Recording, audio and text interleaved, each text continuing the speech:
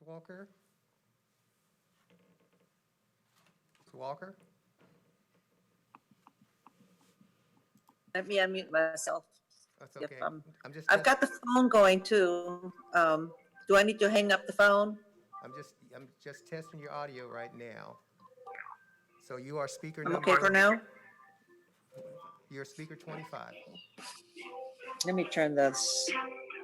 Because I was given a phone number to call, so I called the phone number and that phone has me on hold. You're fine. I'm gonna put you back in the waiting room. Thank you. Okay.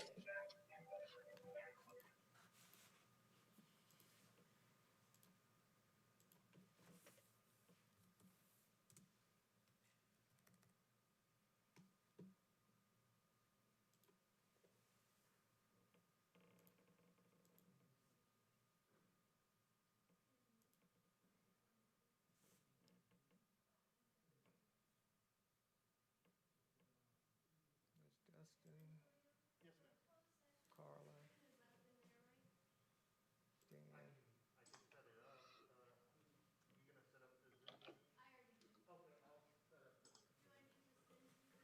So this is when it gets crazy for me. Dino, this is Trusty Henry. Can you hear me? Yes. Okay, when we get 5, I'm gonna go ahead and start.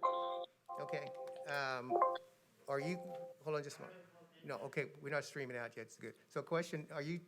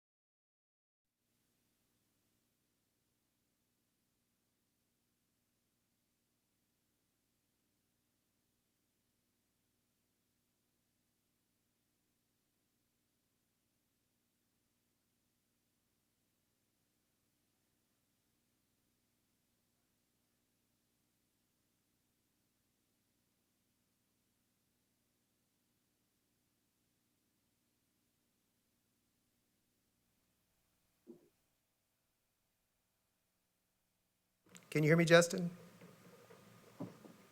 Yes, You can hear me now? yes. Okay. Are you going to close session before or after speakers?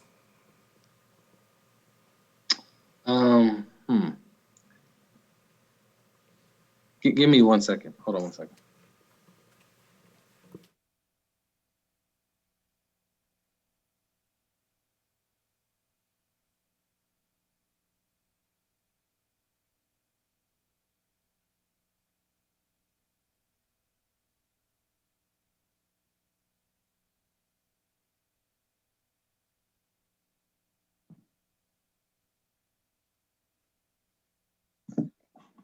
Tina, we're gonna do it after the speakers. Okay, All right, I'm gonna begin if y'all are okay on your end.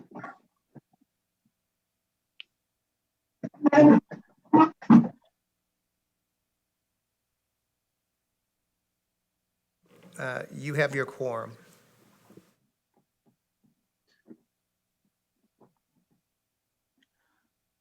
Good morning and welcome to the board briefing.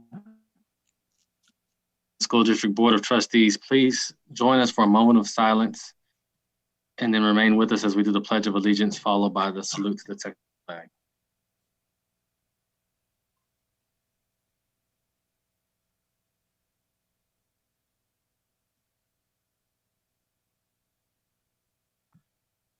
I pledge allegiance to the United States of America, to the republic for which it stands, one nation, under God, indivisible, with liberty and justice for all. Honor the Texas flag, pledge allegiance to thee, Texas, one state, under God, one and indivisible.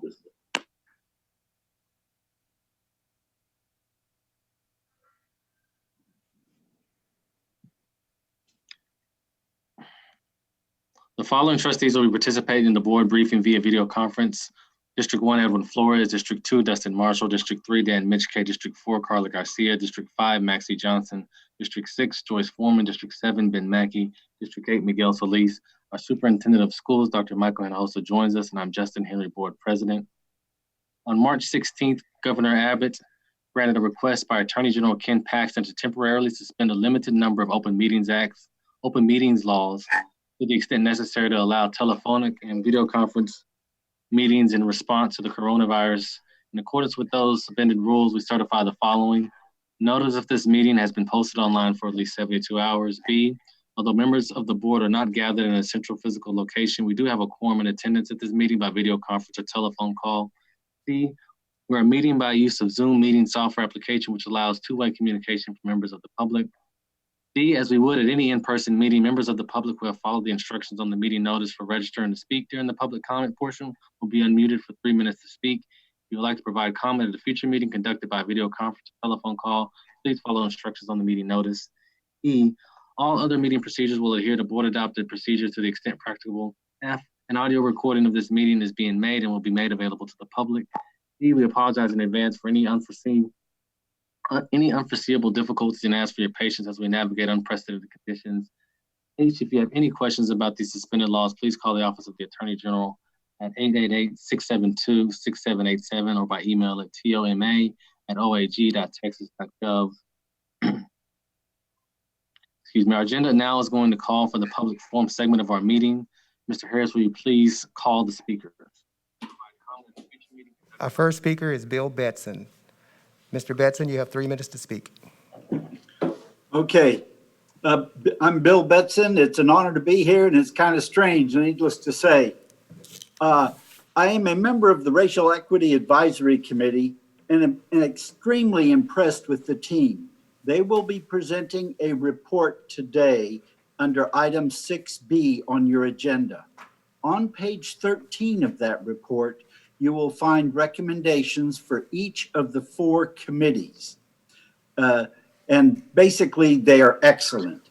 But notice the similarities of focus with each of those recommendations. 3 of the 4 committees are recommending annual reports, audits, or the establishing of a DISD racial equity dashboard related to their areas of responsibility.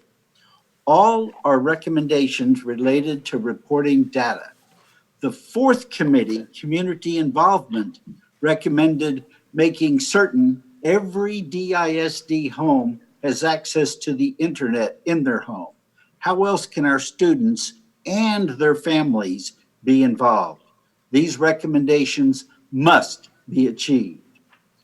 But I'm going to talk about the 3 committee recommendations that talk about pulling data together for reports and audits.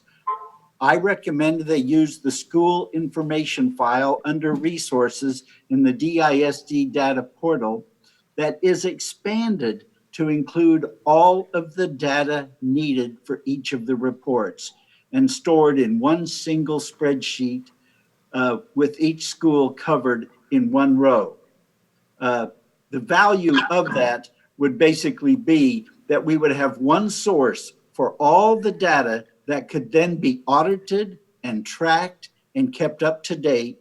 And then at the end of each school year, that spreadsheet, that huge spreadsheet, could be frozen as the report for that school year. And I want to point out, I taught 7th grade Excel spreadsheets. 7th graders should be able to manage this spreadsheet. All you do when you want to look for something is erase the columns and the rows you're not interested in and zero in on the data you really want. It would make Dallas ISD the most transparent district in the country. And it would help our students to soar, and it would help more and more parents want to come and bring their children to DISD because they will be able to find out more about DISD than parents of any school district anywhere in the country. I hope you will consider this recommendation to simply expand what's already under resources. Thank you. Thank you. Our next speaker, Nancy Rodriguez.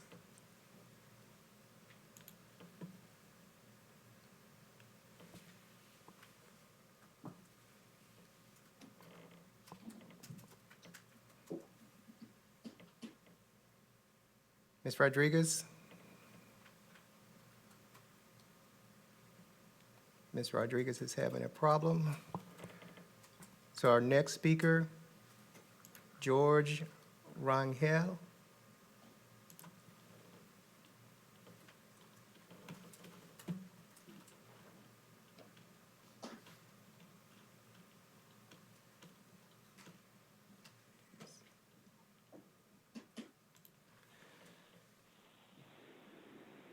Mr. Rangel, Yes. go ahead. You have 3 minutes to speak. Okay. Good morning, President Hendry, trustees, and Superintendent Hinojosa. My name is George Rangel. I am here to speak to you about item 6D. We are talking about strategic compensation. How strategic compensation discussion, how can we discuss this when support staff is left behind? During the quarantine, we have seen frontline workers on campuses, on tractors, in kitchens, in maintenance. These employees are the first to step up to do what it takes to make sure the district students are served, and the last to be thought of when it comes to compensation. We talk about transforming DISD at the expense of who, and on the backs of who is this happening. When the district talks about compensation, we always have a struggle on what they received. We cannot consider a 2% increase when inflation and insurance costs keep going up. We understand there was a study done a couple of years ago, and some received an adjustment on their compensation, but it was a couple of years ago, and inflation didn't stop. We are asking this board to be strategic in compensation for support staff. We propose a 7% increase for all support employees. We do not need proposed raises that would not cover rising costs of insurance premiums that would force effectively a pay cut. The district has said a lot about our frontline support staff, and we even made national news. Support staff from drivers, monitors to custodial and cafeteria are just as integral to the success of our students as teachers. And yet we see the smallest raises when it comes to strategic compensation for support staff. The Dallas trustees unanimously affirmed and passed the Black Lives Matter resolution. Let's put those words into action, since most of the support staff are Black and people of color. who are struggling to make ends meet. We ask this board to seriously consider a 7% increase for all support staff in DISD. Please consider these employees who have gone above and beyond to make this success of this district known nationwide. Thank you for your time and your service. Thank you. Our next speaker, Pastor Charles Williams.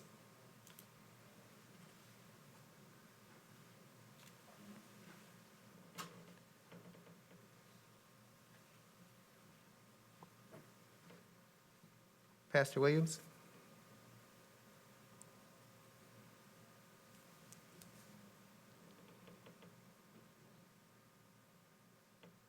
Experiencing a delay.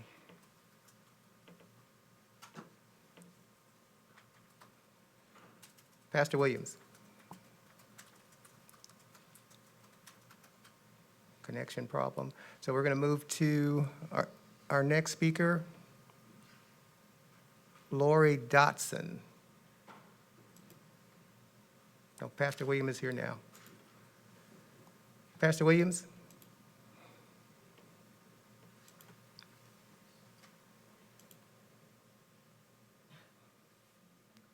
Pastor Yeah, Williams? can you hear me now? Yes, go ahead. You have 3 minutes to speak. Okay. All right. First of all, good morning to the DISD board, all the trustees. On the behalf of the drivers and the monitors from the Allowance Union representative, I would like to address the board with the concerns and the issues that we're having. The main concern that we have is that DISD really doesn't consider the drivers and the monitors when they come down to giving us a raise or certain things pertaining to our job description. And what I mean by that is that we need to consider us as far as what y'all are requiring for us to do, especially with this pandemic that is going on. And we ask that you all would consider us more, especially not only during this coronavirus, but even without the coronavirus, even after this is passed over, we ask that you all would, give us more consideration due to our families, due to our household incomes. And we're not asking you all to make us rich, but we're asking you all to, help us to be able to maintain. I ask that you all would give us a 7% raise. We're considering that you all would consider this in the budget. And we ask that for us July and August, we're going to need some training as far as this social distance and the things that the board is plans that they have in place, especially getting ready to go back to work. I don't know all the details with the elementary kids and the junior high and high school, but with the kids that we are going to pick up, be dealing with, we're going to need some kind of special training to bring these drivers and these monitors back and to be able to know what we need to do in certain procedures and knowing how to react when something occurs. And we ask that the board will consider this and look into your budget to see that we could be, not just compensated, but we will be treated fairly as employees. Now, don't get me wrong. We love doing what we're doing. That's the reason why some of us drivers and monitors have been with the company for so long, 10 and 20 and 30 years. We like what we do and we enjoy what we do. And we want to continue to make our job better to help make DISD a better place. So when we refer somebody, they will be glad to come on board and be glad to come drive and participate and help make this company a better place. So we're just asking the board to consider a 7% raise on what y'all asking and requiring for us to do. And we'll thank you all for y'all consideration. Thank you all for y'all support. Thank you. Our next speaker, Lori Dotson. Ms. Dotson, you have 3 minutes to speak. Yes. Hello, board members. My name is Laurie Dotson, and I'm a CDL driver from DISD Longview Station. I'm calling today on behalf of myself, MPB drivers, and monitors The purpose of my call is to request that you approve a 7% pay raise for DISD transportation employees. Our department holds a very valuable position in the education of many DISD students. We are tasked with the duties of transporting our students, maneuvering 35 to 40-foot buses through neighborhoods and communities, all without incident. We are subjected to random urine and alcohol analysis, annual DOT physicals, and extreme scrutiny for every single incident or accident. From my understanding, we will now be asked to take on a medical role as we return to the front line of our education system. This task is a terrifying thought of further subjecting myself to a potential deadly disease. I ask that you please take into consideration for all our transportation employees, our health and well-being, the extremely high cost of medical insurance, co-payments, and medicine. These are necessary benefits that we all will need as we enter into these uncharted territories. Again, I am requesting that you approve a 7% pay raise for DISD transportation employees. Thank you for your time. Stay safe.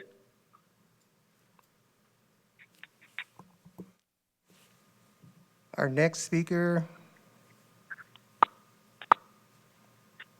Rosemary Curtis, number 10. Kurtz.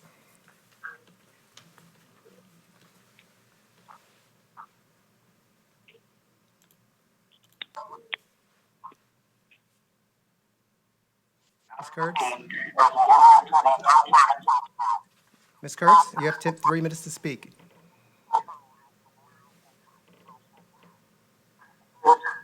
Ms. Kurtz, you have 3 minutes to speak. Hi, my name is Rosie Kurtz, and I'm a teacher in Dallas ISD. Since DISD transitioned to online schooling after spring break, our board members and superintendent have been paying lots of lip service to our support staff, calling them heroes, bragging about their fame on the cover of Time magazine, and thanking them endlessly for the risks they take to keep our students fed and safe. Now it's time for the school board to put its money where its mouth is. Currently, the budget proposes only a 2% raise for our support staff. This does not even keep up with the rising cost of health insurance. The school board should only approve a budget that gives at least a 7% raise to all support staff. As we all know, they are worth infinitely more. In times of increasing awareness and frustration across the country regarding systemic racism, the district should also be aware of what they're saying about how much they value the lives of their Black employees and other employees of color. The majority of our support staff are people of color, and around 90% of our bus drivers and monitors are Black. If the district truly wants to show that they believe that Black lives matter, as they have professed in a recent resolution, they need to do their part to make sure that their Black employees make a living wage. As it is, support staff who are already putting themselves at risk of COVID-19 by continuing to work to provide for kids across the city may also have to choose whether to cancel their health insurance in the coming year. Particularly under the current circumstances, this should never be a decision that one of our cafeteria workers or custodians should be forced to make for themselves or for their families. If you approve a budget that may put support staff of color and their families at risk by forcing them to avoid medical care, how much are you saying that their lives matter? After spring break, there were a couple more times when I had to go up to my school to get things from my classroom. Both times I saw an incredible array of workers, masked and gloved, handing food out to cars that pulled up, rushing between the cafeteria and the distribution site, loading and unloading carts of paper bags. Our head custodian, Max, was at the school, ready to cheerfully interrupt his work to come let me in, as he has been doing for many other teachers, admins, and support staff that have had to come through the school since it closed to gather our belongings or tend to other business. These workers are taking more risks and doing more for our kids than most anyone right now. They are also trying their best to take care of themselves and their own families. What message does the school board and superintendent want to send to its workers and to the population of Dallas? Do you want to devalue the work of who you claim to be heroes on the front line? Or do you want to show that you actually think the lives of your support staff, again, mostly Black people and other people of color, truly matter? Demand a raise of at least 7% for all support staff in the new budget. Thank you. Thank you. Our next speaker, Robin Kirk.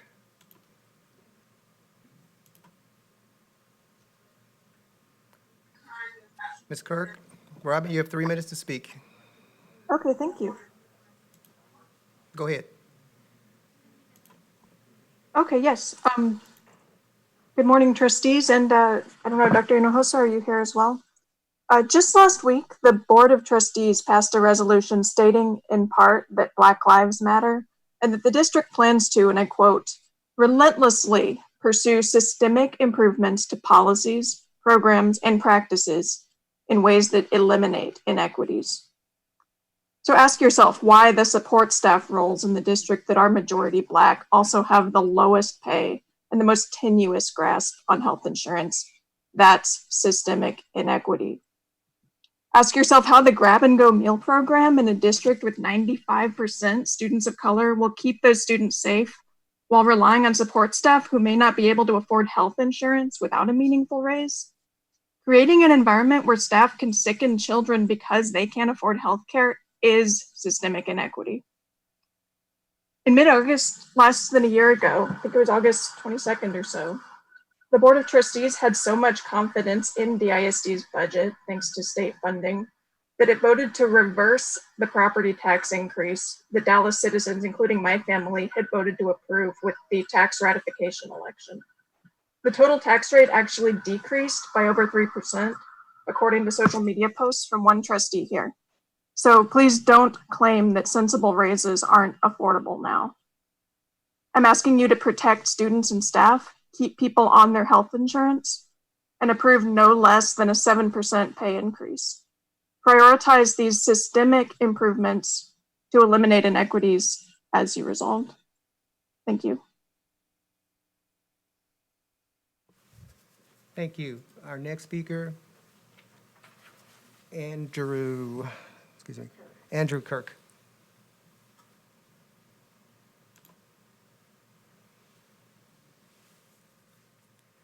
Mr. Kirk, you have 3 minutes to speak.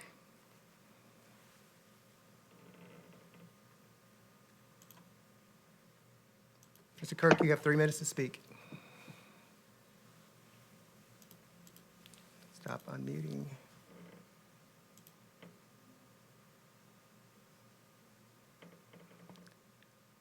Mr. Kirk, you have 3 minutes to speak. Okay.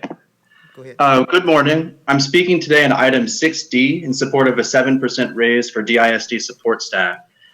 Support staff have taken on a burden few could have foreseen just a few months ago. Now, rather than supporting just one school community, their labor sustains entire neighborhoods and regions of our city. A number of community members, even many who do not have children in the district, are receiving direct meal support at DISD distribution centers. Over 40 million Americans are now unemployed. 37% of the unemployed report having run out of food in the last month, while 46% fear running out. Our food service workers assumed this role almost overnight. Meanwhile, our custodians have continued working to maintain safe and clean environments at the campuses for those who must continue to report, while our students and other staff shelter at home. As many of you know, I'm a teacher in this district. Without our support staff, campuses would not be functional entities. We cannot provide a safe, welcoming learning environment without the vital work they perform every day. Since the pandemic and stay-at-home orders, as I said, they've carried a burden few could imagine. Next year, insurance premiums are projected to increase substantially. Without a significant commitment from the district, many will be forced to cancel or reduce coverage. A large number of support staff are also district parents, and any loss of coverage for them necessarily means loss of coverage for their children. This is unconscionable, particularly in a state that elected to reopen before key case metrics had been met, acting against the advice of public health experts. Hospitalizations and new cases are increasing rapidly throughout our county. This isn't solely a public health issue. It's a much more comprehensive moral one. I urge our trustees to act with the urgency this moment requires. Thank you. Thank you. Our next speaker, Sirlanda Harris.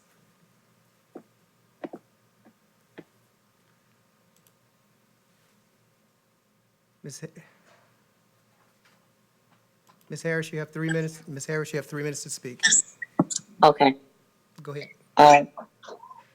Good afternoon, everyone. I was calling in regards to the salary increase for support staff.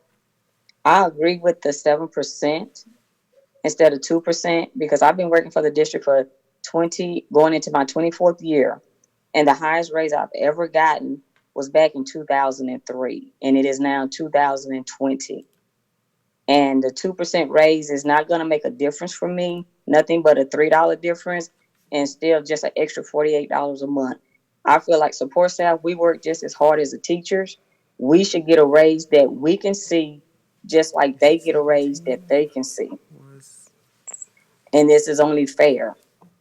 We may not do what teachers do, but a lot of times, y'all may not know, but a lot of us support staff, we cover classes when subs don't show up. Me personally, I teach the class when I cover a class. And yes, they do pay us the $37, but that's no big deal to me. We need to be appreciated, like y'all say y'all appreciate us, and that we hold the schools together. Show that we hold the schools together. We get all these accolades about support staff, but when it comes to the salaries, it's like y'all treat us like we're little peons. Like we just don't have anything to really truly offer with the salary that y'all give us. I have a degree. And some people that are coming into the district new are making close to what I'm making. And I've been in the district almost 24 years. I don't feel that that's right either. But I do believe we deserve a 7% increase.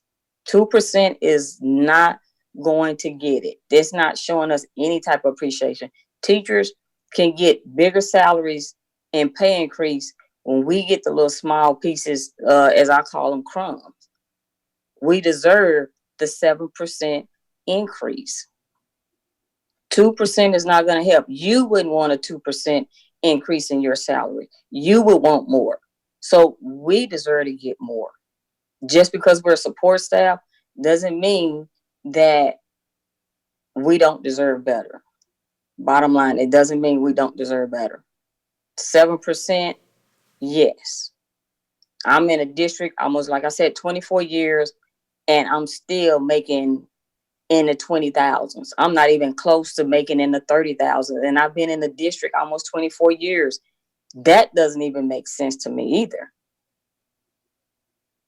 So I would really hope and pray that y'all take into consideration of what I've just said and give us the 7% increase so that we can see a raise just like the teachers see a raise. Thank you for listening, and y'all have a wonderful day. Thank you. Wanda Jackson is our next speaker. Ms. Jackson, you have 3 minutes to speak. Excuse me.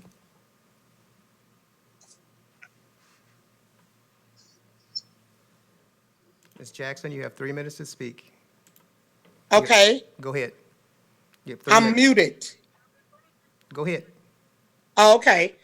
Yes, I'm speaking on behalf of the support staff, and I understand that a 2% raise is being considered, but I feel like we need more than 2% because a lot of us do double duty, and like at my school, I have to cover 2 offices, and that's really hard. I have to do after hours, um, and like I said, other duties. And plus, since we don't have an administrative clerk for the attendance office, well, I work the attendance office and the data office, and that's really hard. So anything considered more than 2% would really be wonderful.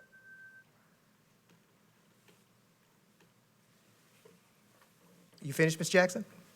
I think that's about it, you know. All right, thank you. All right, thank you. You're welcome. Our next speaker, Rashonda Thomas.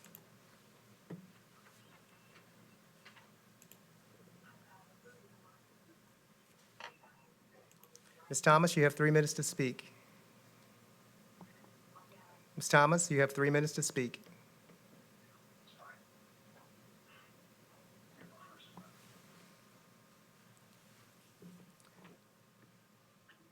Okay, our next speaker, Stu Becker.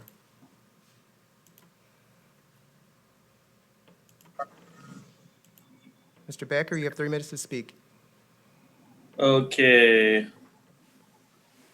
My name is Stuart Becker, and I'm a teacher at Bryan Adams High School, and I'm a member of Alliance AFT Local 2260. I'm calling for our support staff, frontline essential workers to receive a 7% raise. If our essential support staff are heroes, like you say, they need to be paid like that. They need to be paid that way. They deserve at least a 7% raise. After factoring in insurance premium hikes, many of our support workers will be taking a pay cut. Others will be forced to opt out of health insurance. This should never happen, as healthcare is a human right. If you support racial equality like you say you do, you must give support staff frontline workers at least a 7% raise. People of color are disproportionately represented in these positions. For instance, bus drivers and monitors are 90% African American. We must dismantle institutional and systemic racism. Healthcare is a human right, and we all must be able to have a living wage. We can start by giving these support staff, essential frontline workers, at least a 7% raise. Thank you. Thank you. Our next speaker, Monica Garza.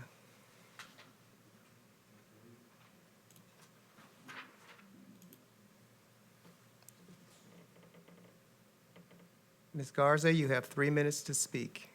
Okay. Well, good afternoon, I guess. I've been working with the ISD for about, I think, 12, 13 years as a teacher assistant. And I believe that we should get the 7% increase instead of the 2%, because we work very hard. Teacher assistants help, with the teachers, the front office, sometimes the CRC, sometimes the librarian, lunch duties. I mean, we are basically all over the building, doing something for the teacher or for the principal or for somebody else or the parents. I think we work very hard, and it's the way the pandemic is going right now, and the way things, food, basic food, everything is increasing. A 2% might not help, that much. If we have a lot of, how can I say, some of us have a lot of issues that we got bills, we have car payments, doctors, a lot of bills that just pile up, especially right now in this time. So that's about it.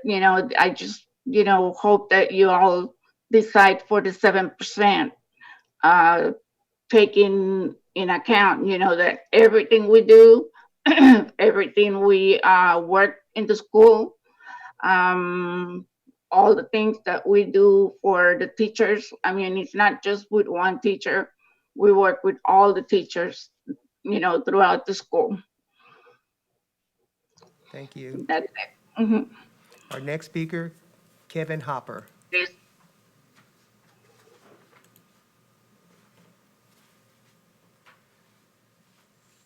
Mr. Hopper, you have 3 minutes to speak. Okay. Good morning. My name is Kevin Hopper. I'm a teacher at Dallas ISD. What would our schools be without our essential support staff? Our cafeteria workers, transportation workers, custodial staff, hall monitors, TAs, office workers. These people are the glue that hold those communities together. The nation celebrated our support workers when Yolanda Fisher, a cafeteria manager in South Dallas, made the cover of Time magazine for the work she and thousands of other essential workers like her have been doing to ensure that our students are okay, safe, and able to receive equitable access to education. Yet these same workers feel ignored by Dallas ISD when they are told that they will only see a 2% raise in the coming year. We are all working extremely hard to do our best to ensure students during these extremely trying times have access to equitable education, but the economic conditions my support staff brothers and sisters face, many of them are forced to opt out of their employer-provided health insurance because the monthly premiums are too high. Others are refusing to even use their health insurance because they can't afford the deductible. Our support staff shouldn't be forced to choose between access to health insurance and paying their rent. Even when there isn't a global pandemic threatening their lives, they should be afforded a livable wage and access to quality, low-cost health insurance. At the time when Dallas ISD trustees unanimously pass a resolution declaring Black Lives Matter, it becomes time to address this disparity. The support staff positions are held in a large majority by people of color. Some positions like transportation workers are held by 90% African American employees. So Dallas ISD should give a 7% raise at least to all support staff so that they can afford to provide for their families and see a doctor when they need to. The proposed 2% raise will not even compensate for health insurance, premium hikes, and inflation. So furthermore, Dallas ISD needs to seriously consider its healthcare choices. During the global pandemic, we need to make sure that all of our employees have access to the best healthcare plans possible. It saddens me when I hear stories of employees opting out of their health insurance for themselves or their families because the cost of health insurance swallows their paycheck. We can do better.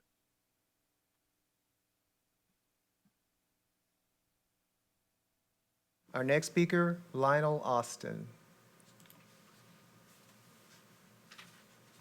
Mr. Austin, you have 3 minutes to speak. Yes, I'm a driver, and I was wondering, I had concerns about if we were going to go back to school and open enrollment has ended, and are there any plans on the way we would have to pay our insurance? You know, what do we need to do? Or do we need to go come out of pocket or what? Because with the drivers, monitors, and cafeteria work, we only get paid when we work. And for the insurance to come out.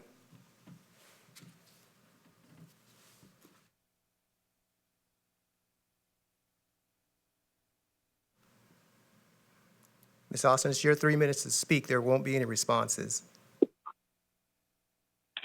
There won't be any responses? Okay, thank you. Okay, thank you. Our next speaker, Deverick Eccles.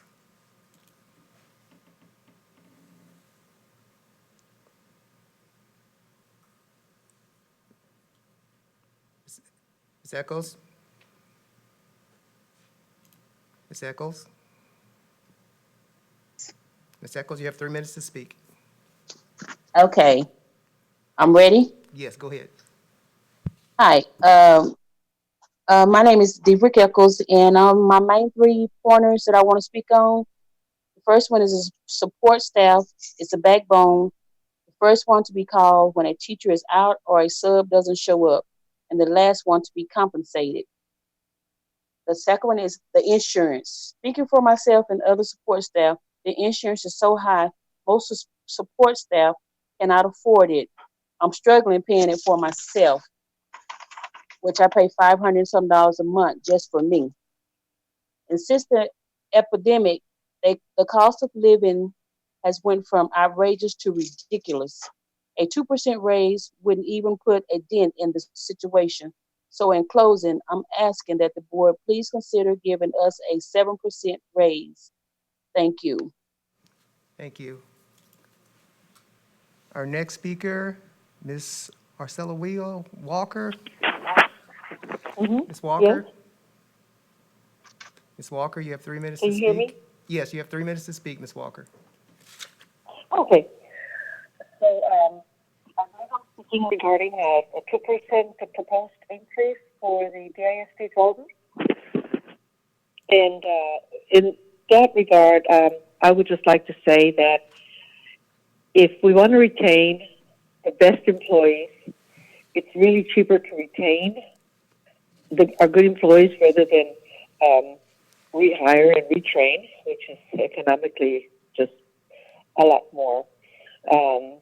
And then also point 2, regarding the situation the nation is in economically, it's unreasonable that a 2% increase would be proposed.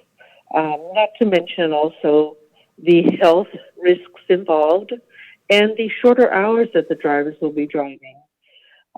So that's my take on the 2% proposal, hopefully requesting that we consider at least a 7% increase.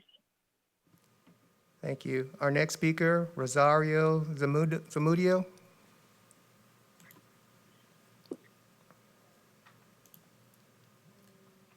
Ms. Zamudio, you have 3 minutes to speak.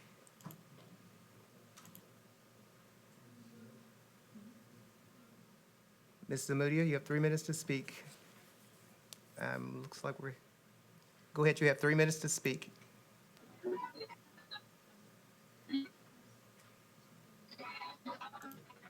You have 3 minutes to speak, Ms. Zamudio. Unmute. Go ahead, you have 3 minutes to speak.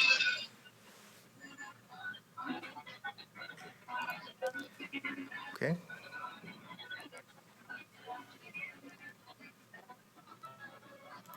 Our next speaker is Gerard Collier. Yes. Is it my time? This is Zamudio? Rosario Zamudio. Yes, go ahead. You have 3 minutes to speak.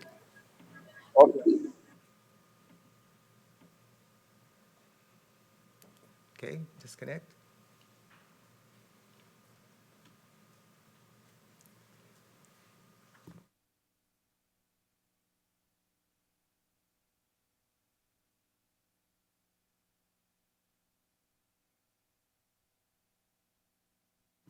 Gerard Collier.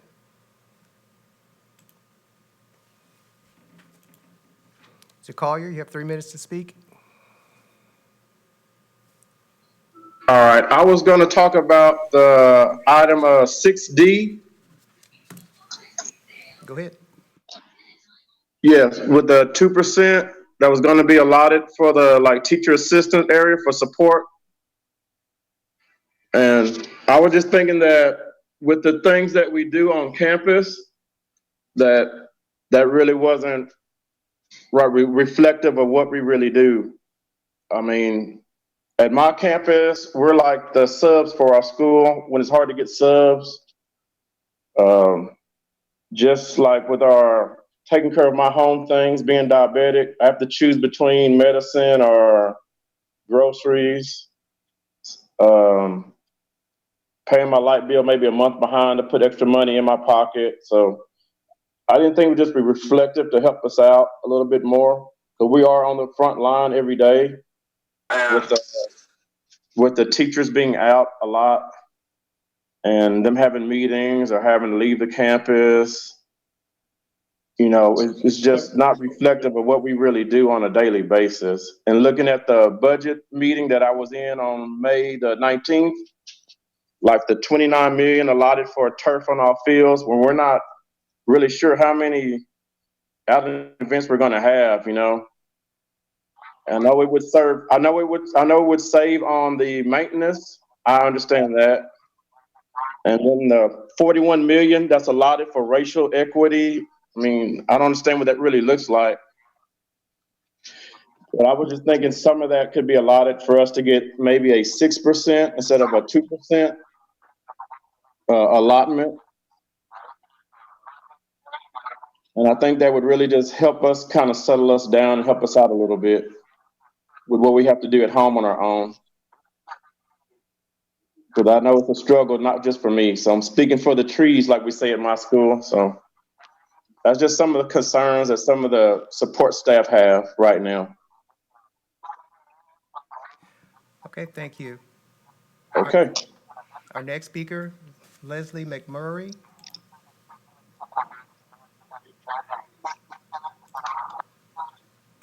Ms. McMurray, Yes, you have 3 minutes to speak. thank you. Superintendent Hinojosa and board members, thank you for your time. My name is Leslie McMurray. I'm the Transgender Education and Advocacy Coordinator at Resource Center. Over the past year, our agency has been working with your district to clarify and strengthen policy regarding school dress codes to better protect lesbian, gay, bisexual, transgender, and queer questioning or LGBTQ students. Regarding Section D, Item 10, Amendment to Board Policy, FNCA Local, we're happy with the language that's in the briefing, though we would like it to be stronger in one area. The center would like it to be clearer that any replacement clothing given to students who are deemed to be out of dress code policy should match the gender identity and expression of the student, and that a transgender or gender nonconforming student is not forced to wear clothing that does not reflect their identity, just as a member of the boys' baseball team found to be in violation of the dress code wouldn't be given a girls' school uniform. We want to make certain that along with the modifications to the FNCA local, we also wanted to address an area of the FNCA regulation. There are two sections of the regulation policy which I understand must be changed by the administration and not by the board, that the center would also like modifications. One is to remove the prohibition on male-identified students wearing earrings. This is dated, not a health and safety issue, and does not reflect modern society. Also, the center is asking that the district adopt the protections contained within the Crown Act, a national movement to eliminate the penalties Black students may face for wearing natural hairstyles. You may have heard the story last year of a graduating senior from a district in Southeast Texas who was not allowed to participate in commencement because of his hair, or the high school wrestler in New Jersey who was forced by a referee to cut his hair before a match. Texas State Representatives Bowers and Sherman plan to introduce legislation in the 2021 legislative session which would codify the Crown Act at the state level. State Board of Education member Davis is also a supporter of the Crown Act, but there is nothing stopping DISD from leading on this issue and putting protective provisions in place now. I can email the link to you. It's at the Southern Poverty Law Center that details the Crown Act in detail. If the board were to send a strong message to administrators and adopt both requests in the FNCA regulation policy, it would be tangible evidence that the district supports Black students at this critical time in history. If you have any questions, I would be delighted to answer them. Thanks in advance for your consideration and your support of the LGBTQ students in Dallas ISD. Thank you. Thank you. Judy Bryant is our next speaker. And putting protective provisions in place now. I can email the link to you. It's at the Southern Poverty Law Center. Ms. Bryant, you have 3 minutes to speak.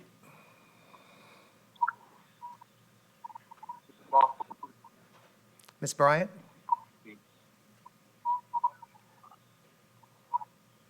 Critical time.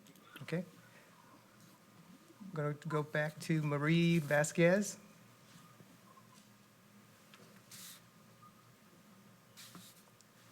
Ms. Vasquez?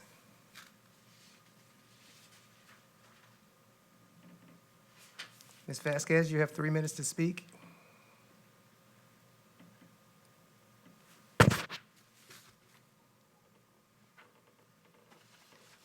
Still connecting.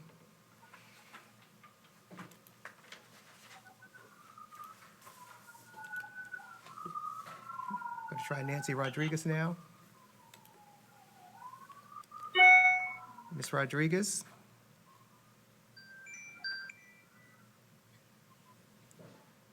Ms. Rodriguez?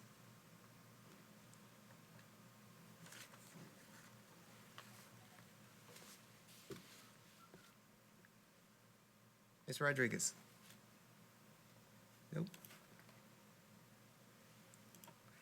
And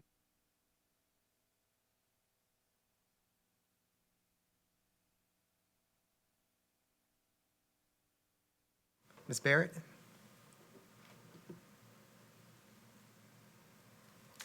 They're having connection problems. Ms. Barrett?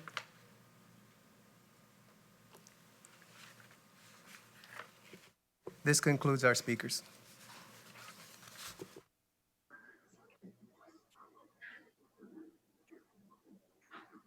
Thank you, speakers. The board is now going to retire to closed session. The public and staff are welcome to stay connected to Zoom while the board leaves the meeting to attend the closed session.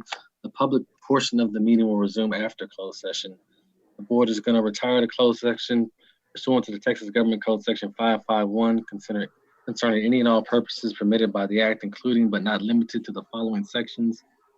Texas Government Code Sections A551.071, a private consultation with its attorney about pending and contemplated litigation or on a matter in which the duty of attorney to the governmental body The Texas Disciplinary Rules of Professional Conduct of the State Bar of Texas clearly conflicts with this chapter, including the district's rights, obligations under contract for sale of property physically located at 3155 West Wheatland Road, Dallas County, Texas.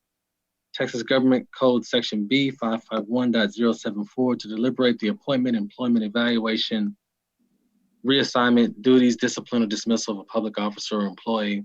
The time is now 12:25 p.m. and we are in closed session. Trustees should have been provided a separate link for this meeting.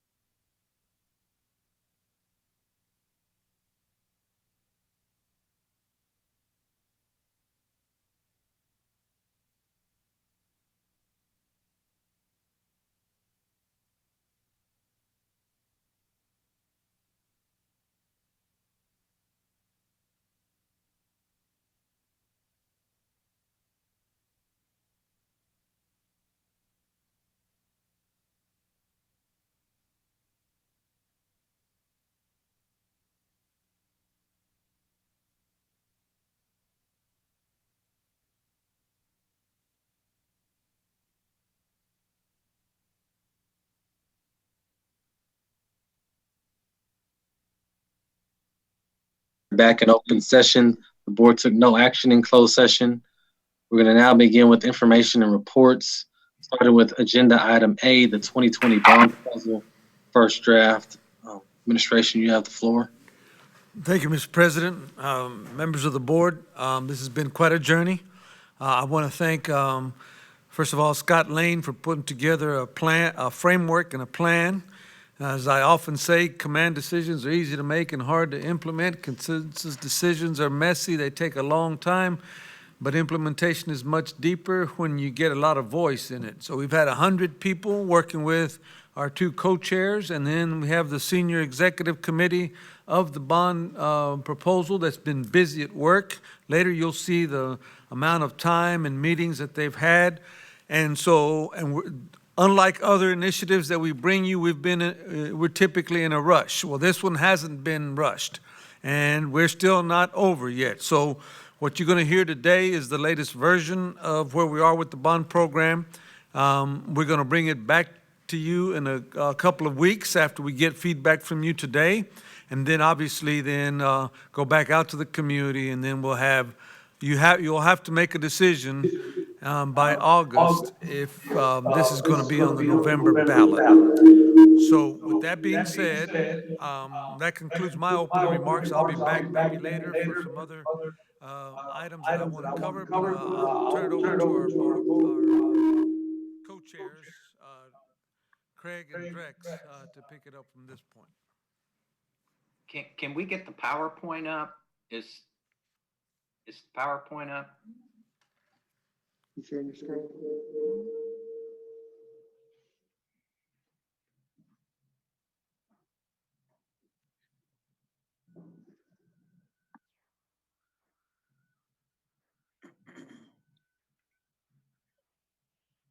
All right, if you could go to the next slide, please. And at this time, we'll turn it over to Craig Reynolds and Drex Owusu, who served as the co-chairs for the Bond Steering Committee. Well, thank you, Scott. Appreciate it very much. Delighted to be back with the board. Trustee Henry and then the rest of the board, it's been a long journey, I'd say, from where we started back in September. And it's been an exciting time that Drex and I have had in chairing this bond initiative here for the Citizens Bond Committee. Next slide, please. This next slide. With the committee, as you see, for what we were doing back in February when we last met with you, we did start back in September of last year in meeting with the Citizens Bond Steering Committee with our first meeting and a debriefing where Scott and the administration and Dr. Hinojosa gave us what our objectives were, what our goals were, what we were trying to accomplish, what the needs were for the district, and then launched in with our 100+ volunteers of our various committees going into the details, truly working into the weeds of each of the various topics that we were given. The reports that you see in the various meetings that we got back from those committees, finance facilities there in October, technology, OTI, academics in November, our racial equity piece, athletics, safety and security in December, and then followed up by a work session, although each one of these was a work session, but of just the executive committee that came together back on the 14th to understand where we were, to work through the various objectives, the priorities, to understand what we needed to present back to the board and what the recommendations of our 100+ member committee was, and then presented those to you back on February 11th. We got a great deal of input from each one of the board members.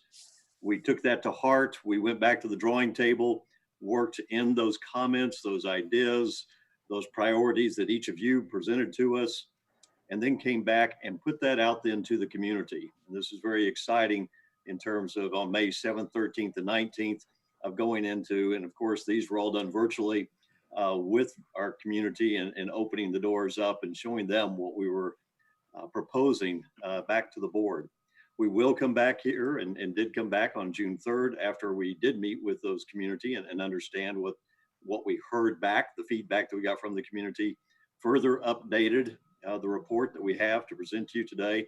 And then obviously here today on June 11th, we'll come back again after receiving more of your comments today on the 25th, going back out in July for more community input with the presentation as it is at that point in time. and then coming back to you in August with the final draft and our recommendations. The community meetings were exciting. This was an amazing opportunity here. Here on May 7th was a lengthy meeting going through each detail of the bond initiative that we are proposing. We had 417 participants literally there with us on the Zoom meeting. That same Zoom meeting was then placed onto Facebook on the website of the school district. Since that time, as it says here, over 15,209 actually stumbled across it on the website and looked at it. Over 5,000 actually took a look at it. 1,450 actually engaged in it. By that means, we mean they actually flipped through a number of the elements on the slides that were there and presented in the PowerPoint on the website.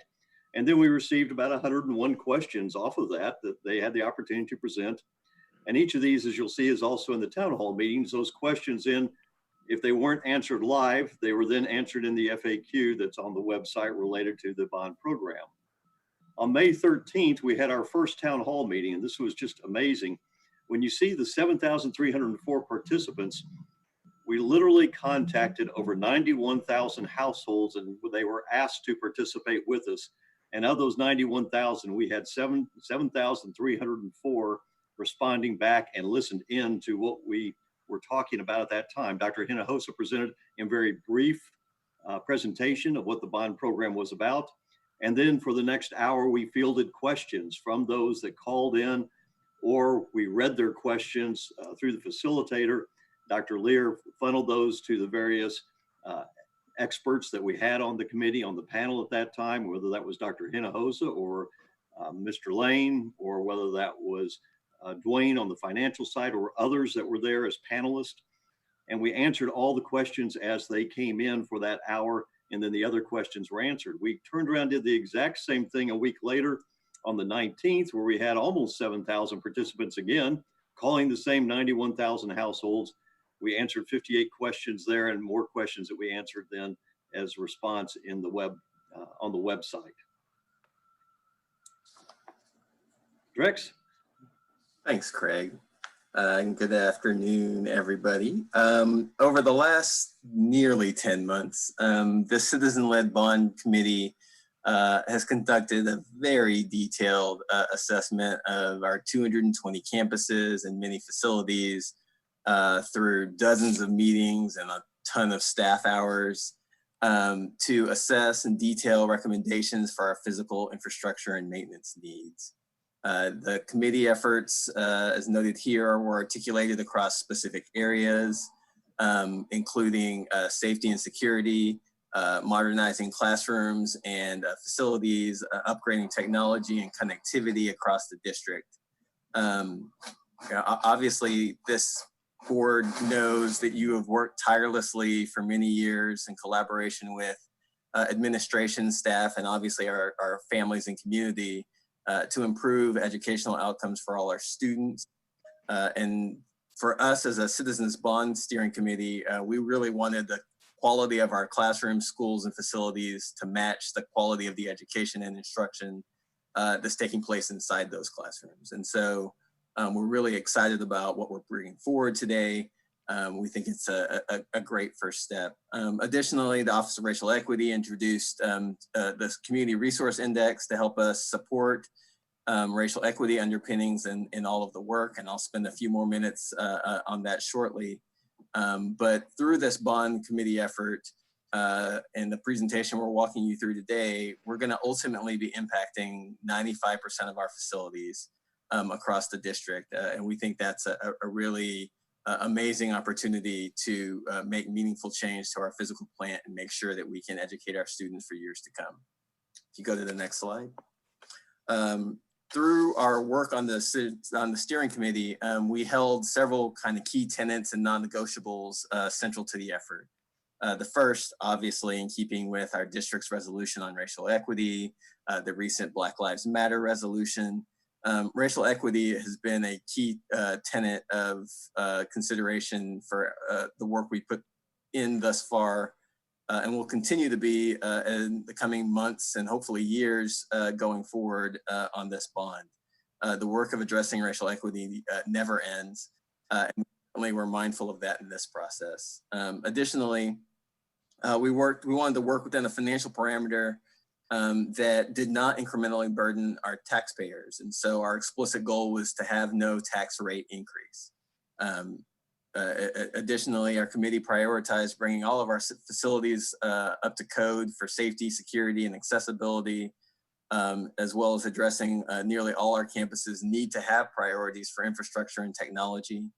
And then additionally, I'll point out that our technology needs now extend beyond our classrooms and campuses, and we're really glad to address those needs as well in this plan. Our work as a committee also was meant to support diverse choices for our community so that families can choose the best fit for their children. And this bond committee prioritized incremental or additional geographic choices under this bond plan. And then lastly, if I lump academic programs and extracurricular programs together, our school leaders, our teachers, and this board have been committed to educating the whole child. And the bond committee felt it was critically important to make sure that we do as much of that in reflecting our learning infrastructure as we go forward. And so for the 153,000 students in this district, hopefully they're all going to see better opportunities to learn and grow in classrooms that make sense for them. With that, I'll turn it over now to Dr. Lear and Mr. Williams to talk a bit more about racial equity in the work. Thank you very much.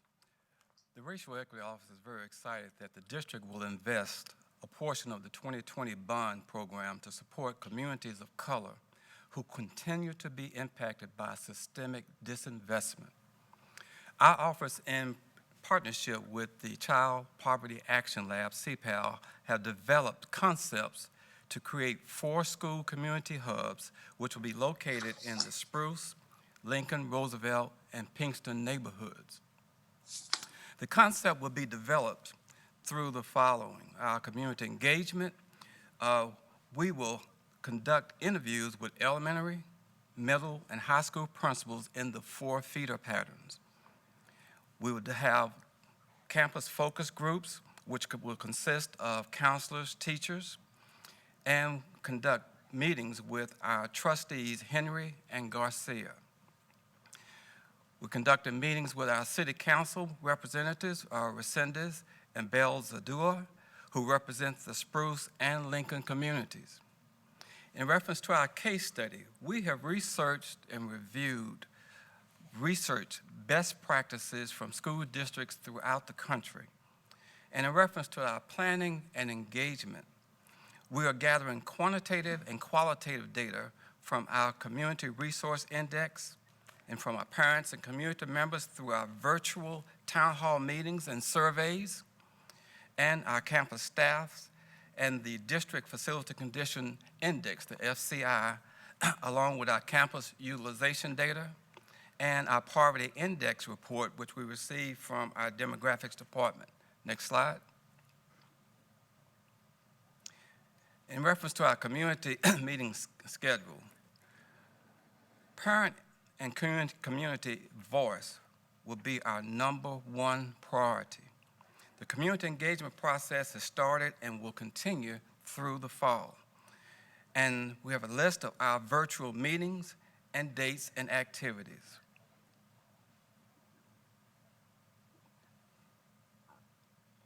Okay. And next slide.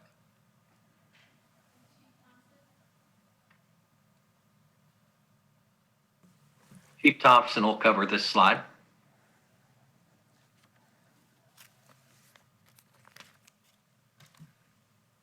Mr. Thompson? I'm here. Good afternoon. Basically, this is the same as we have seen before with a $3.7 billion bond election amortized over 30 years with the estimated growth in value that we have and the interest rates that we projected. We believe with 5 incremental sales over a period of 10 years, with the last sale being in 2031, that we can maintain the current tax rate of 24.2 cents over the life of this bond. We are fairly conservative on our tax rate estimate. When we come to overall value, we go all the way down into the future of 1% value growth.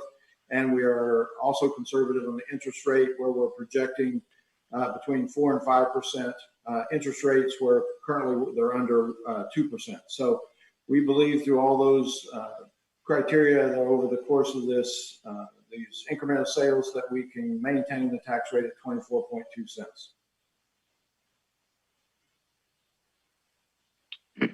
Okay, thank you, Dwayne. Now I would like to go ahead and get to the recommendations or the proposal at this point.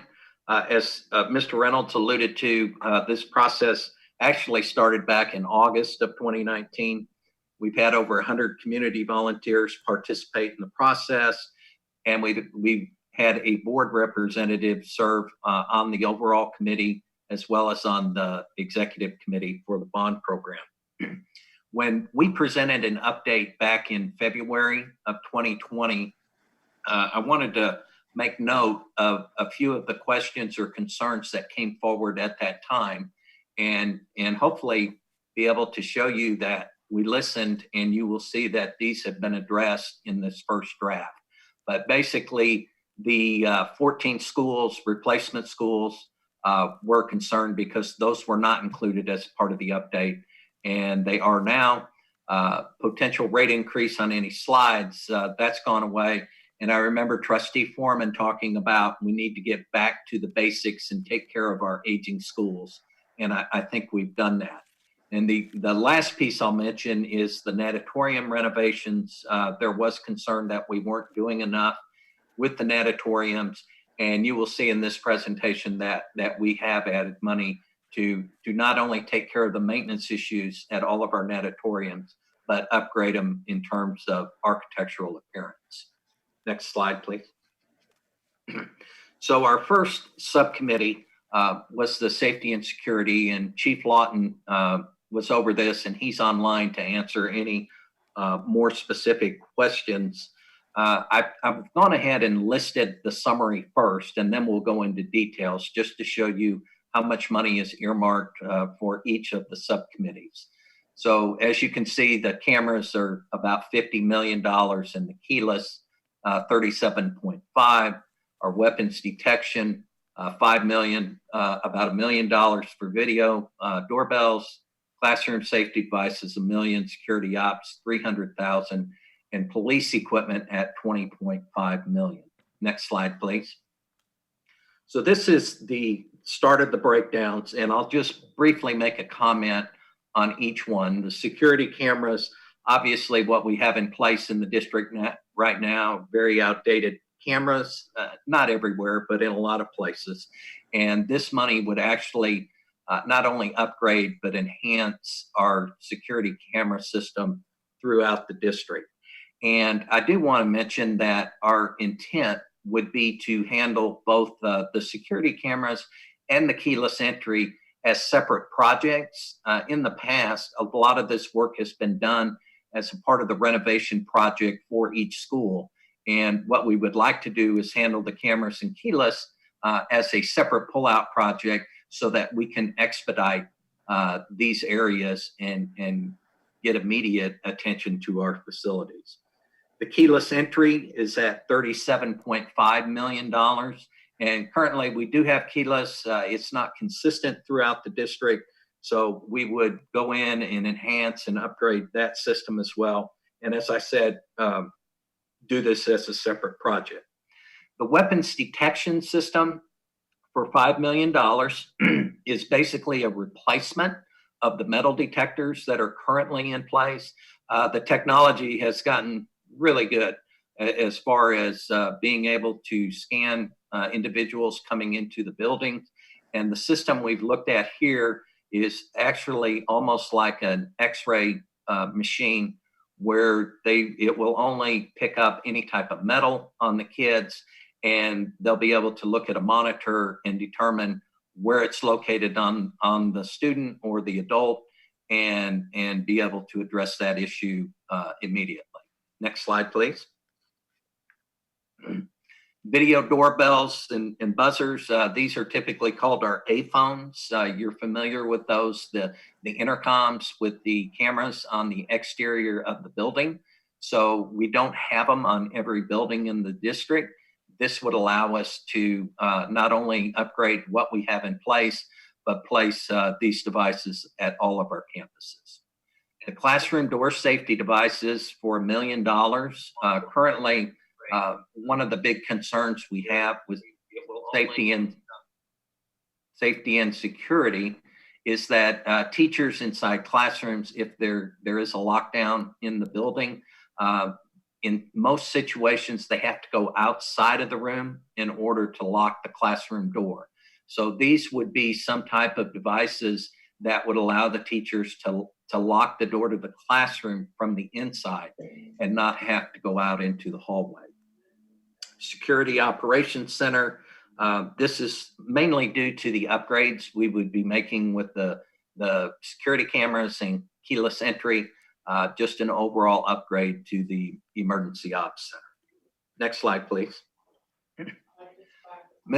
Miscellaneous police equipment. Overall, this is about a $20.5 million request. The handheld radios at $4.5 million would allow for much needed upgrades to our existing system, but also allow us to better interface with the Dallas Police Department to where we could work more closely together with them on any types of issues. Dispatch and emergency ops radios, $2.6 million. Dispatch radios that would help enhance our current system throughout the district. The mobile data terminals at $9.6 million, again, would allow our police officers immediate access to information online, whether it's in the vehicles or at the operations center.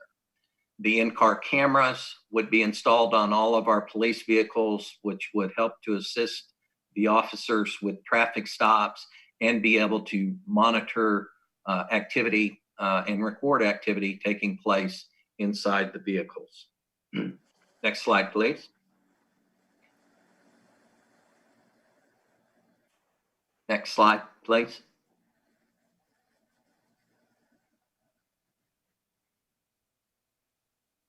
I think we're frozen. Can somebody help?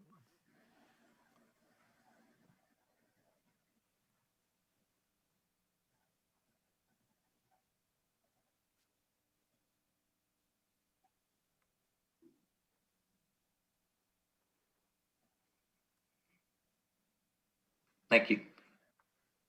Protective equipment for police officers. This could be new vests, any type of miscellaneous equipment. In the past, I believe this has been handled mainly out of the general operating fund. And I think this would allow the police department to catch up on needs that they have in terms of protective equipment. Portable pole cameras, you've seen some of those in the district. I believe Chief Lawton has one or two, and we would be asking for this. It allows us to monitor particular situations that may be occurring at campuses.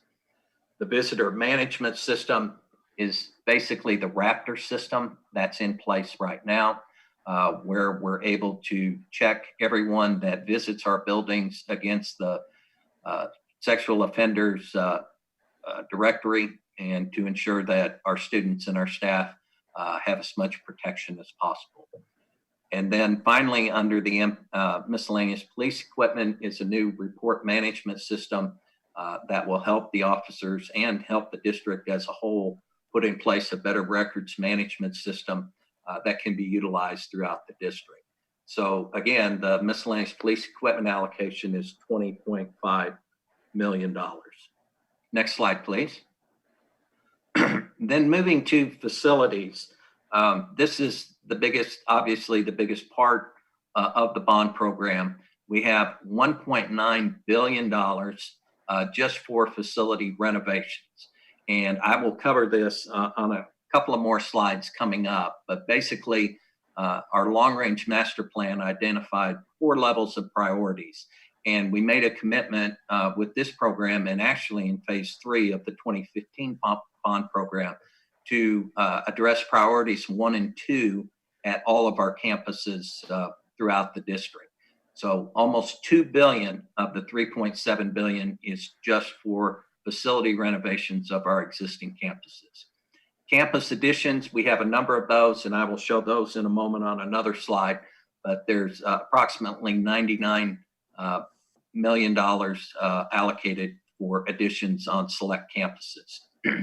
14 replacement schools at $537 million in accordance with our strategic facilities plan, version 1.1. If you'll recall, we had 17 schools scheduled for replacement, and we're recommending 14. Hawthorne had already moved forward. Rhodes is being renovated as a part of this plan, and then Walnut Hill is being taken care of under the Career Institute. And again, I'll show you more data on that in just a moment. There are 10 new facilities at about $608 million in the plan. They're all listed here. And one thing I will mention that 3 of the Career Institutes are really renovations, but I've listed them as new facilities because they truly are new programs for the district. Even though they'll take place at an existing facility, those facilities be renovated for the new program. And then we've also included a little over $80 million to replace furniture throughout the district. Some of our campuses, as they've been renovated, have received new furniture. Others have had the same furniture for a very long time. So our plan here would be to do a complete replacement of all furniture in the district that's older furniture. Next slide, please. I want to spend a few minutes on this because this talks about our renovations and modernizations of our buildings. And as you can see at the top, over $1.9 billion is just dedicated to our aging facilities. And it addresses really 2 main areas, the infrastructure and the architecture. And as you can see on this slide, systems, equipment, replacement, anything at a campus that needs to be replaced is at the end of its life cycle within the next 5 years is included in this plan in terms of priorities 1s or 2s for the individual campuses. So mechanical systems, public address system, fire alarm systems, roofs, all of those things are included, as well as accessibility issues and any code compliance issues that we may have at any of our schools. So this is pretty dramatic. A lot of roofs will be replaced in this bond program, a lot of mechanical systems, and we're very excited that we'll be able to address the infrastructure at these campuses. Next slide, please. Also included in the scope for each campus is architectural and aesthetic improvements and modernizations of finishes, casework, marker boards, collaboration spaces in terms of furniture, flooring, ceilings, wall finishes. I mean, it's literally a transformation of our older schools. As you know, some of our schools look great and some of them need quite a bit of work. And this plan will truly bring them up to a level that we expect in the Dallas School District. And if you look to the right, those pictures are actually Barbara Jordan Elementary School. And that is a part of phase 3 of the 2015 bond program. And those are current pictures and then what is proposed in the 2015 bond program. So you can see the transformation that is taking place at this campus and many other campuses within the phase 3 2015 bond program. And this type of work would carry forward into the 2020 bond program with our remaining schools. Next slide. And then finally, also included in the architectural improvements is exterior improvements, signage, marquee, irrigation, exterior lighting, sidewalks, parking lots, emphasized entry appearance and safety and security, at all of the campuses. And again, I've put up here a Phase 3 2015 project, Gill Elementary School, just to give you an idea of the dramatic changes we are making in our facilities with the 2015, and hope to be able to carry that forward in our 2020 bond program. Next slide. So in terms of the replacement facilities, there are 14. My screen's cut off a little bit, but after John Q. Adams, Pease Elementary is there. But this was based on, again, our strategic facilities plan version 1.1, where we looked at all of our facilities and made the decision that any facility that exceeded 70% on their facility condition index or exceeded 400 student enrollment, then we had put those down for replacement. And if you look back at the data, what we've shown in past presentations, the average across the country for the age of facilities is 44 years. Our facilities currently are at 52 years average age. By replacing these 14 buildings, we are able to bring our number down to 46 years average age of all of our facilities. Next slide, please. In terms of new facilities and additions, you can see the 8 schools that would receive classroom additions as a part of this plan based on their utilization, their capacity, their near or over capacity at their buildings. One thing we have added here is Lanier Academy. It's currently at 85%, but they will be adding another grade level this year, which will put them at or near 100% capacity. So that has been added. And then the new facilities listed below, the 4 career institutes, the downtown school, Midtown project, medical district, Montessori at Pleasant Grove, a new transformation school with a location to be determined, and the Performing Arts Center. Next slide, please. Now we'll dive into the academics piece. And of course, Dr. Durant's available. She was over this subcommittee, did a great job, and she'll be happy to answer any questions for you. But you can see the actual breakdowns, the summary of the money that's included under the academic subcommittee. Next slide, please. So we do have fine arts equipment allocation.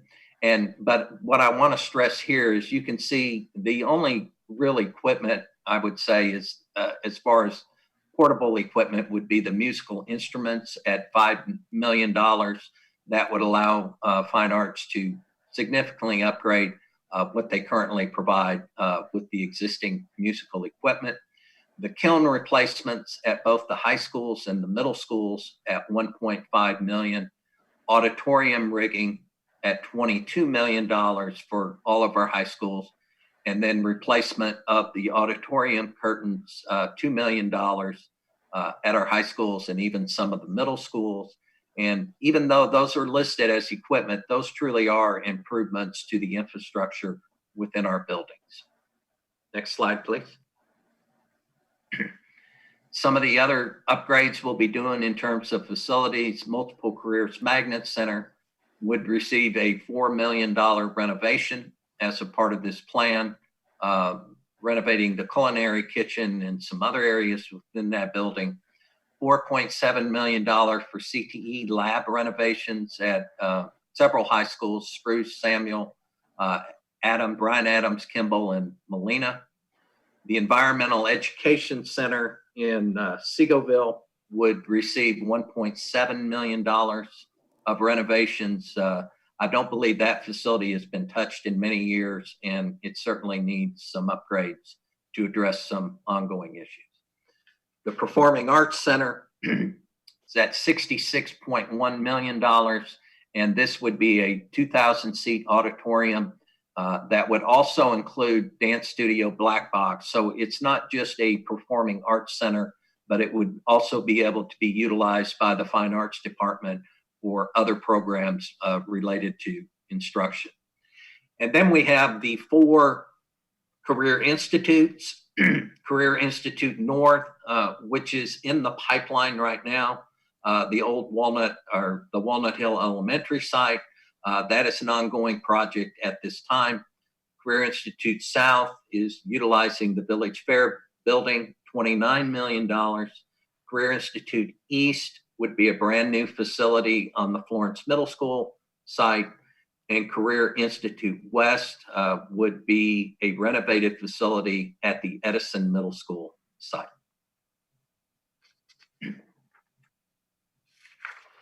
Then we move to transformation and innovation. Dr. Lusk was available to answer any questions in this area.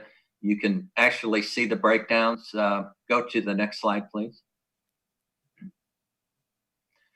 So the downtown pre-K-12 Montessori, which is a new project, we call these pipeline projects. So even though they haven't started in terms of construction, we are working on designs for these buildings and moving forward as quickly as we can for all of these projects. So approximately $100 million would be allocated for the downtown Montessori. Very exciting program, and that would help to merge the programs from City Lab and Lassiter, and even the downtown Montessori that we're putting in place for next year would move to this building as well. The pre-K-12 STEM Midtown, originally this was a part of the 2015 bond, but the money was reallocated. A couple of reasons: because of what was going on at Valley View Mall, not moving forward as quickly as we had hoped, and then reallocating the money to some facilities in that area. I believe it was E.D. Walker and WTY. The Pre-K-8 STEM Medical District is a project that's ongoing. I know Dr. Lusk has been working with them to identify the program to move forward with this actual project. The MLK renovation project at Dr. Martin Luther King Jr. Arts Academy. Currently, we have a project going that will be about $6 or $7 million to renovate that building. The $13.2 million allows for a fine arts expansion to that building as part of the 2020 bond. The visual performing arts represents what would be done at the old Adamson building, currently sitting vacant. It would be upgraded and renovated to meet the needs for a creative arts technology high school. Next slide, please. Pre-K-8 Montessori at Pleasant Grove, $41.2 million. This would be a brand new facility. No planning. These are all future school concepts, but we feel like, Dr. Lusk feels like we need a choice school in the Pleasant Grove area. Currently, we do not have any. Future Transformation School, brand new school, $50.7 million. No location has been determined at this point.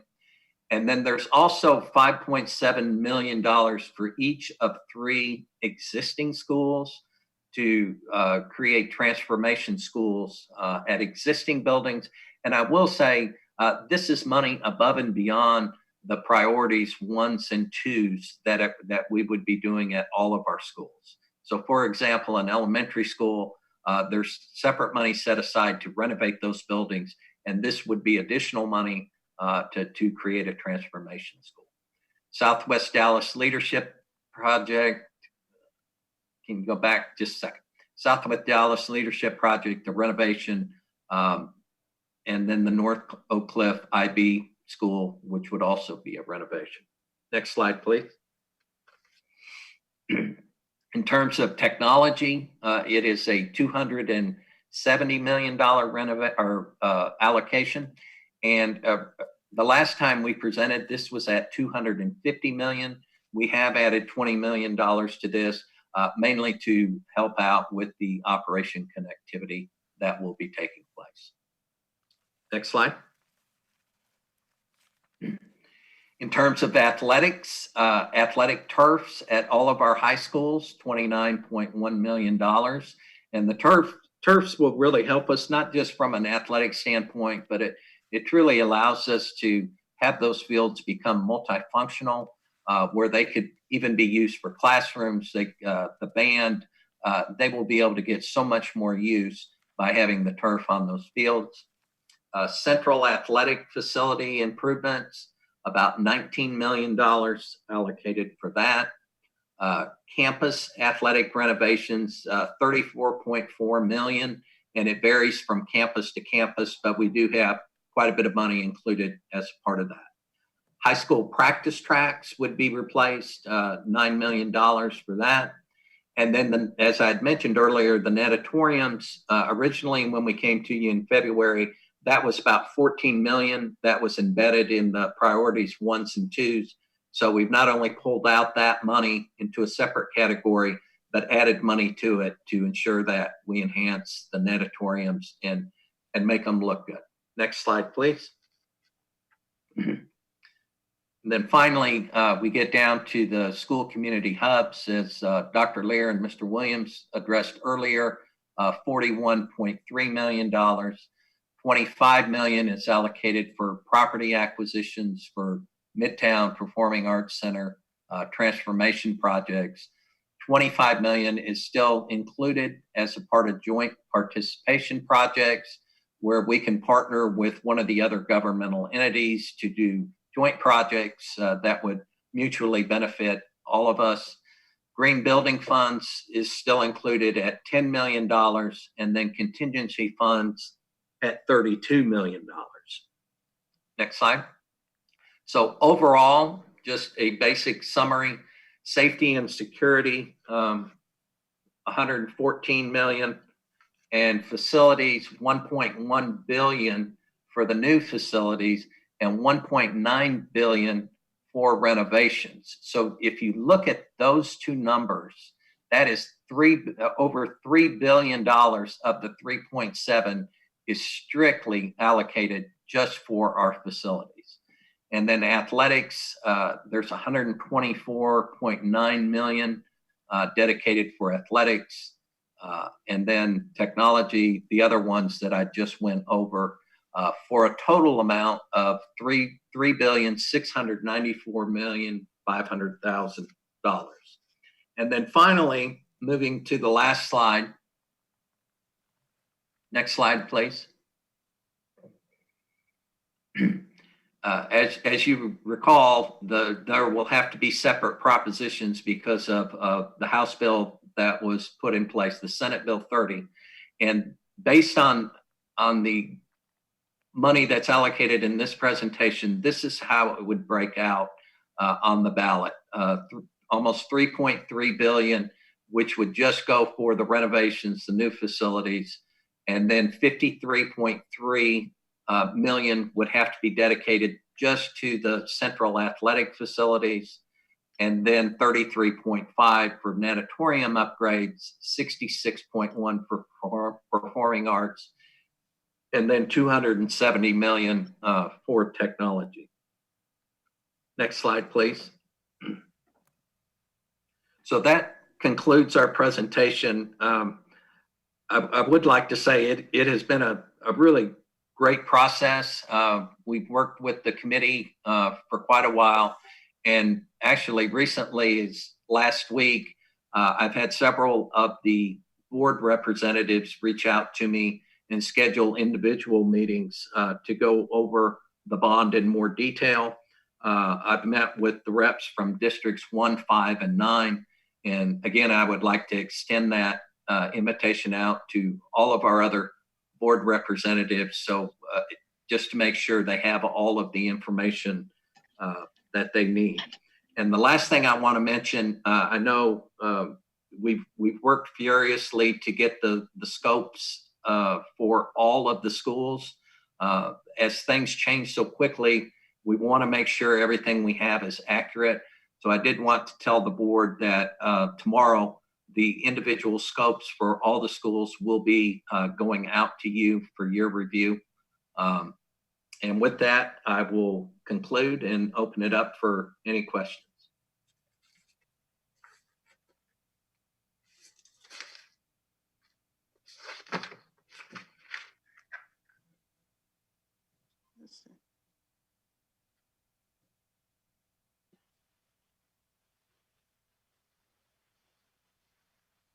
Justin, can I start? May I start?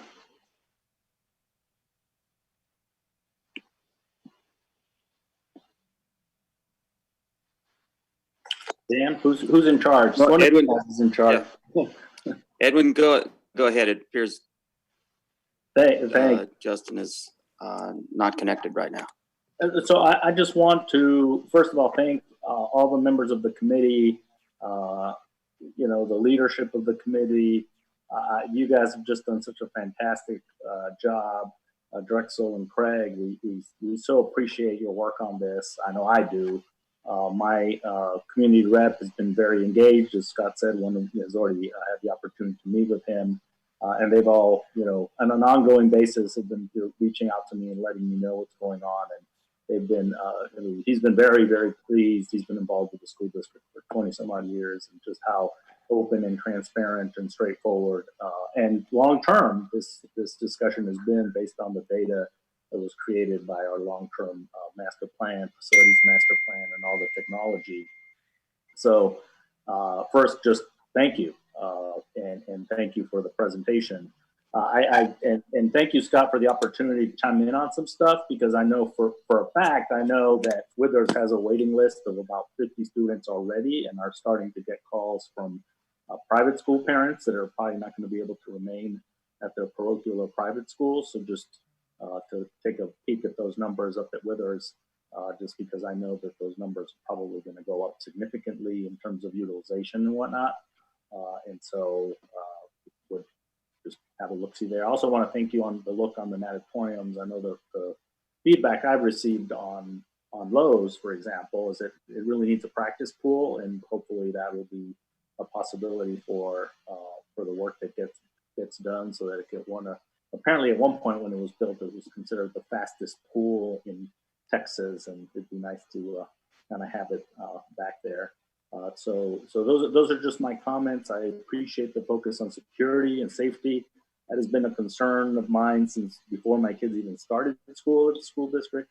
And I'm glad that you're focusing on that, just because I know that it's important for our families to know, and to our staff as well, to know that they're in a secure work environment. So thank you for that. And it's going to be a challenge passing this bond. If we move forward with it, given the circumstances of how it needs to appear on the ballot, the fact that it's going to be on the November ballot with a lot of other interests. So just thank you, and it's going to be a lot of work, and I look forward to working with you on this. Thank you very much. Thank you, sir.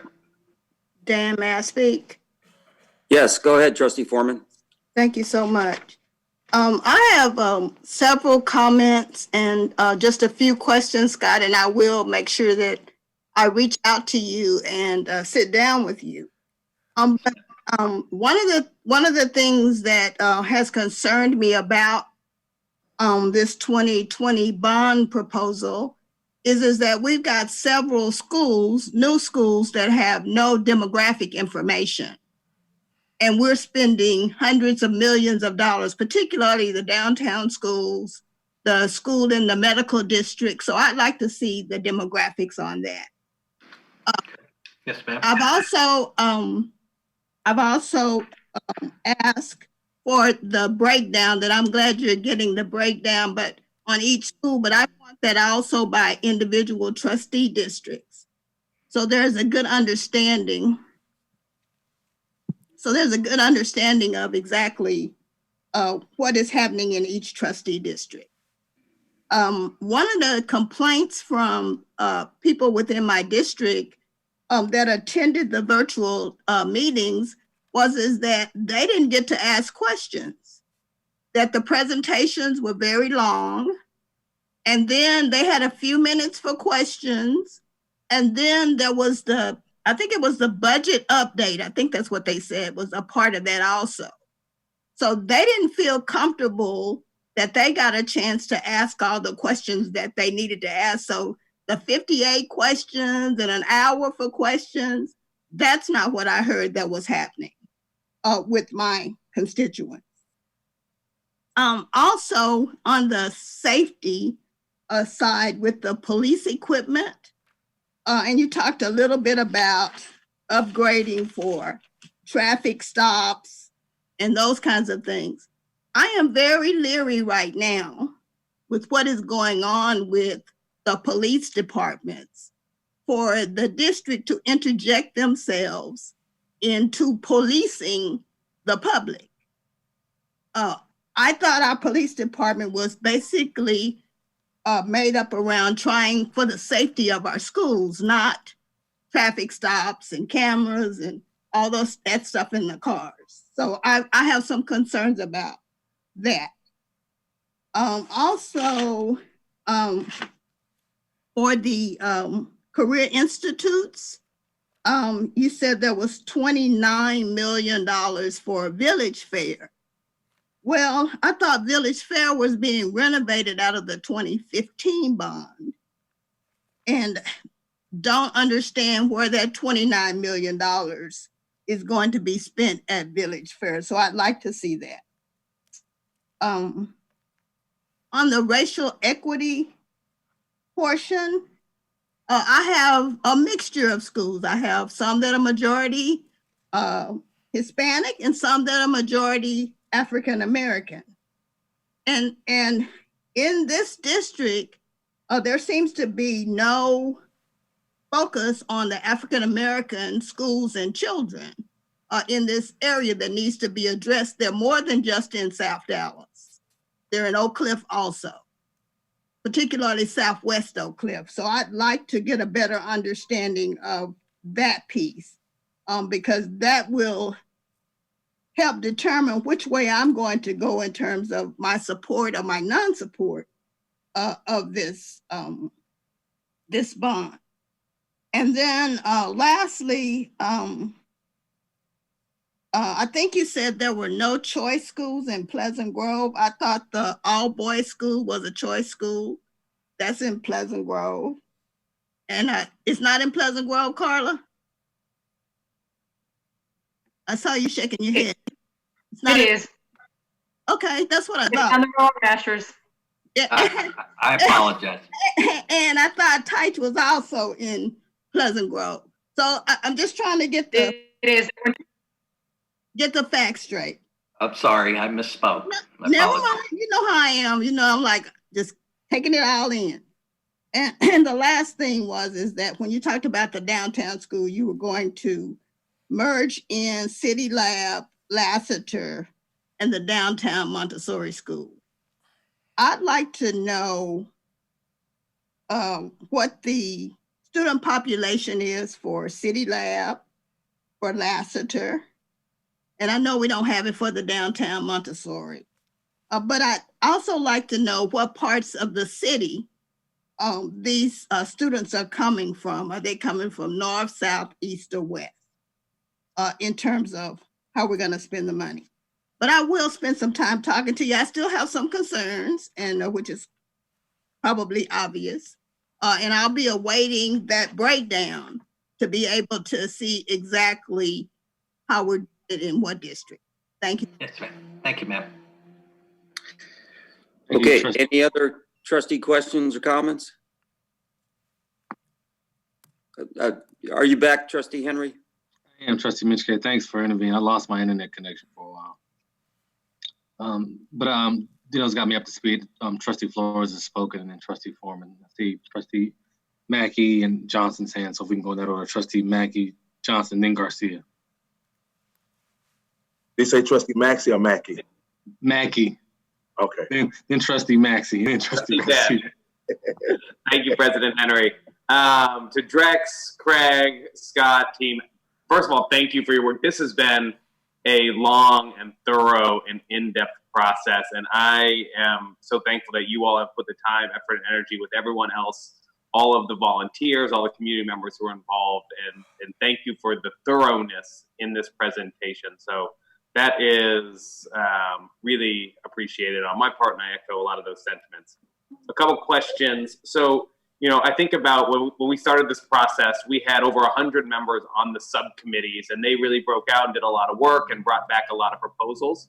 I'm just curious from your perspectives, just generally, how closely do you find this this proposal you're bringing to us now aligning with the subcommittee's recommendations? And if you had to give an area or a couple areas that, based on the subcommittee recommendations, you made sure to prioritize them. And also, from all the subcommittee recommendations you heard, what were any of those areas that we were just not able to prioritize as we look through this that people might see and be like, hey, I said this, but I don't see it reflected here. So I'd be curious to hear a little bit about that from the big picture. Okay. I'm trying to think back, Trustee Mackey, and it may be better for me to pull my notes, but I know like athletics, they came forward with quite a bit more. But I will say, as we made adjustments and recommendations, we tried to be transparent and communicative to all of the subcommittees. And I know the chairs always went back to the subcommittees and let them know what was going on, whether things were being reduced or not. So athletics comes to mind probably more so than any of the others of the subcommittees. I remember the facilities, they were pretty adamant that they wanted the replacement schools in there. And so they were happy when those went back in, because that was a concern a few months back. But I can get you more detail if that'll be helpful.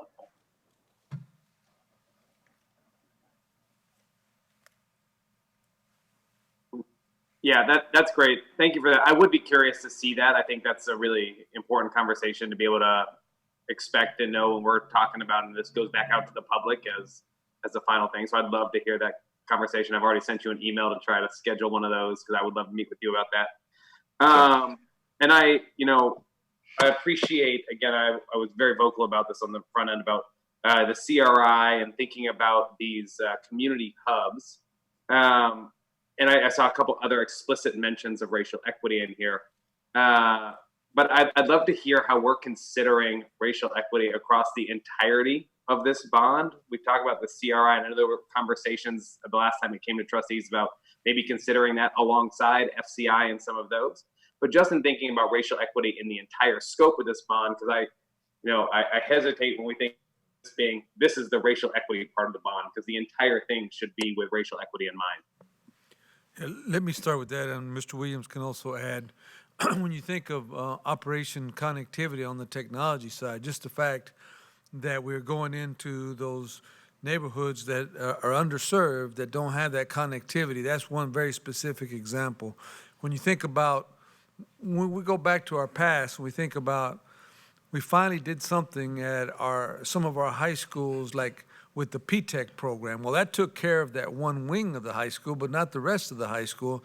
And the fact that we're modernizing every campus, it is covering the entire city. So that lens was there on the construction part of it, on the renovations, that was very significant. Leslie or Pam or Scott, and there may be many other things to add, but those two came to the top of mind. Yes, I would like to add to that in reference to the district-wide initiative when it comes to equity, racial equity. Basically, we implemented the pre-K scholarship program this year, and what that did, it made it more available for students who normally did not qualify for free pre-K. And we have over 70, just for the spring semester, we already have 72 African-American students who will be a part of the pre-K program next year, who would not have been based on the old policy. When you look at the CAP initiative, the Creating Accelerated Performance Initiative, whereas, I brought to everyone's attention about the fact that we had 3rd, 5th, 7th, and 9th grade students whose reading lexile levels were extremely low, African-American students especially. And so therefore, that's when we developed, along with the school leadership, teaching and learning, et cetera, the CAP initiative, where we were working with students, et cetera. Jump in, and I appreciate that, Leslie. I'm asking more specific. I know we have those initiatives, and there's some great work happening around that. I'm talking about generally this entire bond, though, specifically, because I know like the CAP program isn't funded out of this bond, but safety and security is, and how we're thinking about that with a racial equity lens. all of the renovations and new schools and rebuilds, like how does that fit in with that? And so maybe we need to, I can definitely talk to you offline about those more specifically, Scott. But I think that's something that's of interest that I would really like to understand, how we thought about the entire picture of this bond through the lens of racial equity rather than certain schools that we're going to prioritize for a one-time project, but really thinking about it as a systemic approach. So I don't know if there was anything else to add on that, but we can also dig in later on that too. Yeah, we can get together. One thing I will mention as we look at phasing of the projects, when we get to that point, we've talked about, typically the FCI, which is the worst condition of the buildings, but we also want to factor in the CRI. And then we also want to factor in schools that didn't get any work in 2015. And we would expect to use all three of that criteria to move our schools to the top and address the highest needs areas first. Sounds great. I was really excited to see the inclusion of, and I think just a note here is that the enrollment number is off on that Sidney Lear. It's actually much closer to 100%. I know it was over 700 this year, and it's at capacity currently and adding a grade next year. So very excited to see that included because it is absolutely needed. But just make sure we get those numbers correct. But very excited about that, and I think it's an exact example of really taking a look at what the community is saying and gives an example to how the community has influenced this bond. And then my last point and question is, I've also been very vocal about how highly I think of this idea of joint projects and really finding a way for Dallas ISD to not just take on the burden of solving a lot of these issues that are way bigger than just one entity and really mobilize other large entities like the City of Dallas, like DART, like DHA, and some of these to walk alongside of us in this. And I wonder, as we think about the technology piece, as we think about green projects, as we think about the CRI community hubs that we're identifying, is there a way to think about all of those as joint projects as well, and really put that out there for other organizations to come and join us in that? Because I think when a lot of people see one part allocated for joint projects, that's the only money we're really using to bring others to the table and walk alongside of us in this work. Has there been thought around thinking about a lot of these other avenues that we are trying to gain traction and work with other entities on, about also thinking about those as joint projects and somehow bringing them alongside to leverage our allocation of those funds to bring more resources to the table on that? There's no doubt about it. At a future meeting, you're going to get a much deeper report from Jack Kalanick on the Operation Connectivity.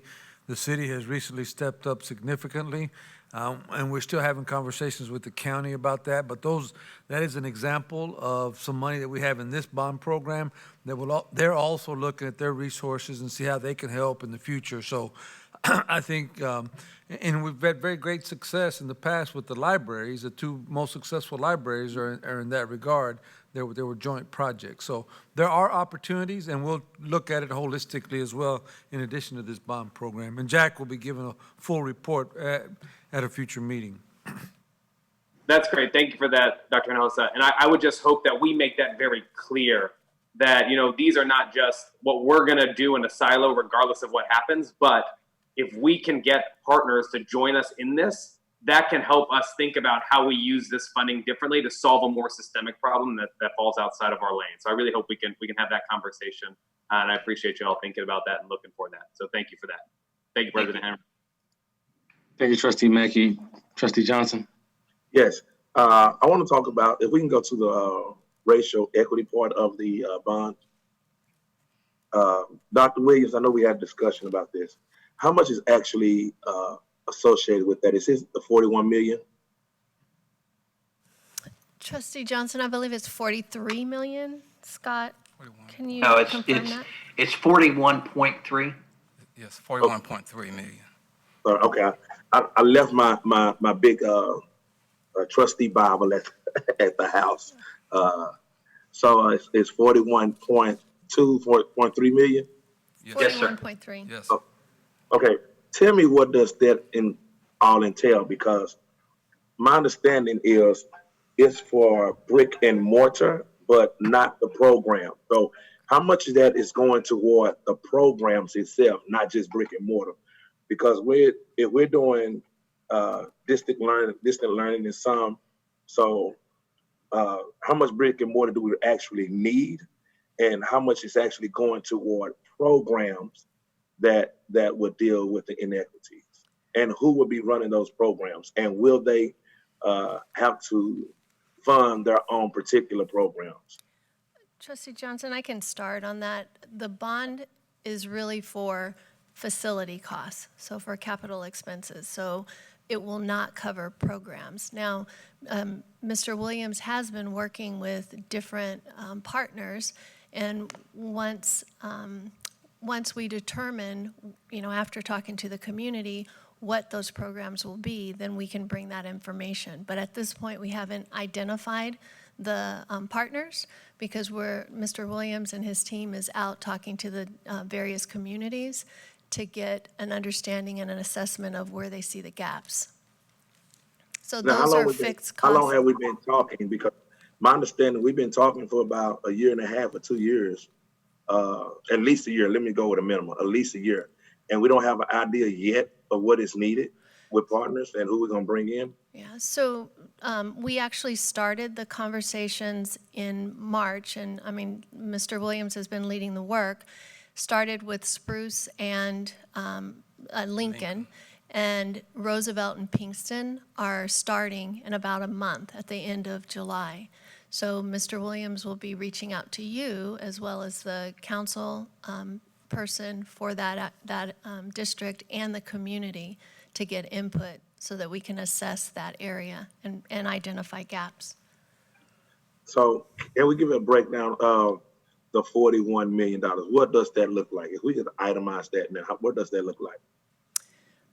Are you asking how did we get to break that down? How did we come up with the amount of 41 point some million dollars?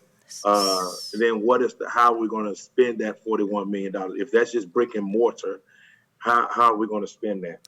So in the CRI, the Community Resource Index, there are 5 different categories, which are economics, education, family, health, and community. So what we've done is we've said we would have those 5 categories that would be covered. The hubs would be 15,000 square feet, approximately $350 per square foot, which then gives us $5.2 million for the hub. We would have 5 different indicators. So within every category, there are indicators. And so for each indicator, it would cost approximately $600,000. So when you add up all of those numbers, then you're going to get $8.2 million times 4 is going to give you the total cost. For the 41 million, correct? Correct, yeah. So the square footage for each hub will be approximately 15,000 square feet. Okay. But the $41 million is, and I just want to make this clear for my constituents that are listening. Sure. The $41 million is not going toward programs. No. It's only going toward brick and mortar. Correct. So what are we doing? And I'm asking this question again. What are we doing to fund programs? And I know bond money cannot fund programs. So what are we doing to get to that point where we are presenting programs that the district can fund surrounding equity? So I'm going to ask Mr. Williams to talk briefly about the process that he's gone through, and maybe you can just highlight a few of the things that the community acknowledged as gaps. Is he going to present Dallas ISD, what Dallas ISD is going to do to fund programs surrounding inequities? Okay, first of all, the Dallas, we cannot use bond funds for programs, period. Yeah, I said that a few minutes ago. Okay. All right. Yeah, I'm aware of that. So what are we doing for the programs? Okay. If other people are going to come in, I understand that, but what are we doing? Are we going to be able to put dollars toward programs? This is what I'm asking. Okay, what it is that... Not related to bond money. I know what the bond money is, but are we going to be able to use come up with funds for programs. So Trustee Johnson, I think it would be a great conversation for us to have, especially in light of the the resolution that was passed last week, for us to really talk about programs that are going to best meet the neighborhood's needs, but we can't use the bond dollars for programs. Okay, tell me the programs that are going inside there, because we've already discovered, I mentioned that first, that we cannot use bond money for the program. So we've established that. I've said that. Right. The programs that are going in, tell me more about the programs. Say that last part again. Tell me about the programs that are going. Here's what my community is asking. Mm-hmm. They understand now, because a lot of people thought that the $41 million was actually going to fund programs. And we've explained that, myself and Dr. Williams on the call the other day that we had, right, that those funds are not going toward programs. So the question that my community is asking is, what programs will be going inside those facilities? And can Dallas ISD fund a program from whatever other resources outside of the bond? And that's what we're asking. So therefore, can you? I can give you. Let me try to give that one example. For example, if our students don't have access to health care, and therefore there may be some things that our health department of nursing can help us with, but we may need Parkland to partner with us to make sure that we have someplace in that facility where our students can get the health care needs that they require just to be able to be healthy to go to school. That's what Mr. Williams' team is doing, trying to get that input to find out what's going to be the most important thing in the Roosevelt feeder pattern, what's going to be the most important thing in the Pinkston feeder pattern, et cetera, et cetera. And then based upon what they get back, then that's what those areas will be done. And yes, you're right, Trustee Johnson. Some of it may have put our dollars in there. But if we can leverage city dollars or county dollars, then we can actually be a win-win for all the students. But our students are going to benefit inside those buildings, as you've been asking. Thank you, Dr. That's where we was getting to. I was trying to get that said, that if need be, of course, we're going to use others' dollars. I understand the business part of that. But like you said, if need be, we'll come and fund some things. And that's what I want to get to with this particular part of the bond. And I think that this is a great job. I see a lot of inputs going in, speaking with Drex and a lot of other people that we're collaborating and bring minds to come together. But this has been a very strong question surrounding the Office of Racial Equity and this racial equity piece in the bond. And a lot of our my constituents in District 5 thought that the $41 million was going toward the program. They was unclear about that. So I want to make sure that that was clear. And even though Dr. Williams did do a great job on our call the other day, explaining that, of course, there are more people that are listening today. And I want to bring that out in the board briefing. So thank you, Dr. Hinojosa, for giving more clarity on that. That's all I wanted to say. Thank you so much. And Dr. Williams, thank you for doing a great job in the community with the call that we had the other day. Thank you, Trustee Johnson. Trustee Garcia. Hi, good afternoon. Thank you, President Henry. I have a few questions on a few of these subjects. I'll start with safety really quickly. I'm taking a look at the $20 million allotted for police equipment.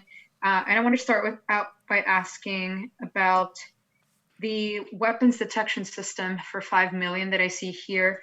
You mentioned that, is this for, I believe, Scott, would this completely eliminate the need for metal detectors across all schools? Yes, ma'am. The intent is this system would replace the metal detector system.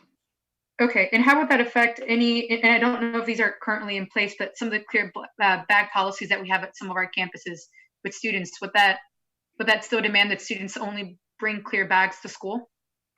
I would guess so. Chief Lawton, do you want to expand on that? Well, absolutely not. It wouldn't prevent us from having a clear bag policy because actually, if there is a situation, we want to be sure that we can see through that bag policy, but that hasn't really been discussed. So we haven't received any additional information, the direction that we want to move into with regards to clear bags. But no, just because we're getting those metal detectors does not mean that we can't have a clear bag policy. And would you clarify, is the clear bag policy in place at every single school or only certain schools? So right now, the clear bag policy is in place for our athletic facilities. As far as our schools, I'm not aware that that's in place. Okay.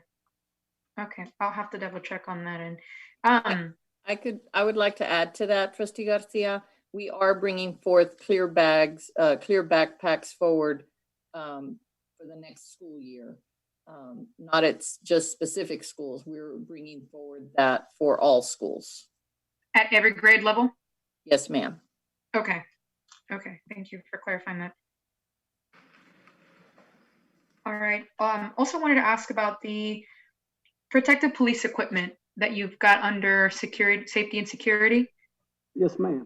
Could you clarify what exactly this protective equipment looks like and does? Okay. So protective equipment, for example, would be ballistic helmets, shields. For example, we just recently had the situation downtown Dallas where we had rioters, looters. Say, for example, they were to come to one of our schools. Part of what happens in these situations when they get really tense, people begin to throw things, maybe water bottles, rocks. And in some situations, what happened in the city of Dallas is that they were throwing chunks of concrete and different things and officers were getting injured. So all this does is just an extra level of protection. And you don't need it a lot, but should we ever get into a situation where we have to protect school property, they decided they wanted to vandalize or come into the schools and you had officers assigned, that equipment would protect them, prevent them from getting hurt or killed. Could you clarify if any of it includes things like tasers, handguns, anything of that nature that could cause serious bodily harm or injury to people, to students? Okay, so you're talking about using this funding to purchase those things? Is that included under the protective police equipment? It could be, but that wasn't the intent. Basically, as far as a department, we are lacking in those areas as far as equipment. And so that would just kind of get us up to where we need to be. So it could. It could. So we are looking at the possibility of tasers. Of course, that's going to be a long process. We are looking at the possibility of tasers also. Because the challenge is that a lot of times we're not just dealing with kids. We're at athletic facilities. We have people that report to our campuses. We run into people that are breaking into our portables in our buildings. And the more tools that we have on the belt, it prevents that possibility of having to go to lethal force. So when you have those options, it reduces the chance that we have to severely hurt someone. Mm-hmm. Thank you for that response. I'm also taking a look right now really quickly at the handheld radios and the call here specifically for the allows direct communication with the Dallas Police Department. So how exactly does an issue elevate on our campuses from our jurisdiction immediately over to the police department? And how often does it actually happen at our schools? Quite often. So for example, we had someone expressing their First Amendment rights over at 9400 today. This allows us, should a situation arise, we don't actually have to go over to them. We can actually raise them on the radio and communicate. If we're seeing something, if they're communicating something back to us, it just expedites that process. It's quite a bit more efficient and it increases the officer's safety. Do you have this happen more often with people outside of our schools and with students or families or community members from within the schools? Well, I mean, it just happens. I couldn't really tell you that. But it happens just in the performance of our jobs that we find ourselves in a situation, because as a district, we do have limited resources. So we really do require the assistance of the city in some cases. And so typically when you find yourself in a situation, to be able to get that response as quick as possible, that's what we're looking for. So having that radio that connects for whatever might come up and connect quickly, and we can communicate directly with them, that again, makes us able to do our job and also provides officer safety. Absolutely. And I know that safety is the #1 priority for each and every single one of us on this call. So I appreciate that attention. I did want to ask, who else has this weapons detection system, and has it been proven to reduce the number of firearms or illegal weapons and substances that actually make it into a school? I don't have that information with regards to that system. Maybe Chief Lane can answer that. Yeah, and I'm going to defer. I know Sherry Christian had met with a company and actually looked at a demo. Sherry, can you expand on that?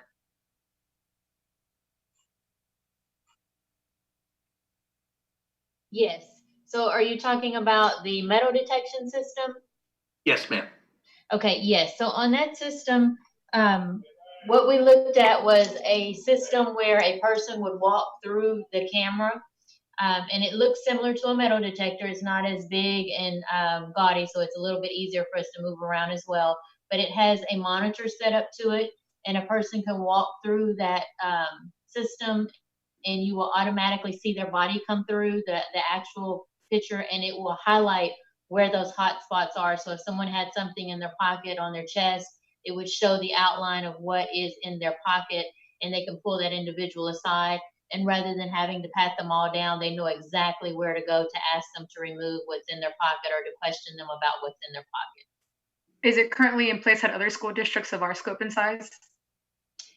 I'm not aware of if other school districts are using them, but they're very similar to what you see when you go through airports and other security systems.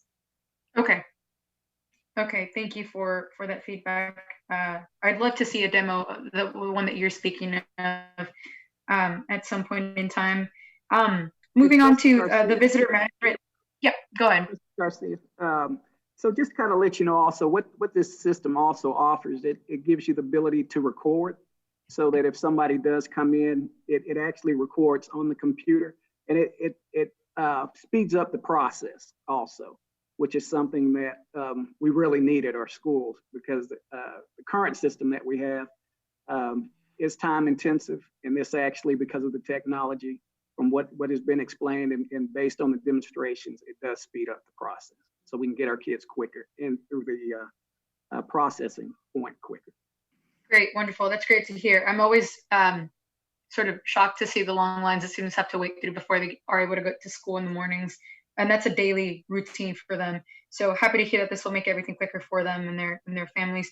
The visitor management system, I know I've asked this question before about the Raptor system, but are we maintaining the protocols to make sure that anybody who's not able to present an ID at the schools is still able, as a parent or a legal guardian, is still able to have access and interaction with their student as needed?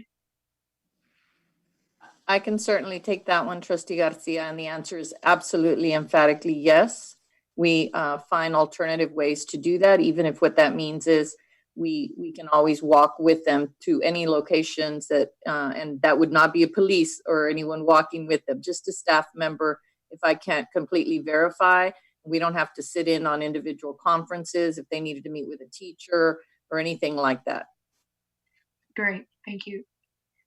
Thank you, appreciate that. And on facilities, and I believe my time might almost be up, but if I do cut off, then I'd be glad to go in round two. Yeah, Trustee Garcia, your time's nearly up. Do you want to wait till round two? Yeah, let's do that. Thank you.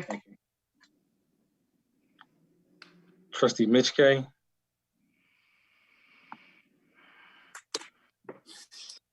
Thank you, Trustee Henry. First thing I'd like to do is express my thanks again to Drex and Craig, as well as Scott and the whole team, both the Dallas ISD staff and all the volunteers who worked so hard on this. I'm very impressed with the plan, very impressed with the fact that you did make those changes that really got us closer to adhering to the long-term facilities master plan that we talked about now for probably over two or 3 years.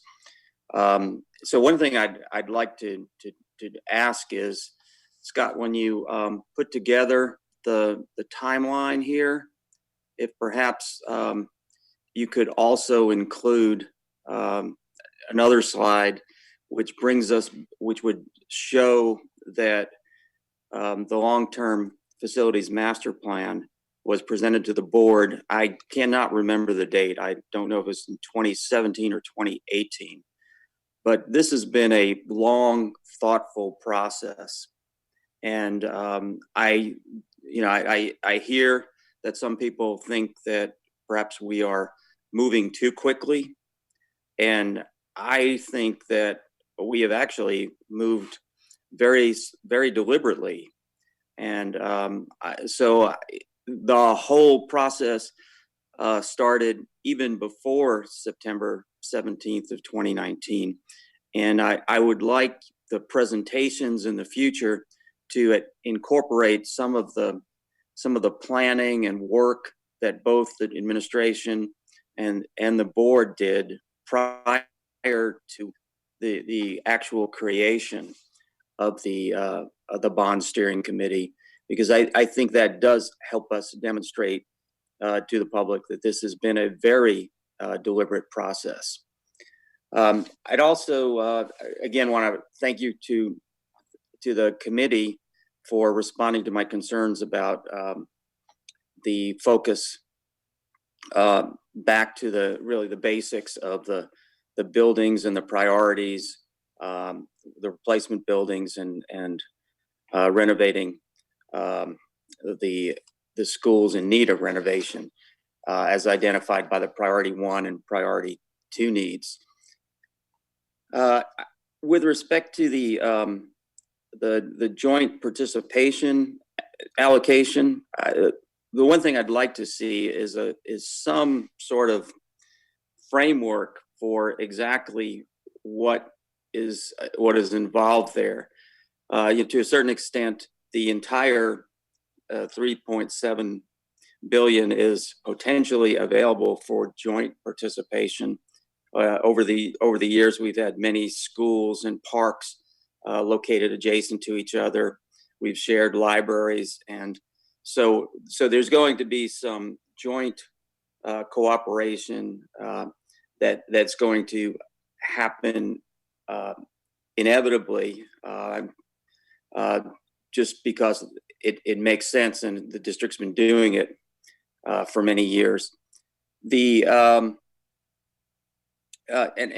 would certainly think that there's some opportunity for that joint cooperation with respect to the connectivity initiative that we have. But at this point, I don't see very much meat and bones on that particular item, and I think it would be very important for us to have some of this fleshed out before we finalize the plan.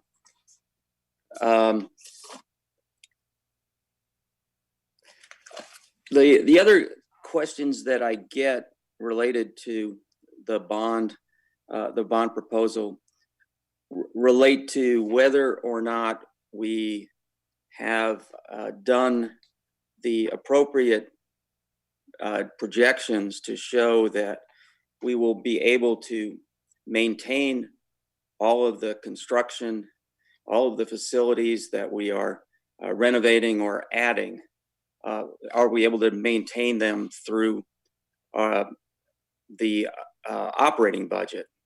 And so I think from the standpoint of assuring the public that we are not only going to build or renovate a number of buildings, but that we also have a plan in place to make sure that we can maintain and operate them, and that the operating budget is sufficient to do both, cover the maintenance and the actual operations of those buildings.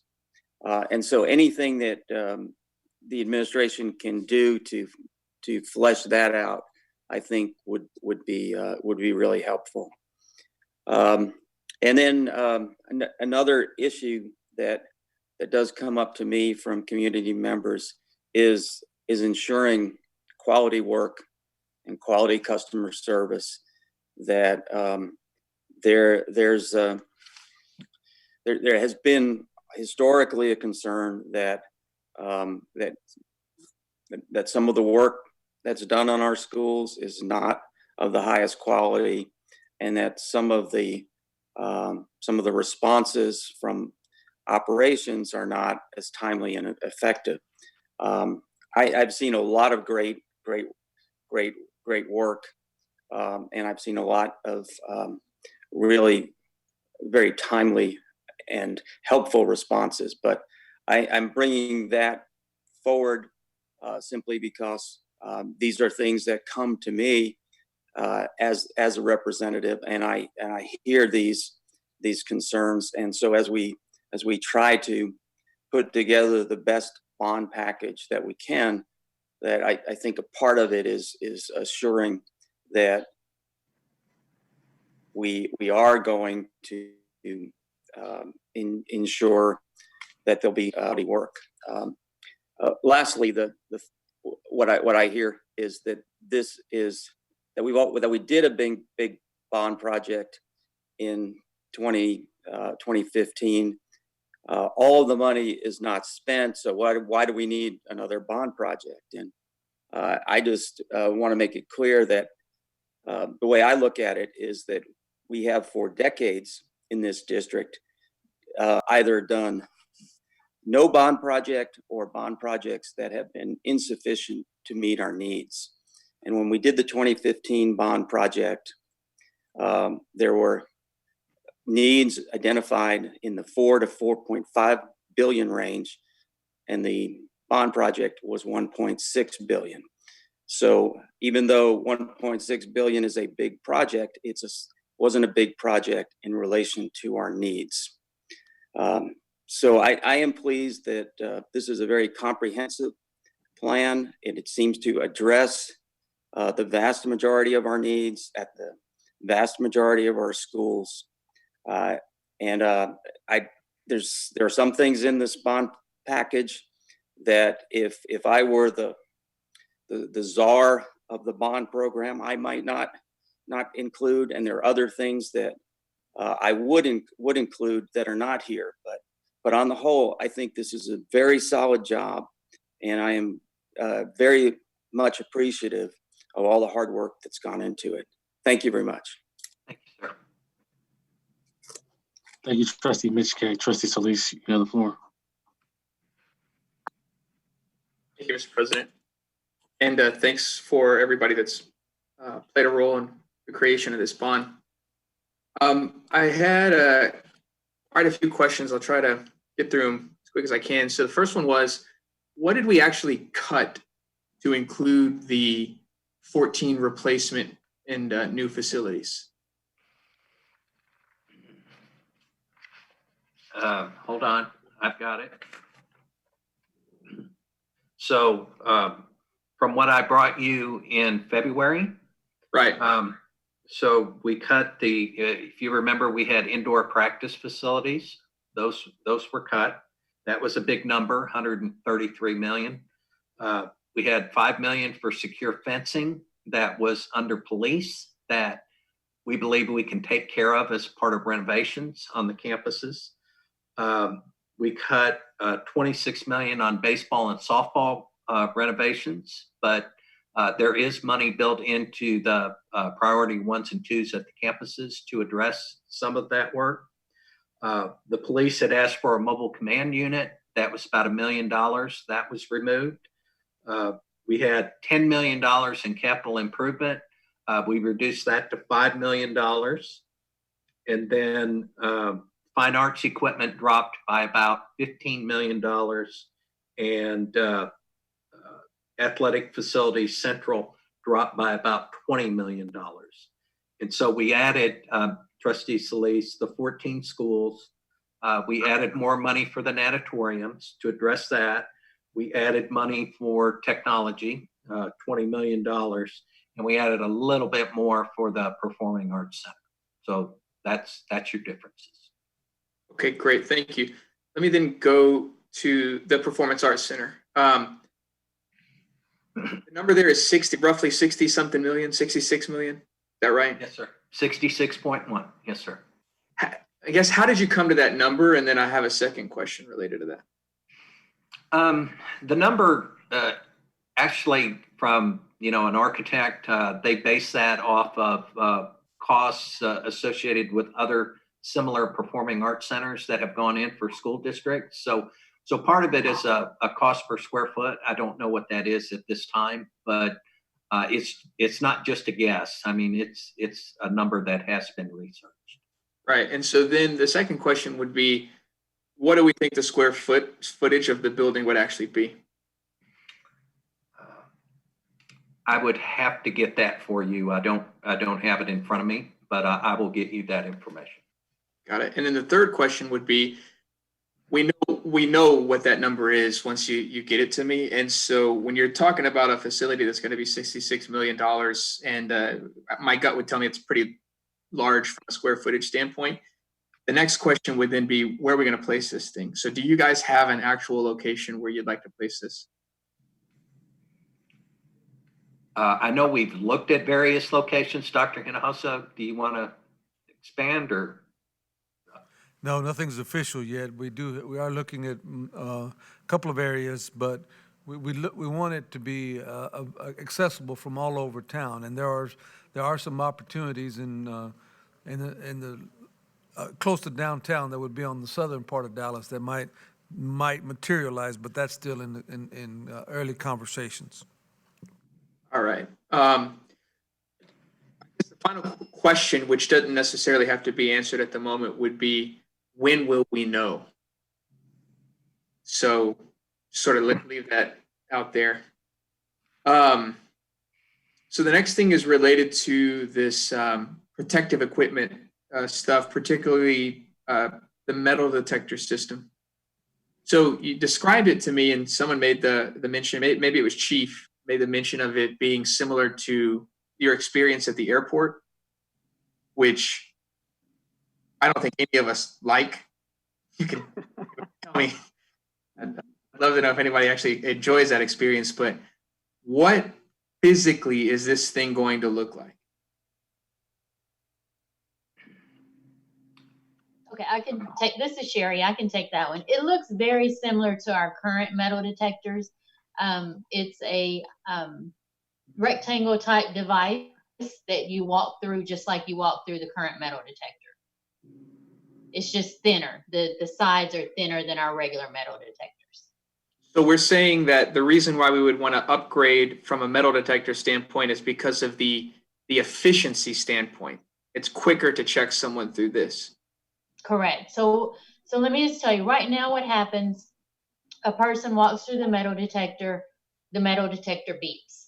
And so when they walk through, then someone has to pull them aside, tell them, check your pockets. Where do you have something? Right. Take everything out, go back around, go back through again. So they might have to go through 2 or 3 times. With this, when you go through, it automatically tells you why it's beeping. It shows you on the person exactly where the location is, whether it's in a pocket or in a sock or wherever.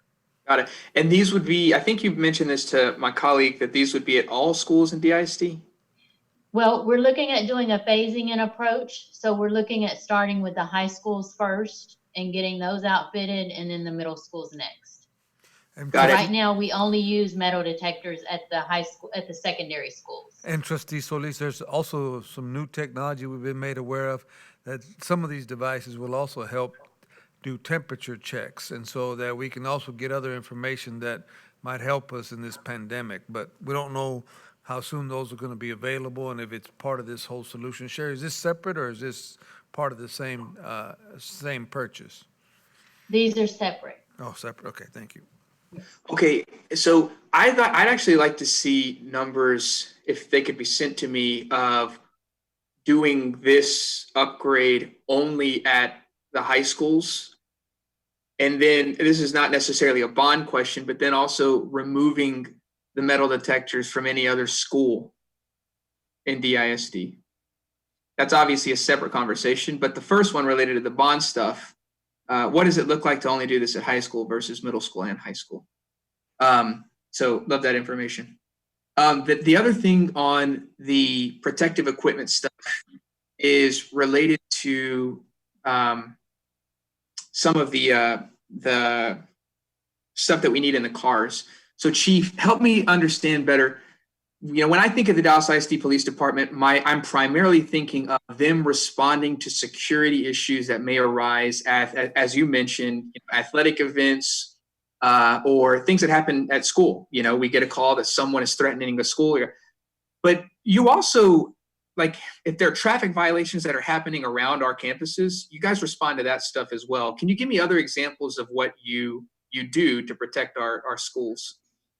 Yeah, so for example, and you made a really good point, with regards to traffic and the need for in-car cameras, which help us with our transparency. So if there are any questions about how we conducted those traffic stops, we need those in-car cameras.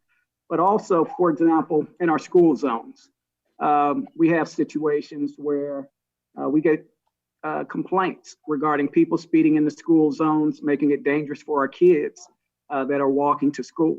And so what we do is we get out there, and it's just a process of kind of changing the behavior. We get out there and shoot radar on these streets. So anytime you conduct traffic stops, there's always that risk for our officers and just for the public in general that something could happen on that traffic stop and it could go bad.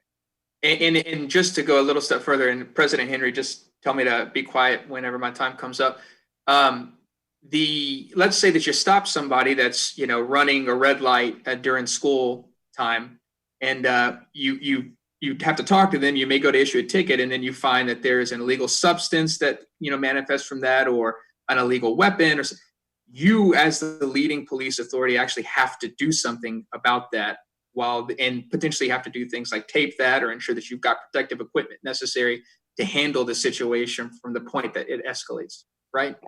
Absolutely, sir. For example, I can give you one example is if you had a DWI, somebody was traveling through a school zone, they're weaving, or they run into something, we come out to do the accident report. We determine while we're out there that, in fact, the person was intoxicated.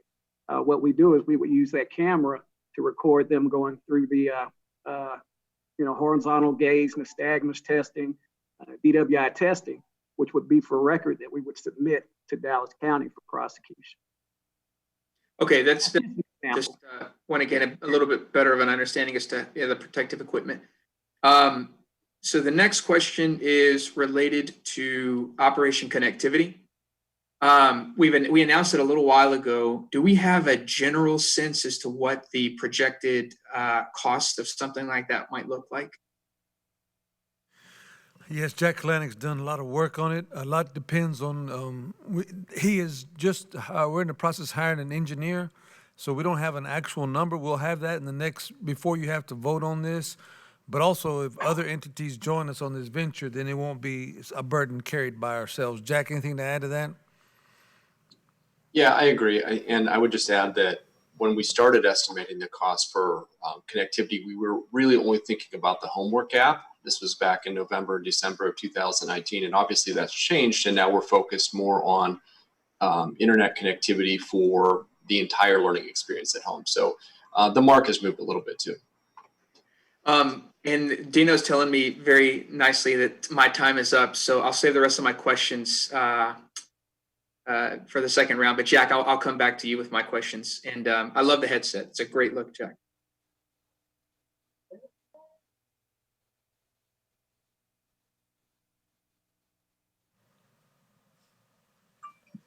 President Henry's on his way back in. He got kicked out. Yeah, I'm back. I think Tali's time was ending. I see Trustee Johnson's hand. Go ahead and speak. Okay, I just have a brief question. I guess this is for Chief Lawton. When we're talking about the metal detectors, I know my area is a unique area. Of course, I worked in middle school. I worked at high school as well in the district. And so I know metal detectors in District 5 are needed because unfortunately we do have some of our students that try to get in with firearms and other weapons. Again, the issue that we've had in District 5 is the metal detectors in our work. So I'm glad to see this coming through and that's needed. I think our metal detectors are very well outdated. But my question is will there be training for those that will be on the metal detectors, or are they going to go through specific training? and not just have, you got TAs or your coaches that's there, or the PSOs. I've seen PSOs just stand there. Some don't even show up. So will there be people that will be trained to know how to address someone that comes to the Meditech that goes off? Yes, sir. In fact, I've been working with my folks, and we're preparing for the next school year to put on some training to be able to do that and provide that block of instruction for administrators or school staff to show them exactly how to do that and how that should work and what to look for. Yes, Okay, sir. so do PSOs, or can they search if need be, if a metal detector go off, or do they have to have a probable cause to do so? No, that's just police officers that have to have that probable cause, but the PSOs can conduct searches. Yes, sir. Okay, that's one of my questions. I would just like, for those that will be making sure that our school is safe, I would like for them to go through your training, Yes, sir. and make sure that everyone is doing it the proper way, in a safe way. So that's my only question. Thank you so much. Absolutely. Thank you, Trustee Johnson. In the first round, Trustee Garcia, would you have the floor? Thank you, President Henry. I did want to, facilities, I wanted to ask about playgrounds and play spaces. So Scott, this is probably for you. Do we have any of that in any of the facilities? And I ask because here in District 4, I'm often shocked to find that the playground equipment that I see for students is either not what I would deem entirely safe for students, or it's not functioning properly. And there's even been the ideas of being able to differentiate a playground for the younger students, say pre-K through second grade, and then some for the older students, who often find that it's not safe for all the kids to be playing out together if that's how the schedule works out for them. So is anything on here for playgrounds or play spaces for students? Trustee Garcia, not specifically, but we do have a replacement schedule through the maintenance department where they replace various playgrounds every year. But as we get to the renovations for each specific campus, we will take that into consideration and include it in the work if at all possible. Great. And I would heavily advise that we do that. I mean, I see some of my kids having to use portables as soccer field goals when we could just easily have one available for them, things like that I want to make sure we address for each of our campuses. Also wanted to ask about the safety and crosswalks, although I do believe this is a city issue. Chief Lawton, could you clarify? I'm thinking specifically of a scenario that I see every morning read on Masters here in front of our Young Men's Leadership Academy at Florence, where our young men are crossing the road, but there's no specific signage to make sure that people are alerted in the morning or even in the evenings that students are walking through. Is that something that is addressed on this bond, if so ever, or is that a City of Dallas issue?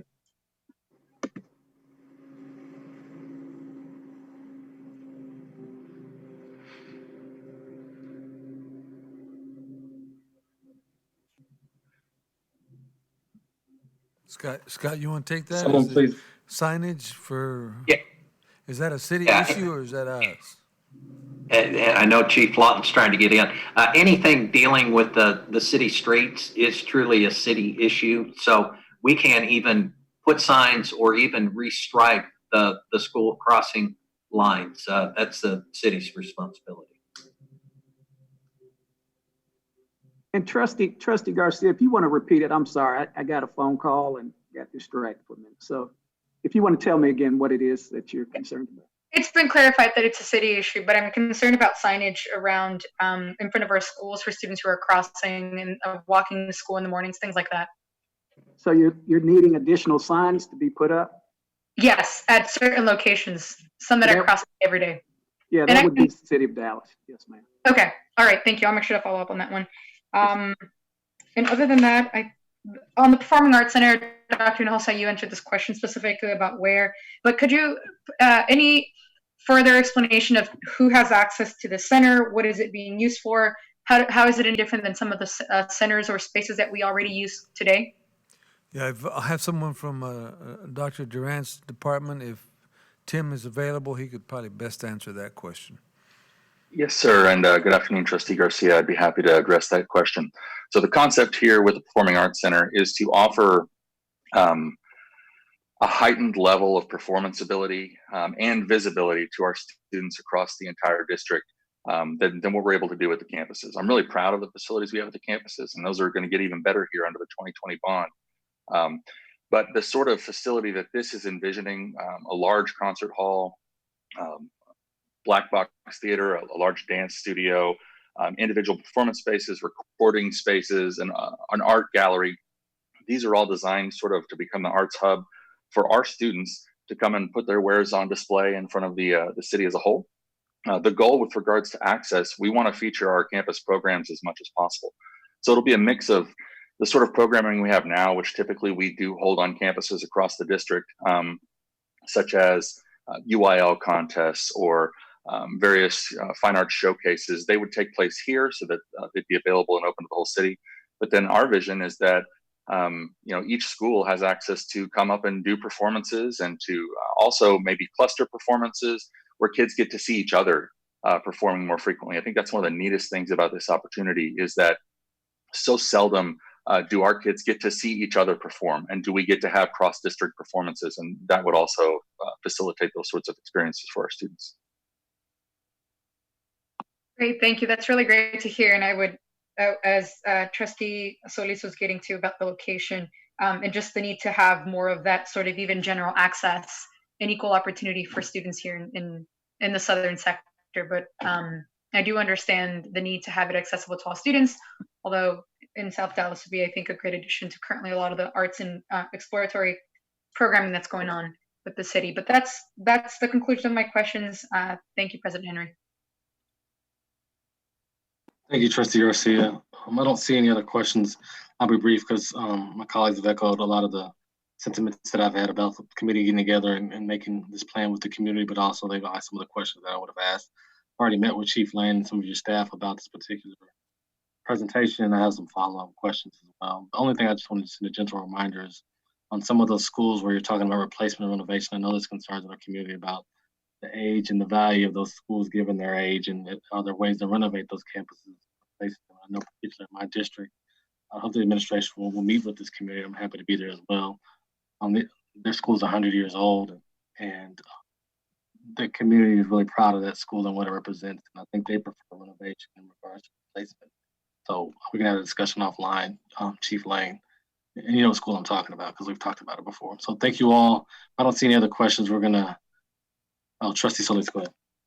Yeah, sorry, I just have a few more questions. Going back to the operation connectivity piece, so I see that we've got a $270 million allocated to technology, but do we have like a general earmark for operation connectivity? Yes, sir, we do. I think you just wanted to see my headset again. Is that? It's, no, yes, we have 40 million. Originally, it was in the initial estimates, it was a $20 million estimate towards home internet access for students. And at that time, we were really only thinking about secondary students. And again, we were really only thinking about the homework gap. And so now we've increased that allocation to 40 million. But to your point, we're still working on our scope, solution options, and what it really may cost. Got it. Okay. Also, are there any funds allocated to things, well, very specifically, any funds allocated to telehealth?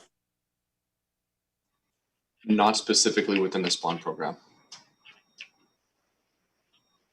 Okay. Do we, was that anything that might have been considered in the conversation, Craig or Drex?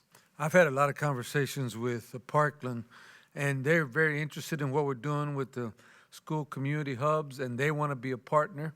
And they actually also may even want to have some skin in the game in the connectivity issue because telehealth is so important to them as to how they operate. So they, it depends on what equipment they have. There may be capital equipment that we could use in these hubs or on campuses. So that is yet to be determined, but we have not, that's not part of our expenditure for this bond. But there may be a joint effort there as Trustee Mackey was describing earlier. So let me ask a follow-up question on that, Doc. What do we currently do as it relates to telehealth? Sherry Christian, you can help us with this because Sherry it used to be under her responsibility, and she's the one that made me aware of it. So I know, Sherry, you're available. It may not be under your responsibility anymore, but you know a lot more about this. But what do we do with Children's, and what do we do with all these other organizations that help us with telehealth? Yes, so we currently have telehealth in a few of our schools now where parents can opt into the program if we have the equipment at that school and the nurse trained to use that equipment. And what they do is if a student comes into the clinic and they've been pre-registered to use the telehealth, they can call, put the student on the screen with the doctor. The doctor can have the nurse do the different vital signs and things that they check for. And then the doctor can make a diagnosis through the telehealth. They can call in the prescription for the parent, and that way, if it's something where the parent needs to come pick up the child, they just come to school, pick up the child, pick up their meds on the way home. So we're currently using in that form. Just recently, Sherry, just because I won't have a lot of time, I can definitely have the conversation offline, but how many schools do we do telehealth with right now? I believe at one point we were around 10. But I'll need to check and see if any additional schools have been added lately. I think we did. I think we have expanded it, and but I'll need to get that number and get Leslie Stevens with you. And one other thing, Dr. Elizalde and Sherry is, Sherry, do you have your doctorate too? No. Not to. Okay, I want to reference the right way. You know, when the question was asked earlier about how are we looking at the bond, I think Trustee Mackey asked how are we looking at the bond through a racial equity lens. One of the things that I think we haven't talked as much about, but we know is, very critical to the wellness of our students is access to health.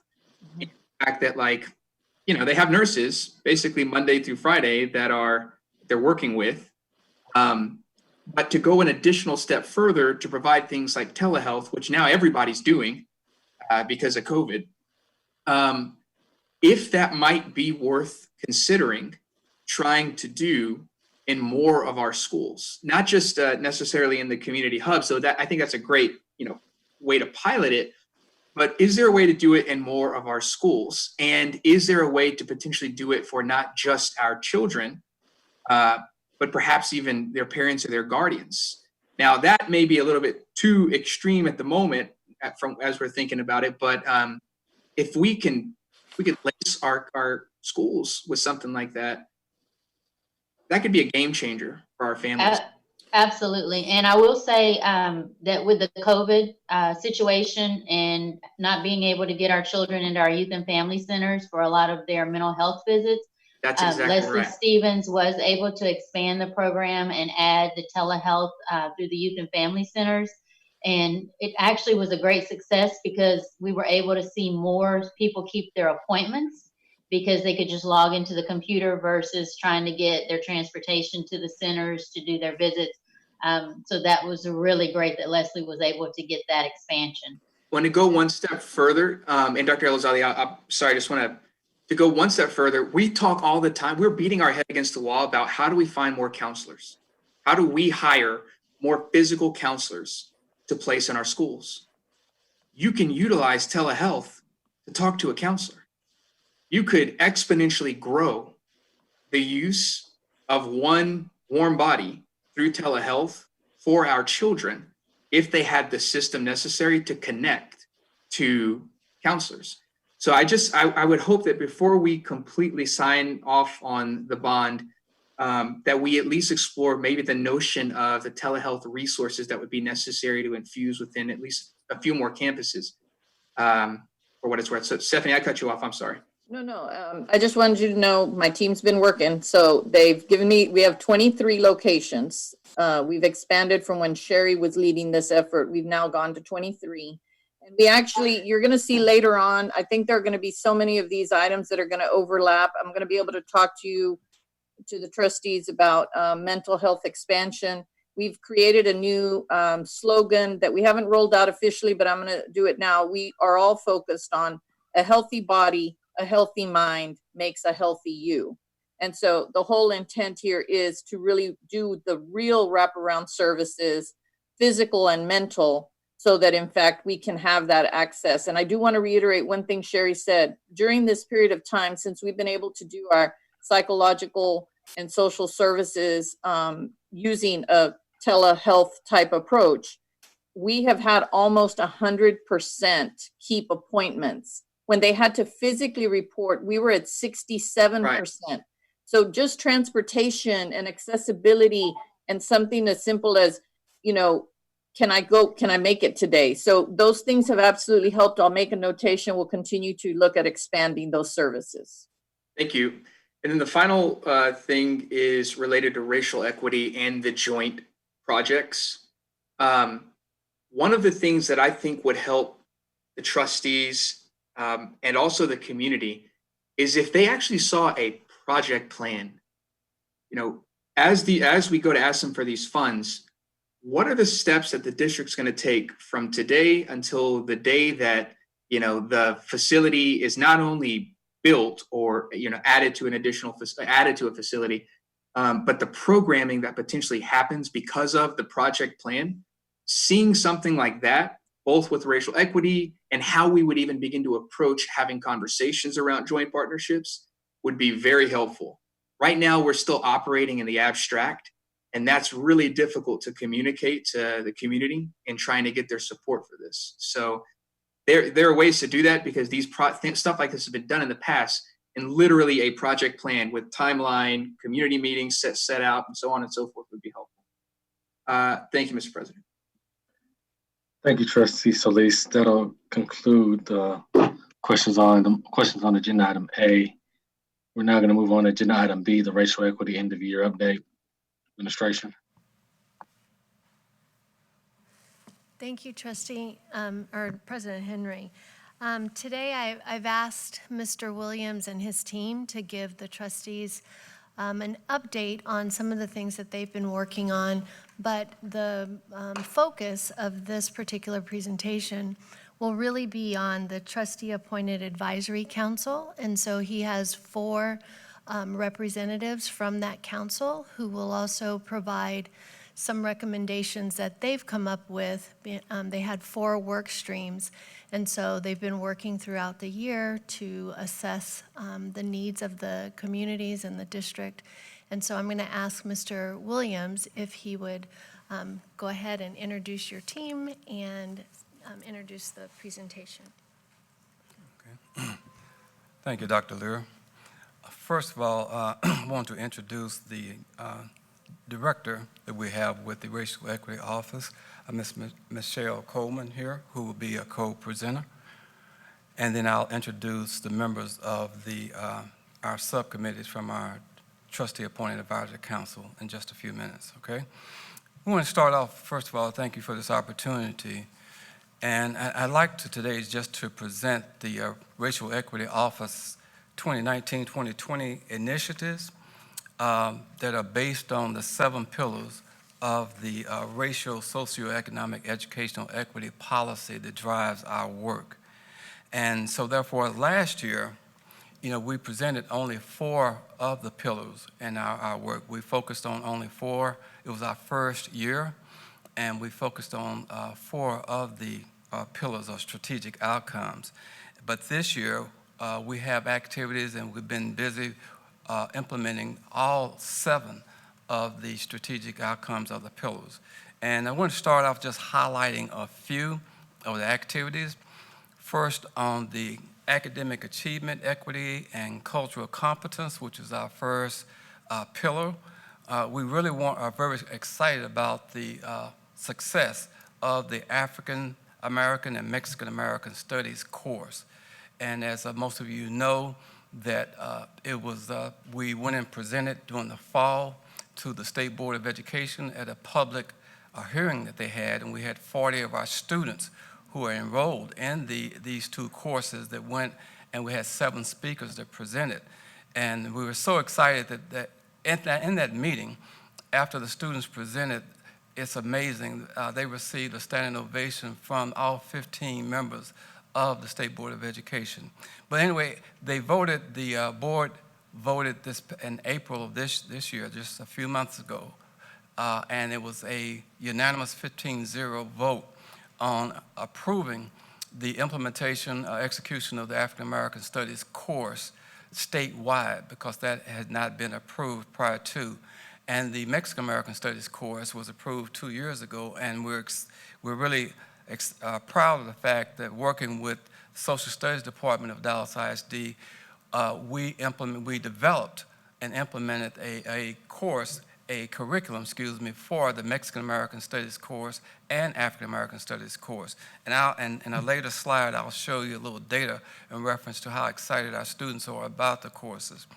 But in addition to that, we supported I've already mentioned the CAP initiative and FAIR initiative, but under programmatic equity, I have a slide that I'll present in a few minutes in reference to Magnet School Application Initiative, where we found that a lot of our parents kind of struggled with the application process as far as our magnet schools. So what we did in the Racial Equity Office, we hired and really secured the support of a group of our counselors and trained them to work with our parents to help them navigate the application process. And I have a slide where I'll show you basically some data on that. And I want to thank you, board members, for approving the scholarships for the pre-K initiative that we were a part of, working with early childhood. And we have, that has made a difference in reference to a lot of our 4-year-old students, et cetera, being a part of our pre-K program. And then in leadership operations, we've partnered with the Educational Resource Strategies, ERS, and we have a slide where we have another presentation where we'll talk about the equity review that they conducted, and we have some things that will be very interesting that I think we'll be able to move forward with. And then the internal and external community partnerships, as Dr. Leary has stated, our trustee appointed advisory council, we had 4 subcommittees, and they will present today basically their recommendations. But one thing I would like to say, we have 9 appointed members of that council out of the 25, and 16 of them are at large. And we had people to apply for the 16 at-large positions, but we had 170 people that applied who really wanted to become a part of this TAC committee, and we selected 16 people who are very talented and committed people, all right? And then with the facility, and location impact, we've done a lot of talk in reference to the equity and bond planning program, all right? Next slide.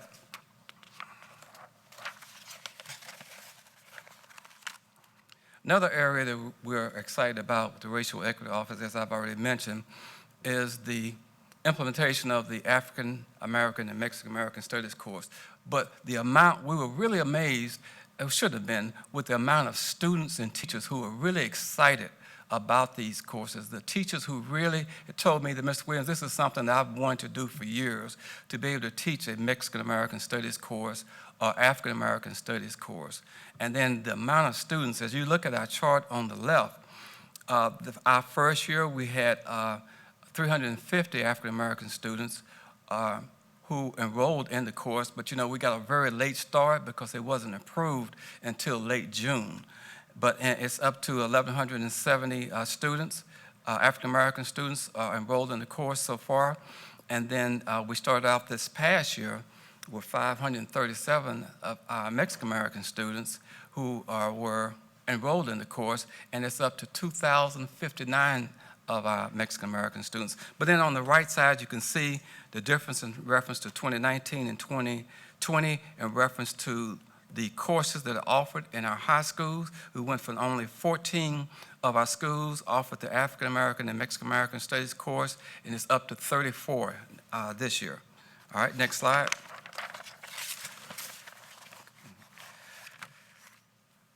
Another area we were very concerned when it was, as I presented to you last year, when we looked at the amount of students at the elementary level, especially 5th grade level, who performed at the meets or master's level in the 5th grade, but they were not enrolled in advanced courses in middle school. So we collaborated with school leadership, counseling services, and teaching and learning departments, And it's made a major difference. And you can see the numbers over here to the left, the increased number of students, African-American and Mexican-American students, or all student groups who are enrolled in advanced level courses in the middle school grades based on the previous year. And one major advantage of this is, an example, those students who are able to take Algebra 1 in middle school, when they go to high school, when they advance to high school, they're able to take more of the advanced level math courses like Calculus AB, BC, and Statistics based on the fact that they took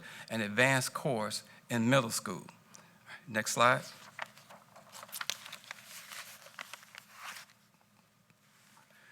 I briefly mentioned in reference to the Magna School application initiative, and I already mentioned that we secured mentors to work with our parents to help them navigate the application process. And we sent out 1,200 letters to parents, and you can see where we had the workshops where we went into the neighborhoods and worked with the parents there versus having them to come to a distant location. And we had the workshops at the Dallas West Branch Library, Highland Hills Library, Paul Lawrence Dunbar, et cetera. You can see these places where we went. We took the mentors to the neighborhoods to work with those parents to help them navigate the application process. Next slide.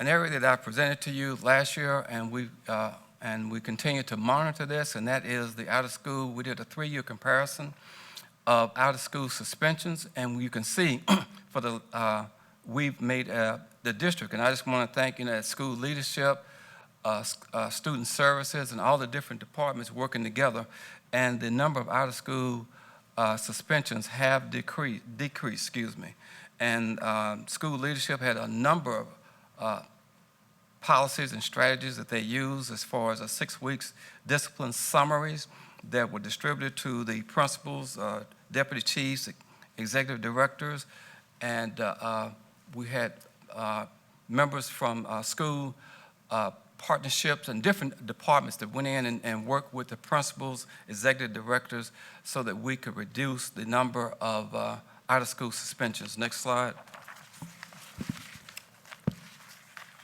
The next slide covers our workplace and workforce culture strategic pillar.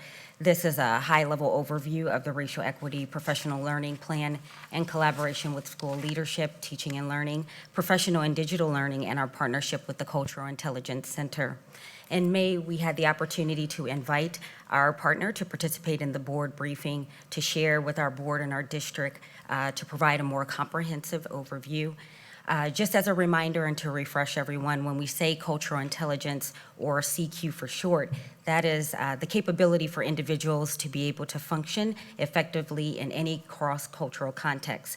For Dallas and our partnership with the Cultural Intelligence Center, that means helping to develop our teachers, our staff, and leaders' capability in terms of working with diverse families and populations.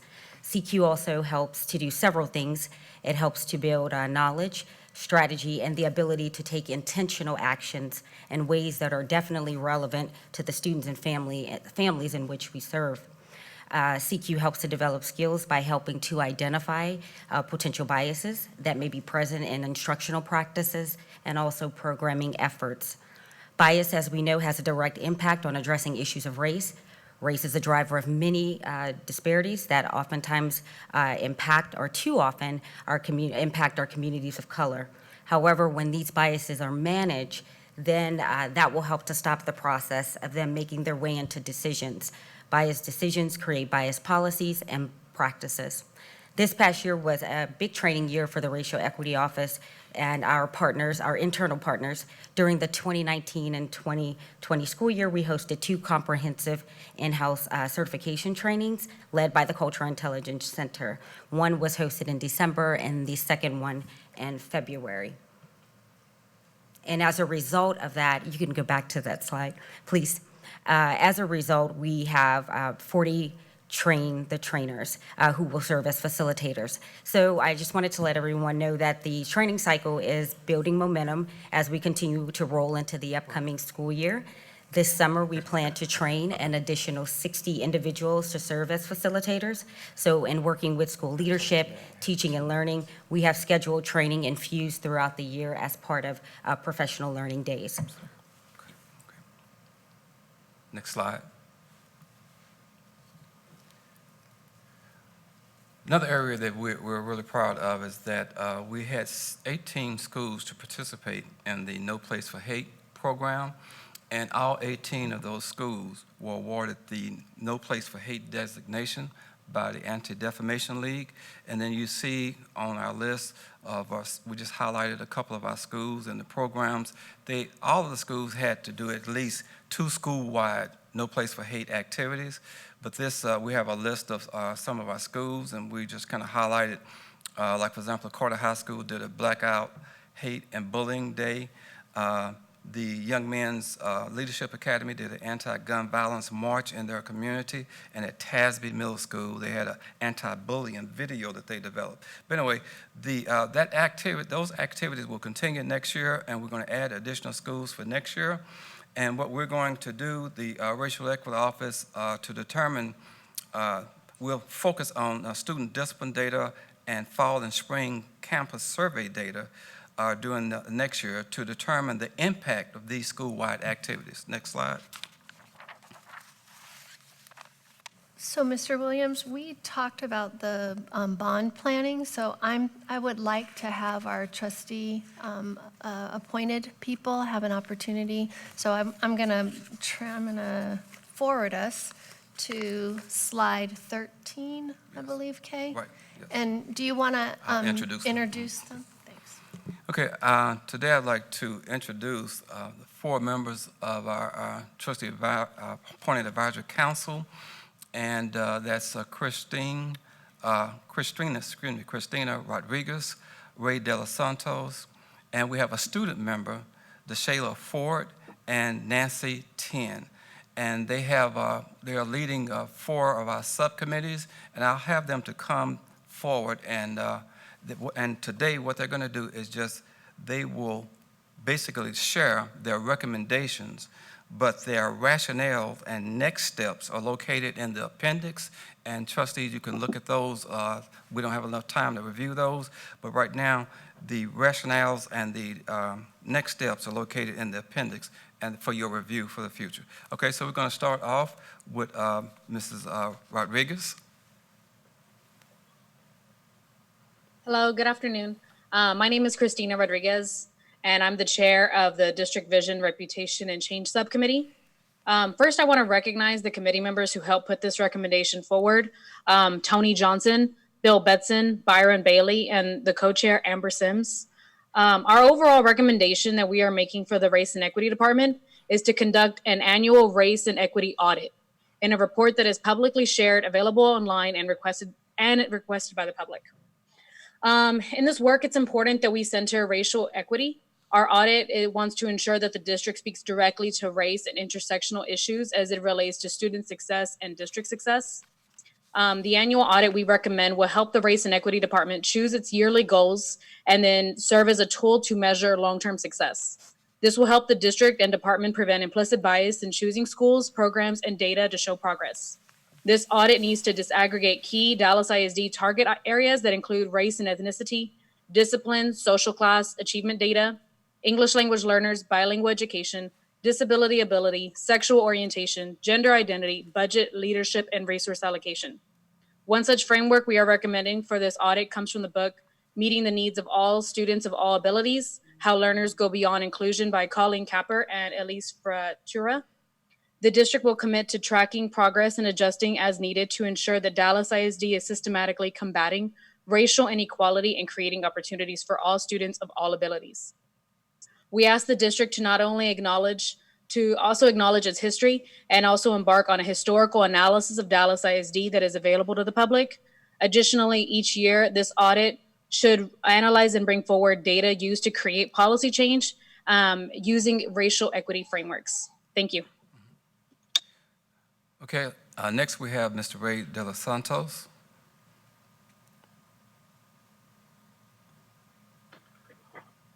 Hello. Good afternoon. I want to begin by thanking Trustee Mackey for allowing me to continue serving on the REO committee. And also, I want to thank the other subcommittee members, including Ms. Ola Allen and Ms. Leslie Correa, our co-chair, as well as several other community members and committee members who gave input throughout the year.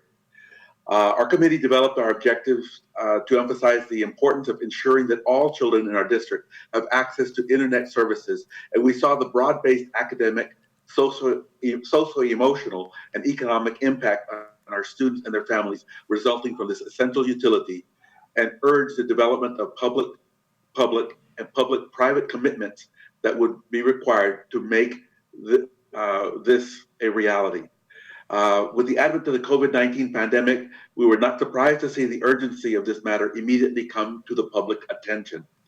And we were gratified that our administrative leadership, led by Dr. Hinojosa, not only agreed, but volunteered, or was possibly volunteered, to lead on this issue statewide. As part of the process of developing this presentation, we were challenged to identify the one item that we would like to prioritize. And after some deliberation, we decided to recommit to this goal and make a statement that we view this goal as an ongoing and long-term equity issue that must remain at the fore for current and future administrations. And therefore, we resolved to keep this recommendation in our presentation.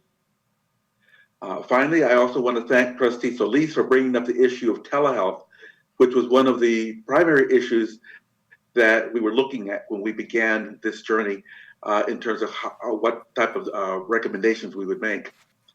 Given the needs that have been identified, we would like to see DISD and other community partners adopt the goal of having 100% of our community have access to and the resources needed, such as laptops and other devices, to ensure that all students and families can connect to the required internet services they need to ensure the success of all of their children. We saw that as the foundational type of utility objective and something that we wanted to make sure that all of our students have access to. So with that, I want to go ahead and thank again the board for having created this advisory committee and allowing us to serve and to give this input. All right, thank you, sir.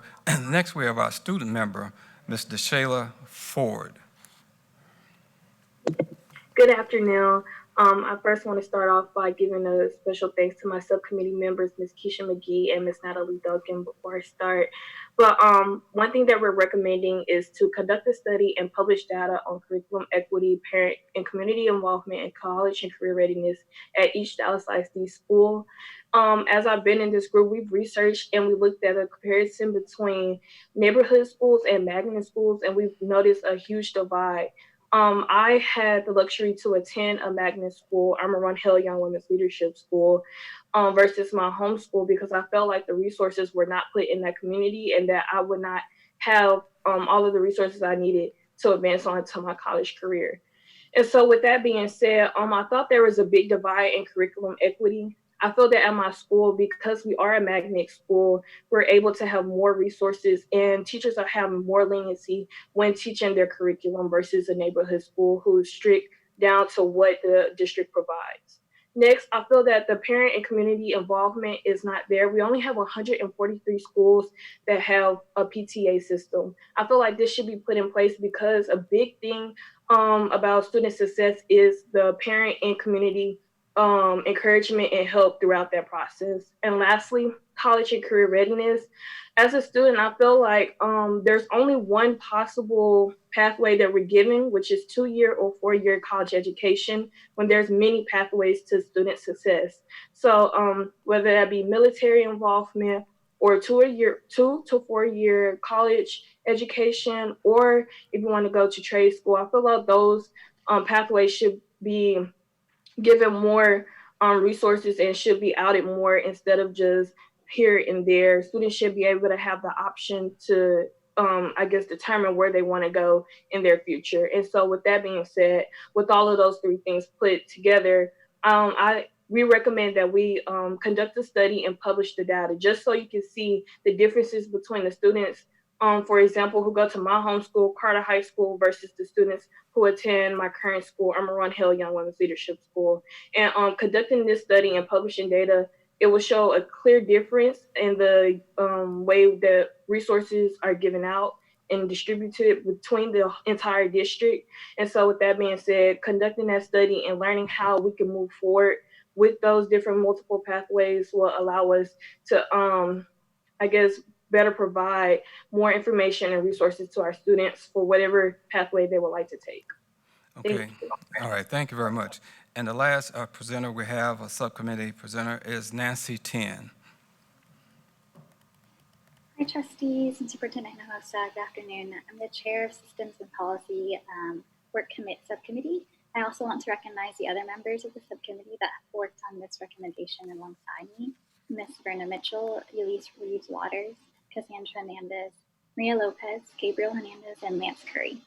Our subcommittee recommends that you all as the trustees, the district, and or the Racial Equity Office establish and manage a data dashboard centered around racial equity across the district's programs, performance, and operations.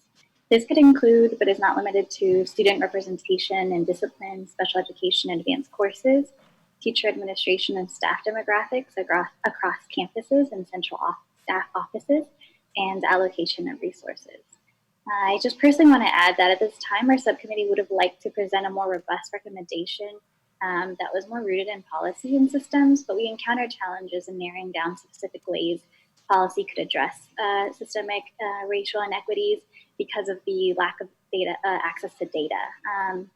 You may remember that I presented to you earlier this year, and I mentioned the multiple levels of systems that data is reported within the district. Because we are such a wide and expansive district with such a large amount of students that we serve, there are multiple departments doing different work and different studies of data. And because there's no one cohesive system or one dashboard or any one report that has all of this data related to racial equity on students and teachers and resources, it was hard really for our subcommittee, that's all volunteers, to compile the data in time to have, actually robust recommendations. And so the work of racial equity is really rooted in transparency, especially data access, and you'll see that the other subcommittees are all presenting very similar ideas related to this. And also, we would like to give more recommendations based on a couple of the things that you saw earlier. It's a little challenging to find time, given the work that we're trying to do, creating our own policies, to also advise on the different programs and initiatives that the Racial Equity Office is doing. Thank you for your time. Thank you very much. I want to thank all four of our presenters from our trustee-appointed advisory council.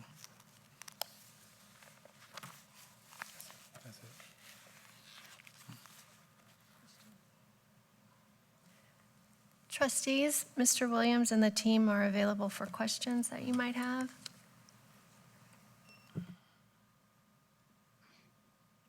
Trustee Flores, Solis, Marshall.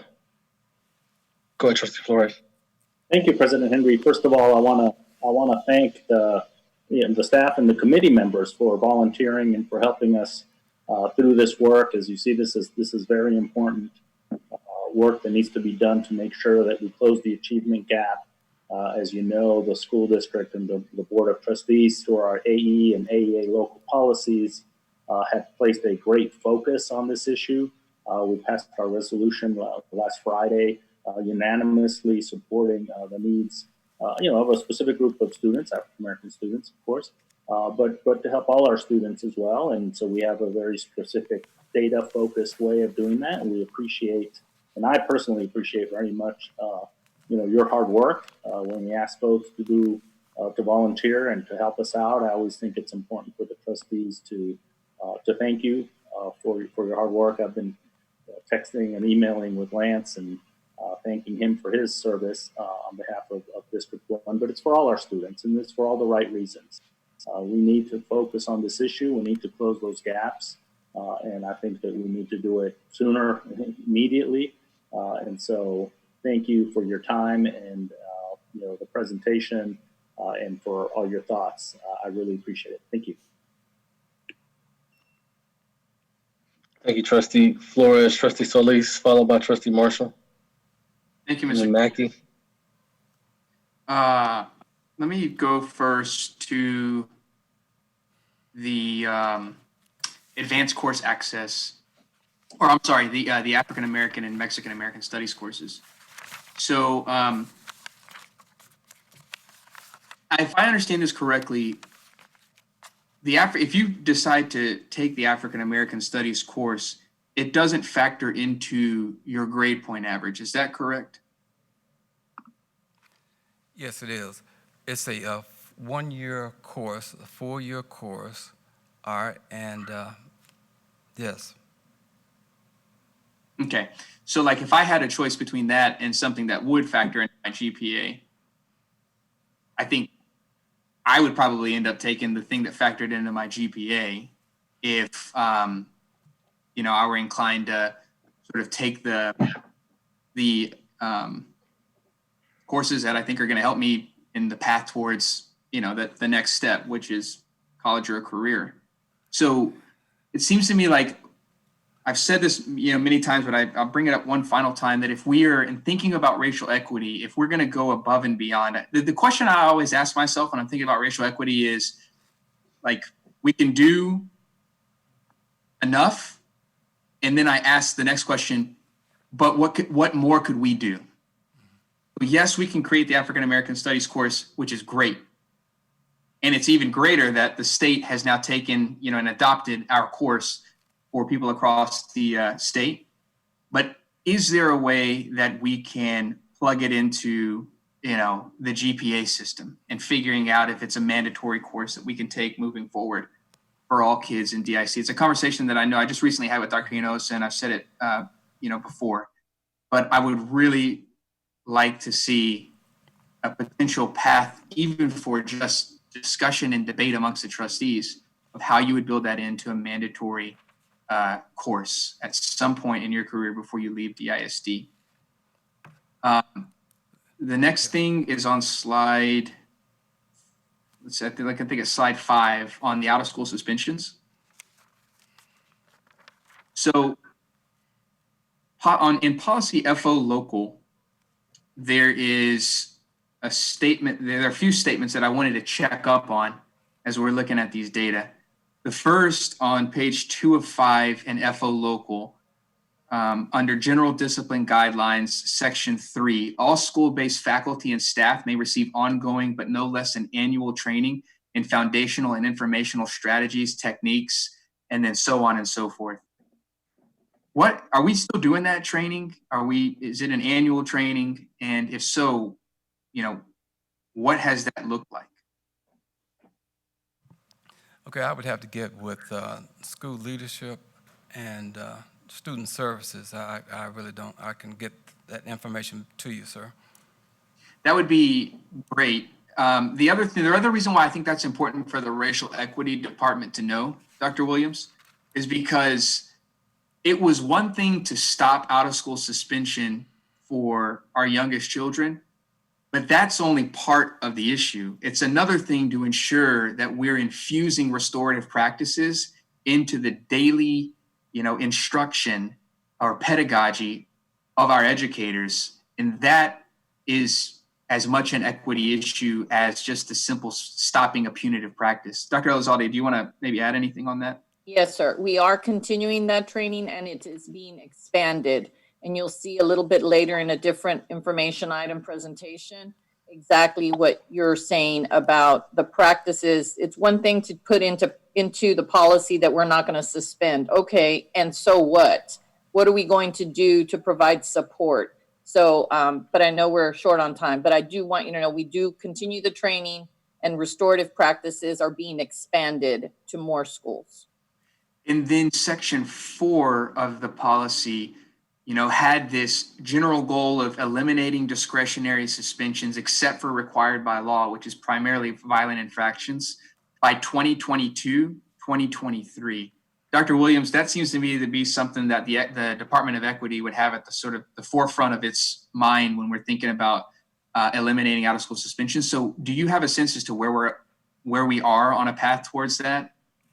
Well, basically what it is that we're collaborating with all the different departments, school leadership, student services, psychological services, special ed department, along with federal and state department with Dr. Chinosky. And we have a task force where we're working together to address exactly what you're saying. And I just want to correct one thing. On that, the African and Mexican American Studies course, they are elective courses, and the students do receive credit for that, which goes toward their GPA. They're official elective courses. Okay. All right. So back to the FO policy, Dr. Williams, section, 5, I think. The district may identify schools that represent the top 1/3 of elementary campuses with the highest percentage of disciplinary actions that are in need of additional support, as outlined in the reg. Are these the schools that you reference in the slide 5 about supporting, specific schools? Yes, sir. Yes, sir. We identified the schools that had the highest discipline rates, and that's what the district task force, that's who we focused on.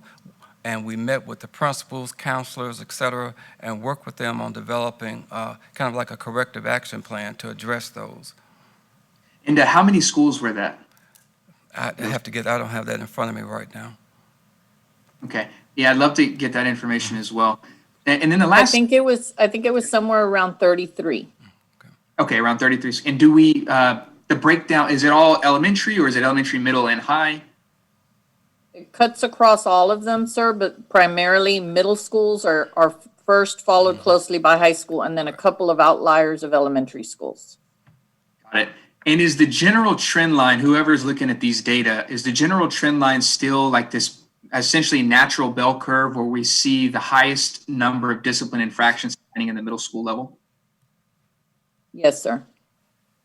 All right. And do we, you won't know this off the top of your head, but could you get me the number of out of school suspensions for middle school over the same 3 years that we tracked on slide 5? Absolutely. Okay. And then the last thing on this particular slide would be, Dr. Hinojosa and I had a conversation just a couple of days ago about the policy FO local and ways in which we might be able to expand that. And I would just ask Dr. Williams to be in touch with Dr. Hinojosa about that conversation, because I think that the time might be now for us to rethink FO local and potentially expand it. I think, you know what, I think at this point, that's all my questions. Thank you, Mr. President. Thank you, Trustee Solis. Trustee Marshall?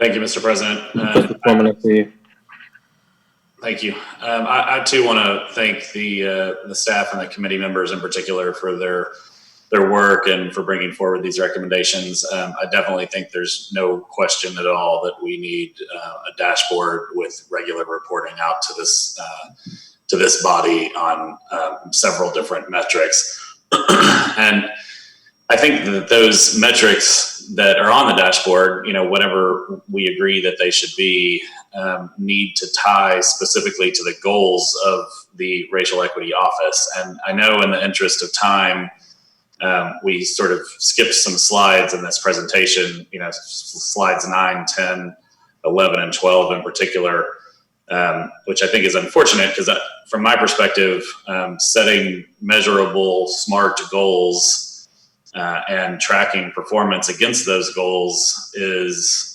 incredibly important. And those probably aren't the slides I would have chosen to skip, but those metrics and the goals that are on these slides give me some concern. And I'm looking particularly on the far right column where there's 2020-21 goals for each of these focus areas. And a few of them are written in a way that mimics the way that we set board goals.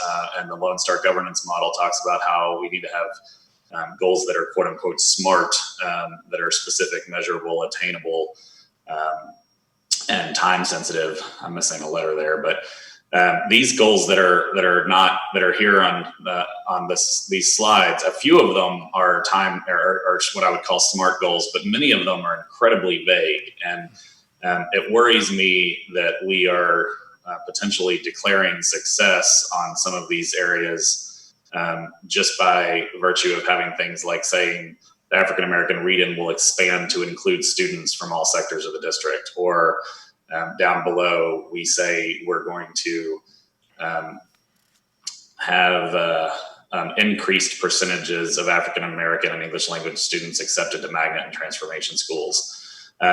These things, I like the way that we do our goals at the board level that have a measurable number of where we are today, a defined time period, and a target of where we're going to be.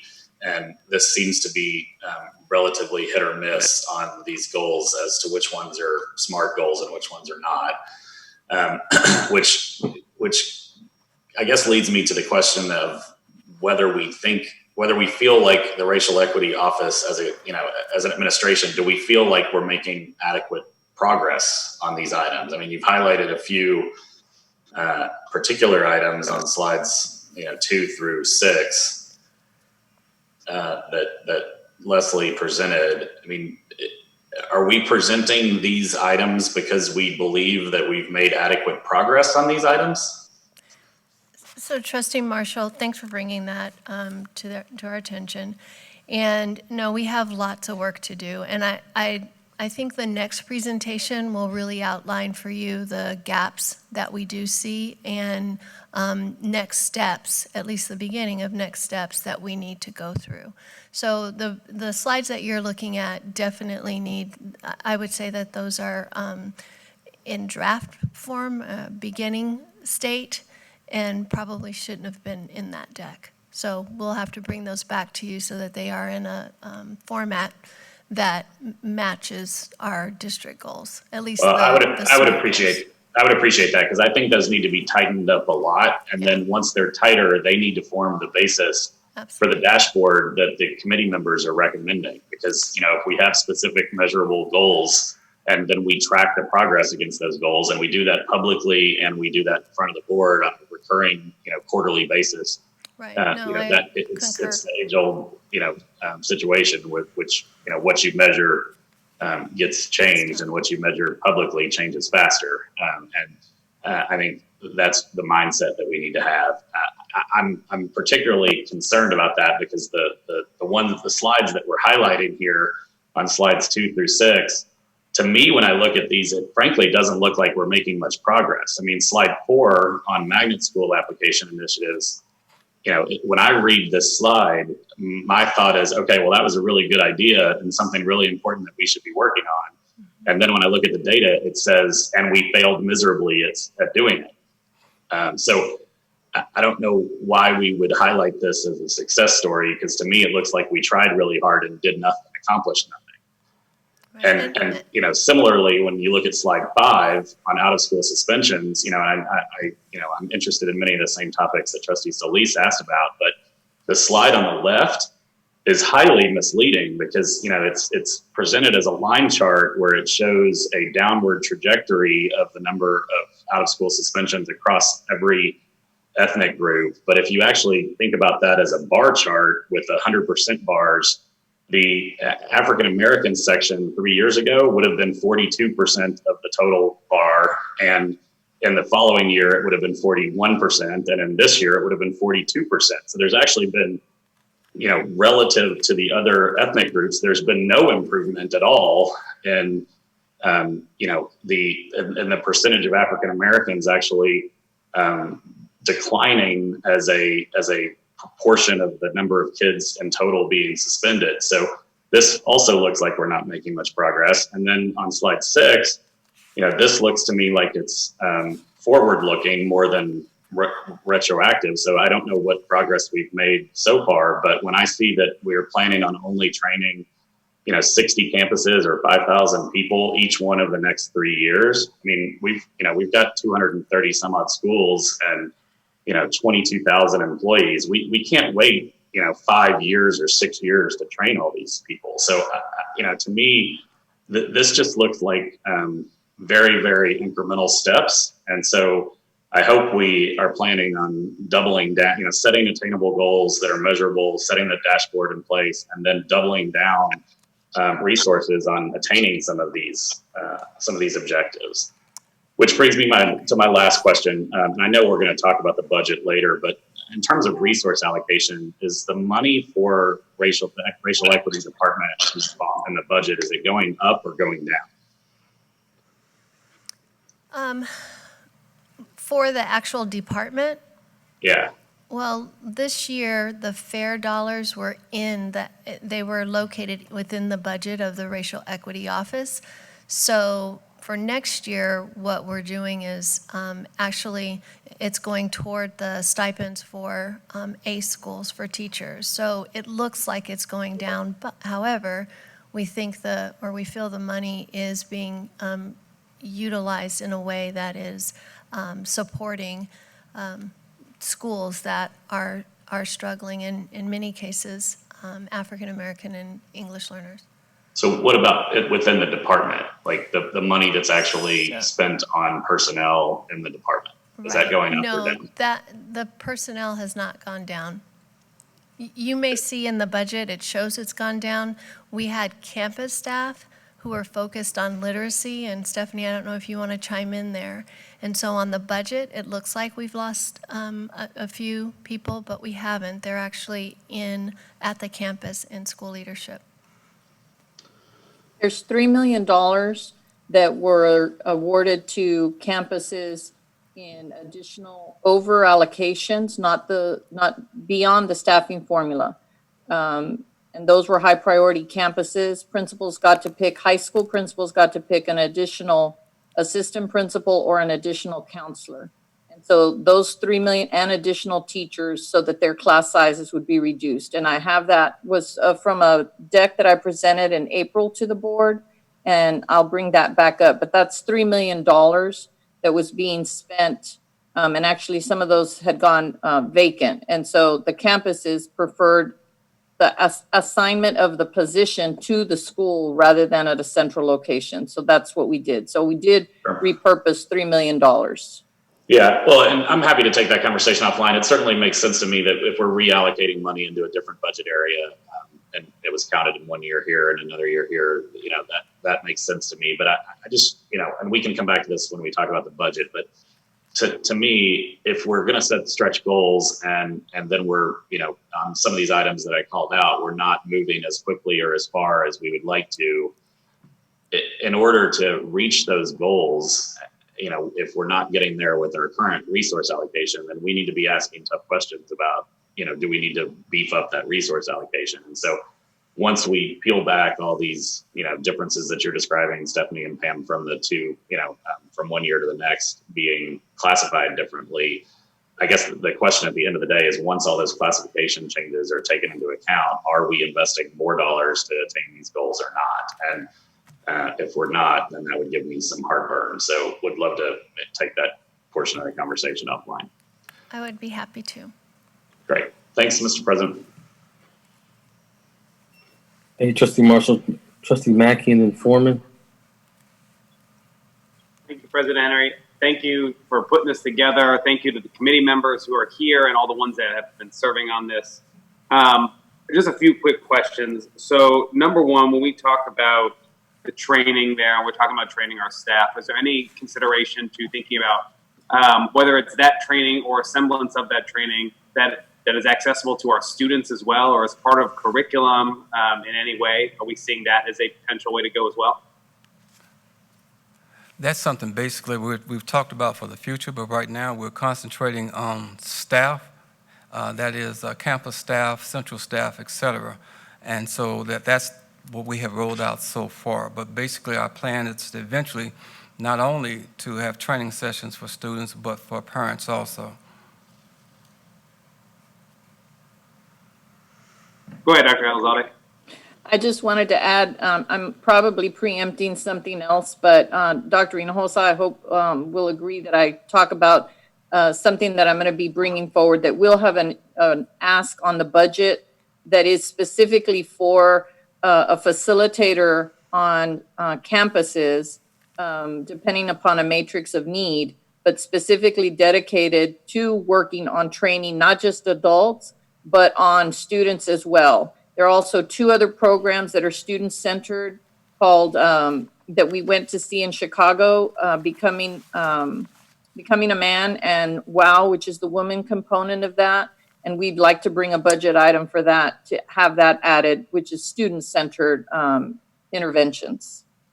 That's great. I'm glad to hear that. And I think regardless of how we think about this, the entire goal of bringing our educators along and making sure this is available and in our school is that it impacts what happens at the student level. So I'd love to see us continue to explore that. And then when we talked about, Trustee Solis talked about the suspensions, and I wonder right now, I think, this COVID crisis has forced us to do a lot of things very differently. And we found ways, obviously there's hiccups and speed bumps around what virtual learning looks like, but we have definitely found a way to do a system where students can be engaged with the academic content. I know one of the biggest concerns that I personally have, and a lot of people have, is that when a student needs to be removed from a classroom situation due to a suspension at any level, oftentimes that sometimes results in them being at home. And maybe there is some work or something that gets sent home, but really it's just 3 days outside of the school. And I'm wondering what conversations we're having around thinking about, now that we're moved down this pathway to technology, that we could perhaps, if a suspension at any level is required for a situation, that rather than a suspension in the normal way of talking about it, maybe that student has a different place. It takes the form of more like an in-school suspension, but instead of it just being a suspension, they're still accessing their class and their content virtually, and just have more direct support for a lot of the things going on, and can be aligned with restorative practice, or really thinking about building deeper relationships with the student, because oftentimes there's other things behind it that resulted in the suspension, not because the student just wanted to make that decision on their own accord with premeditated thought. Trustee Mackey, thank you for that question, and that's the same conversation I had with Trustee Solis a few days ago, and it's something that Dr. Elizalde and I have been talking about for days. We weren't ready to announce it yet, but now's as good a time to start, because we don't want to surprise our campus principals. But there's no doubt, because I've said it multiple times in staff meetings, that we have to change the way we do out-of-school suspension.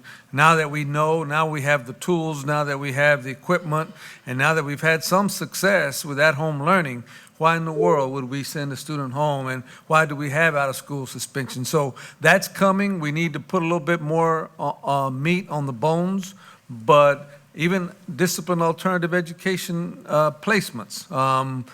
Why do we do that? We lose money for those students. This is another thing that causes our students to get criminalized behavior when they go out and they get in trouble. And if they're in a confined environment where we have an educator supervising them, and now we have the tools to do this. So I've challenged my staff, and that's exactly what Trustee Solis and I talked about, is that we need to rethink out-of-school suspension, and Chief Elizalde has been all over that. Chief, you want to add anything to, I know you're probably doing a little bit of work behind the scenes, but I know you and I have had multiple conversations on this very topic. Well, just with the increased efficiency of and awareness of technology on our part, we can certainly put students in an environment, even in our own physical buildings, where they could receive, for instance, counseling services and Zoom into their classrooms without having to physically be in there, and therefore they don't lose the connectivity because the students oftentimes have great relationships with lots of their teachers as well. So when we send them home, all we've done is we've extended the problem, obviously. So my focus is going to be on all of these discretionary types of behaviors that we have in general tended to simply do an automatic 3-day suspension, when all we're doing is we're not dealing with the why. And I think right now our focuses have got to move away from the what's, and we have to focus on the whys, so that we can get to the root cause and provide the support. So I am looking completely at how can I,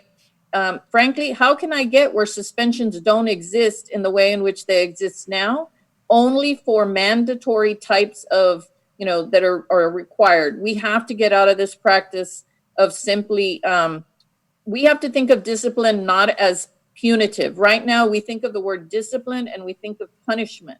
We need to think of discipline and we need to think of support, not punishment. Thank you for that, Dr. Elizalde and Dr. Hinojosa. That makes me incredibly excited. I think that could truly be a game changer And when we talk, when Trustee Marshall talked about these goals and we see the chart, which seems to be trending downward a little bit, I would love to see that fall off to zero, frankly, as a goal. So I'm excited you all are exploring that and really thinking outside the box, because that truly can be a game changer. I guess my last question is just around the recommendations. And again, thank you to the committee. Thank you for putting these together and making these recommendations. I concur with Trustee Marshall about the need and the critical importance of the dashboard. I know everyone in administration, every board meeting, there's a number of questions from us about what resources are we putting into this? What are we doing for X, Y, and Z? And that would be a way to have all those answers in one place. Where are the next steps around taking these recommendations for the committees, and what does that look like as we move forward? Is administration committed to taking those and then executing on them and updating us, or where are we at with what the next steps are from here?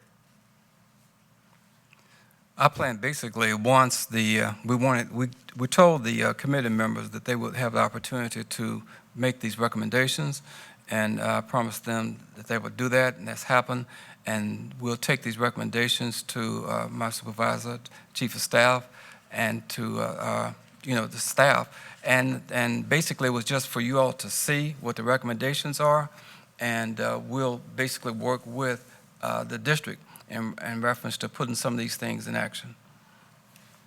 Well, again, thank you for your work. I look forward to seeing that next part of the conversation as we continue to drive down this path full speed ahead. So thank you again for all of the work of the committee members and everyone involved with this project. So thank you all. Thank you, Trustee Mackey. Trustee Foreman. Thank you. I just want to start out with a statement and then some questions.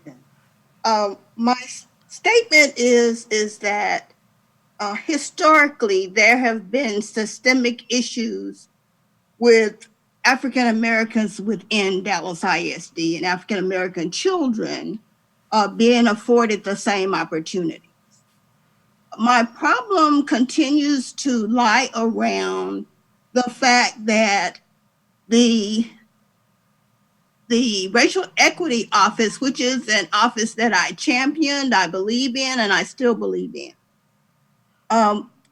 needs to be inside of the systemic issues like teacher turnover, principal turnover, those kinds of things, curriculum, those things that are making a difference within our community.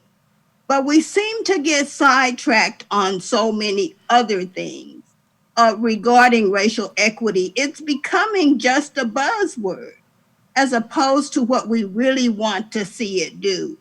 So I'd really like to see us focus a little bit more on trying to define. I can't believe I'm agreeing with Dustin Marshall again, but trying to focus. You go, Joyce. You go. You agree with me whenever you want. Brother. Trustee Foreman has the floor. Trying to focus on things that make a real difference. When I look at things like the out of school suspension, I'm in total agreement. It doesn't look like we're making a lot of movement. And the African American children, based on the percentage of African Americans within the district, still have a very high percentage. And while we are talking about how, well, no, we're going to change this and we're going to do some other things, are we getting inside of what the real problem is? That is a big issue. Are we looking at what the real problem is? And are we willing to face that problem and begin to talk about what do we do to change that? And I can tell you one training will not do it. One training is not going to do it. We've got to think of some other things. And while Dr. Elizalde, I appreciate you. I believe that the Racial Equity Office should be hand in hand with the things that you think you want to do in the schools. There has to be a centralized effort, and that is in the Racial Equity Office, to make some of these changes, because we have to hold somebody accountable. We've got to hold somebody accountable, and I want to make sure that we're holding the right people accountable, and it's not everybody in the district. When I looked at and I'll get off my soapbox, when I looked at the advanced courses, and looked at the percentage. This is on slide number 3. It's really quite confusing trying to figure out, you're talking about the meets and masters, but how many of our African American students are really passing? How many of them are we tracking these students? And again, that goes back to the dashboard that Bill Betson has been talking about forever. I don't agree with all of it, but he's been talking about it forever. And we've got to have a way to track this as a community. Even when you look at slide 4, you talked about the magnet schools. The thing that really got my attention, which I've reminded you more than once, that I have African American schools in this neighborhood that are predominantly African American. 2 of the meetings that were held to train mentors were in my district. But the schools that are involved are Lincoln, Madison, and Roosevelt, the feeder patterns. David W. Carter is out here. I'm just calling your attention because I think it's important that you look at the whole, not just 1 or 2 schools. You're not going to fix it if you don't look at the whole piece. On the professional development side, I can't remember who talked about it, but training 50 or 100 people, and we've got 20,000 employees, and all of them should be trained, by the way, because some kids are close to the cafeteria worker. Some kids are close to the janitor. They all need to be trained, and so I would strongly support us pushing that. And then I'm going to just stop with, when I saw, and I told Pam this, and she knows it, so I was upset when I saw that funding for racial equity was taken out of strategic initiatives.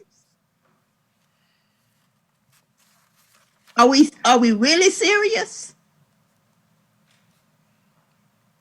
Are we really serious? Or are we just simply using racial equity as a term, and we're not going to do what we really need to do? It's going to take resources, Dr. Hinojosa. It's going to take resources. And the resources need to be in the racial equity office for them to be able to carry out a plan that this board decides on, not in other departments. It's going to take resources. And I just would like for us to, as a board, to rethink the budget when we get to it, taking racial equity out as a strategic initiative. I think that's wrong-headed, and we will not get where we're trying to go. Thank you. Trustee Foreman, I agree with you, and I accept responsibility, because my own definition of a strategic initiative, it is important and we fund it first, and it should have a fiscal note. I too was concerned the other day when I heard that we have no new money for racial equity. That's my fault. I accept responsibility and we'll fix it. Change it. Thank you. Thank you, Trustee Foreman. Thank you, Superintendent Hinojosa. And I'll start where Trustee Foreman finished. I had the same concerns about racial equity not being a strategic initiative. I had even more concerns that I shared with the administration about comments from the administration saying it's a part of a fabric, or loosely quoting this, but a fabric of our current institution, which I think we all know is not true. But I think I saw the presentation has been adjusted, so I believe it's back in there, but I guess we'll see that in the next presentation. It might have been helpful for us to do the other presentation before this particular presentation. I'm going to echo a lot of the sentiments of my colleagues. Again, I'll start where Trustee Foreman finished, but we have 20,000 employees, and I get emails weekly, and particularly in the last 2 weeks, of interactions that can be couched as racist interactions. It's important that all of our folks in our district is trained as quickly as possible. If that's a funding note, then let's see if this board is willing to do that or not. But I think, incremental steps, incremental progress, as I stated in the resolution, our kids just can't afford that. So I hope we're we're being very thoughtful about that, and I won't belabor the point. I do have a few comments, and I don't like reiterating what my colleagues have already said. I usually don't do that this time. When Trustee Marshall was going through these slides, I need to understand if this is what we consider success at all. I don't even know how we're measuring success at this point. So the slide 3, the slide 4, the increase in the magnet enrollment, I would like to see that. So this is a question, a board request. Can we disaggregate that? I would like to know which one of those students got it on their first choice and who got their second choice. I'd also like to see that disaggregated by schools. So specifically, if you have Roosevelt on there, and you have number of accepted 2020, I would like to see, what school it is as aligned to policy. So are these schools getting the percentage allocated by policy? I know when I first got elected, one of the first things I looked at was that for my district, and we were not getting the seats allocated despite some of our students meeting the qualifications. So I want to make sure that that's reflected there. I have a lot of comments that I'm going to bring offline, but to Trustee Marshall's point with these goals and making sure they're actually smart goals.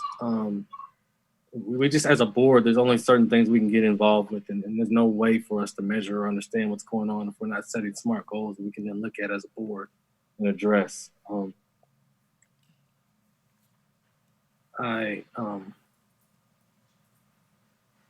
change in the out-of-school suspension, I like to see that those type of graphs on the academics, but it needs to be portrayed in a way that's clear. I think the point that Trustee Marshall said, I keep harping on what he was saying, but he was dead on. The 41% to 42%, that's what's important. We're talking about the scope of our African-American students or Hispanic students, and then the percentage of those students, not the hard numbers. So we need to make sure the way we're communicating this is clear and not misleading. I think that is a bit misleading. It's very misleading. And Trustee Foreman was talking about on slide 4 that all the meetings, I guess this is a question that I can get answered offline, but all the meetings, the schools are Lincoln, Madison, Roosevelt, which aren't in her district, but some of the meetings are in her district. And I might have missed something, but I have Lincoln and Madison on there, but none of them were in the Lincoln Madison community. So I'm missing something from that slide. There's a bit of disjointment. Not only are her schools that have a lot of African-American students not included on there, yet the meetings were in her community, but I have schools that are on that list, but there weren't meetings based on this in my community. I could have missed it. So I just need some clarification in that space. But I appreciate the volunteers. We're a volunteer board as well. So the ones that presented today, the ones that are serving on this committee, really appreciate you putting in the work on this committee and giving us the feedback. I agree with the sentiment about data and the transparency on data. I think that's the only way the board can hold the administration accountable. It's the only way the public can hold us accountable. So finding ways for us to have readily accessible data, which means we need some goals that are clear. I think that would help us all in this process. But what I will say, we echoed it in our resolution, the incremental change from my perspective being acceptable with that of the board. I hope we're shifting from that to where we're seeing we can't, that progress on that suspension, that can't be the progress that our kids are going to receive. The progress on some of these other metrics can't be what's acceptable for our kids. So again, I want to thank everyone. I don't have any questions. I'm going to have questions about this offline instead of during this meeting. And I see Dan has a question before I wrap up. But Dan, go. Do you have the last word unless there's any other comments? Okay. Well, first, I would like to thank the committee for its hard work. I do recall that when we first passed the racial equity policy, everybody was unanimously for it and unanimously for it from the very beginning. But what there was some unclarity about was what specifically would we do to advance these objectives of racial equity. And I appreciate the recommendation for the yearly audit and for the dashboard. I am not going to echo all of the statements that have already been made, that most of which I agree with from my colleagues.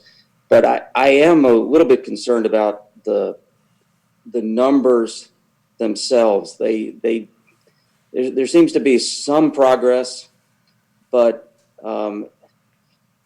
I I'd like to see a whole lot more, looking at, for example, the number of students taking the magnet courses. And something has gone on my screen. Can everybody still hear me? Trustee Henry? Yes, I can hear you. Okay. For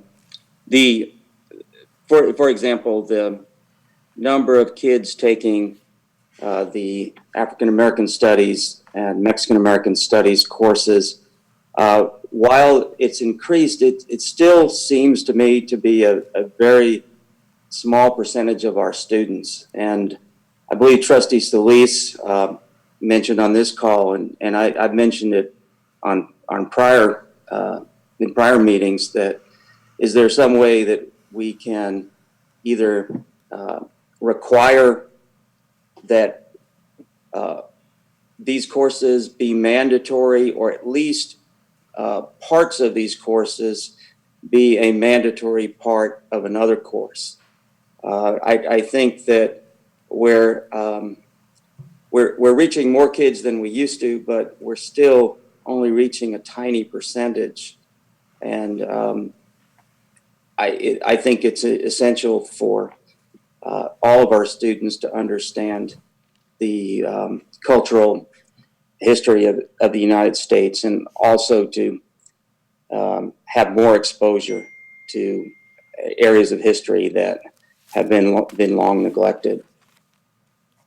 And with respect to, excuse me, with respect to the magnet school admissions, this has been a long concern for me as well. Talked about the lack of agency that we have in so many of our schools, where kids who do not have the agent or the agency to apply are just simply left out, and someone else winds up taking their spot. And sometimes it has been someone from outside the district. So I think that we really need to figure out a way to further support and simplify the process so that our kids can access the benefit of going to a magnet school. The last thing I just request is that I saw that there was an anti-bullying video from Sam Tasby Middle School, and would like to see if that is something that we can put on the hub, put on our Facebook page. Thank you very much. Thank you, Trustee Mitch K. I think that that's all the questions on this particular agenda item. We'll move on to the next one, which is item C, Education Resource Strategies. Chief Lear. Thank you, President Henry, and good afternoon, Board. I've asked some of my colleagues to join in today's presentation, so I have Dr. Elizalde, Dr. Oakley, Mr. Williams, and also Ms. Liz Cedillo, who is the Chief of Equity and Inclusion with the City of Dallas, and she served on our team. So much like the national health crisis and social justice movement, our local work around racial equity has shone a bright light on systematic practices that have created inequities, specifically for African American and English language learners. It is now more critical than ever that we think deeply about how we maximize our resources, and even more importantly, how equitably those resources are allocated, in particular for economically disadvantaged African American students. Today's presentation is about providing the context to understand the depth of the full report and to identify the areas and actions for systematic change. The full report will be included in this week's board update, so it's worth really reviewing the detail of that report, because the big ideas align beautifully and form a perfect nexus with the resolution that the board approved last week. Next slide, please. I'd like to start by acknowledging and thanking the people who selflessly gave significant time and thought in making this report. This slide shows the members of the working group, which is a cross-departmental team from the district employees as well as external partners who are leaders in their own professional communities. Next slide. In 2018, the board took a bold and courageous action to address the institutional racism in our system and to publicly state that we need to right those wrongs. Voting 9-0, this board passed both our equity resolution and policy. The equity policy acknowledges that the two groups that persistently disadvantage are our African American and English learner students. So with the focus on these two groups, the board funded our Office of Racial Equity, putting resources toward this critical work. And more recently, the board voted 9-0 to pass a resolution declaring the lives of Black students and Black people in our community matter. Next slide. In large part, thanks to this investment and explicit emphasis on racial equity, Dallas ISD has bright spots, which are illustrated on this slide. I'll just point out a few with early learning. I think Mr. Williams talked about the scholarships for pre-K. We also have now 120 pre-K programs or partnerships. We also have our turnaround model with ACE that Dr. Elizalde and Ms. Healy have led. And then we also have our PTECs that are early learning high schools. So I also want to look at the other side of that slide. And so we are inspired by early progress that we see with this data that's off to the right-hand side. And we've started to make gains, but there's obviously more that's required to achieve equitable and excellent outcomes for African American students. You can see that the growth was more than the state, but the percentage is still quite low. The bottom chart shows that our EL students are outperforming and outgrowing the state English learner students. Next slide. Educational Resource Strategies, or ERS, approaches their work through the lens of resource equity and has defined it as the use of allocation of resources. And in order to ensure outcomes are no longer predicted by race and or family income, we must consistently implement practices and policies that use and allocate resources based on student need. And this aligns with our district vision, our theory of action, and policy. So we chose to partner with ERS because of that alignment and vision and their expertise in quantitative and qualitative analysis. So on the right hand of the slide, the 6 highlighted areas are the dimensions we studied for the purposes of this report. These levers were determined by the availability of data and the need for support. The grayed out areas are areas that this particular study didn't investigate or evaluate. However, we as a district believe these areas are extremely important and critical to student success, and we are currently investing in early learning. We're also investing in the student support and interventions. Teaching and Learning has done a great deal of work with MTSS, which is a platform to help with interventions. And then, of course, earlier in our bond work, we talked about the school community hubs. And a positive and inviting climate is always at the forefront, and that focus is through market share and recruitment and retention. Next slide, Dr. Elizalde. Good afternoon, trustees. As I reflect on this slide and present this information to you, I think all of you will be nodding your head and saying this is what we've been talking about. And this particular set of data allows us to quantify it. So what I'd like to start with just very briefly on this slide is, although these are a whole bunch of numbers, they're really student experiences. So I would like you to bear with me. I would like to walk through a couple of these data sets themselves to make sense of them. First and foremost, there are actually 6 equity groups. You're going to hear that term, equity groups. What's an equity group? Those are groups of our students. So for instance, you can see that we're looking at 3 equity groups on this particular slide. We're looking at economically disadvantaged that are also African American students. We're looking at students who are economically disadvantaged, Hispanic, and English learners. And then the last group we're going to be comparing to are students who are of any race and ethnicity, but are not economically disadvantaged.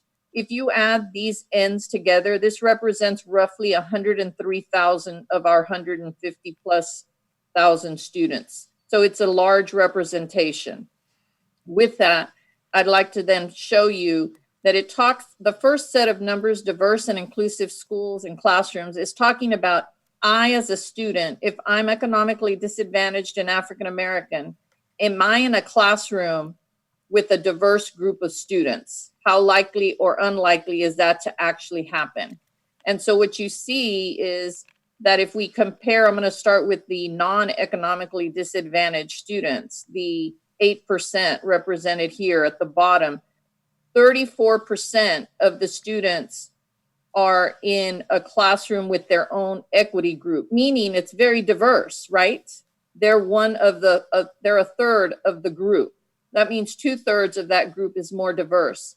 However, when you look at African American and Latinos that are economically disadvantaged and Hispanics who are particularly English learners, you see that that diversity is not prevalent. So you're surrounding yourself. Now, obviously, the percentage of students that we have that are of this equity group in our own district has an impact on some of that as well.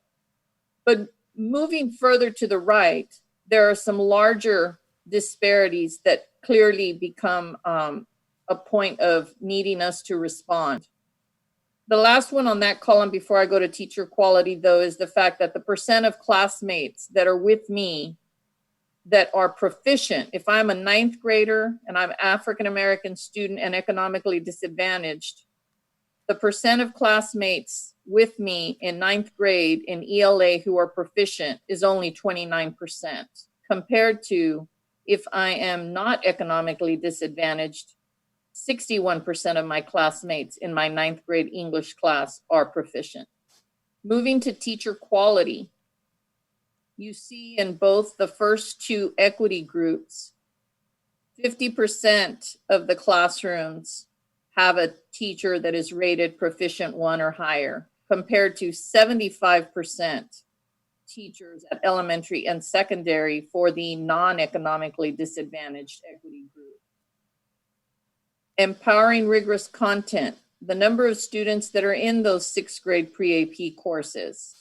You see again, the ends here are very different. Thus, the percentages are also different. 80% of non-economically disadvantaged students are signed up for that 6th grade pre-AP ELA course, while only 40% and 44% respectively are in those groups for the other 2 equity groups of economically disadvantaged Hispanic English learners and economically disadvantaged African American. And the last one is a number of students in core classrooms. And here you don't see necessarily a stark difference there. You see number of students in core classes similar. But what does become very noticeable are the number of students who are needing additional assistance. And in this instance, the study looked at mathematics.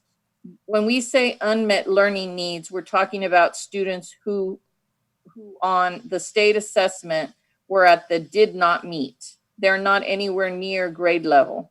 And so the question then is the support there, what type of additional time do they have for math? You see that less than 50% of economically disadvantaged African-American students are receiving that kind of additional time in mathematics. And this is just looking at one content area. So we clearly see some very large disparities. And then the last column is the funding, where you do see we're spending more dollars, but to all of the trustees' point, and certainly our superintendent who constantly challenges us, we all have to ensure that we're utilizing the dollars in a way that is most effective. So we know the first step is looking at the data. And at this time, I'm going to go turn this over to Liz Cedillo for slide 7. Good afternoon. Can you hear me? Yes. Thank you. Good afternoon, President Henry and members of the school board and Dr. Hinojosa.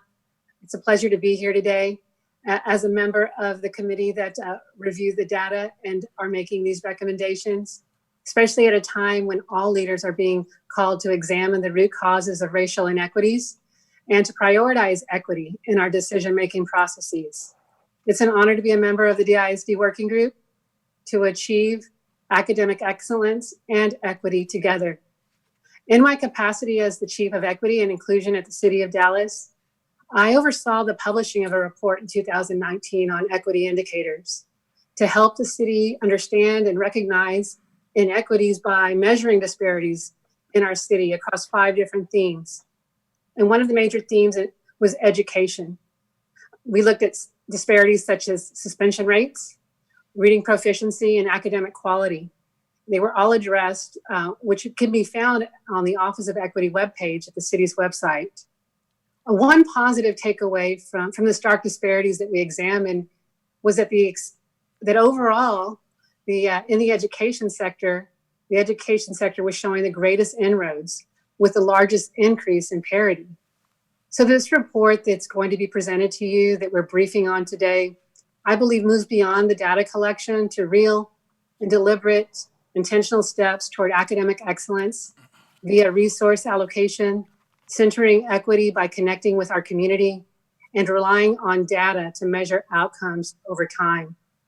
So the working group and ERS identified 7 big ideas that you'll see here on this slide, where we want to take actions that are grounded in our theory that teachers, principals, and the design for equity are 3 most critical factors influencing in-school student achievement. We all recognize that teachers are the most important in-school factor influencing student achievement. As a proud Dallas ISD graduate, I know this to be the case from personal history. So the first 4 of the 7 big ideas are related to teachers. Number 1, expanding support for teachers at higher needs schools.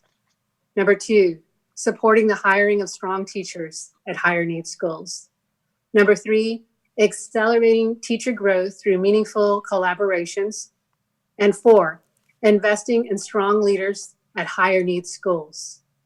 Secondly, principals. Principals we found are the second most important in-school factor influencing student achievement, given their role in establishing instructional excellence and supporting our educators. So you'll see that the 5th big idea corresponds to principals by ensuring equitable access to application and lottery programs and advanced course pathways. Finally, we must recognize that we ensure systems in schools are designed for equity. How? Well, we have an idea to coordinate school budgets, staffing, and scheduling options that optimize resource use for student learning that the board is very involved in, and I have heard in these discussions just today. And 7, determining funding levels that differentiate for student need and incoming performance. In addition to these 7 big ideas, we've outlined 3 foundations for success that we will return to at the end of this presentation.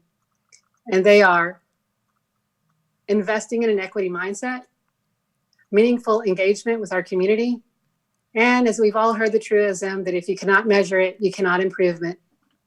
The final foundation for success, therefore, is measuring, monitoring, and reporting on progress. Thank you. The next slide will be covered by Mr. Williams. ERS and the working group identified the following ways Dallas ISD must sustain existing work, expand existing work with additional investment, and explore new work related to teachers and principals that could improve excellence and equity for all of our students. I'm very excited about where this project ended up because it resonates with my own perspective. Our goal is to implement the big ideas, and we're going to start off with 1.1, to expand support for teachers in high-need schools. 2.2, the district has made efforts to ensure first-round access to hiring for high-priority schools. And 4.2, we need to continue to find ways to incentivize effective principals to stay in our high-need campuses. Next slide. Next slide. The last three big ideas relate to designing our systems for equity. Most of the previous ideas places additional layers on the campus and principals, and so systems of action need to be provided for the principals. So I'm going to highlight just two examples. 5.2, which is to explore cost-effective strategies, including virtual offerings to promote advanced rigorous course offerings across all schools. We know that we have seen the data of the lack of advanced course offerings at some of our schools. In order to ensure that there is equitable access to these course pathways for our African American and English language students, we need to expand those offerings and explore what we are learning from our current virtual learning environment to do this widely across the district and be cost effective. And 6.2 is to expand upon existing structures to provide principals the key metrics focused on equity and access to resources, to an easy-to-use dashboard. Several teams in the district, including IT, school leadership, HCM, and my evaluation assessment team, will be working on a data dashboard to provide principals with metrics about their school, such as the ones presented in this report, so that our leaders, our school leaders, who we know are focused on equity, are given the analytics on their school to be able to make more informed decisions about how they create student experiences that meet the needs of all kids. This is where I feel I can connect with most of this work, providing the data that my team can have to share with all, so that we can continue to monitor the areas we want change in. And you'll notice the last section here is about funding, and they connect to the systems in the sixth point. And we need to make sure that the question is how can we fund that is affordable and drives improved student outcomes. Next, Mr. Williams. Next slide. There are three investments that are central to the success of all other priorities. The Racial Equity Office will have the responsibility for advancing this work consistent with our policy. In conclusion, we know that for any of this work to be successful, we must make continued investment in these three ways: an equitable mindset for the whole system, a meaningful engagement of stakeholders, and we must measure, monitor, and report on progress. Thank you. And we're happy to entertain any questions. And I guess before we do questions, I just want to let the board know that in the appendix, there's actually a little bit more meat to the actions in the event that you want to read it a little deeper.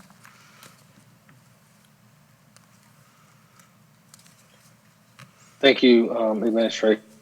And to Chief Leader's last point, this is my time, but to Chief Leader's I appreciate you putting in the appendix as well, the additional information in case we have it, and keeping it with the highlights of the presentation. That's helpful for us trustees that are seeing this for maybe the second or third time at least. So I see Trustee Foreman had her hand up, Trustee Mackey, saw Trustee Johnson wave his hand.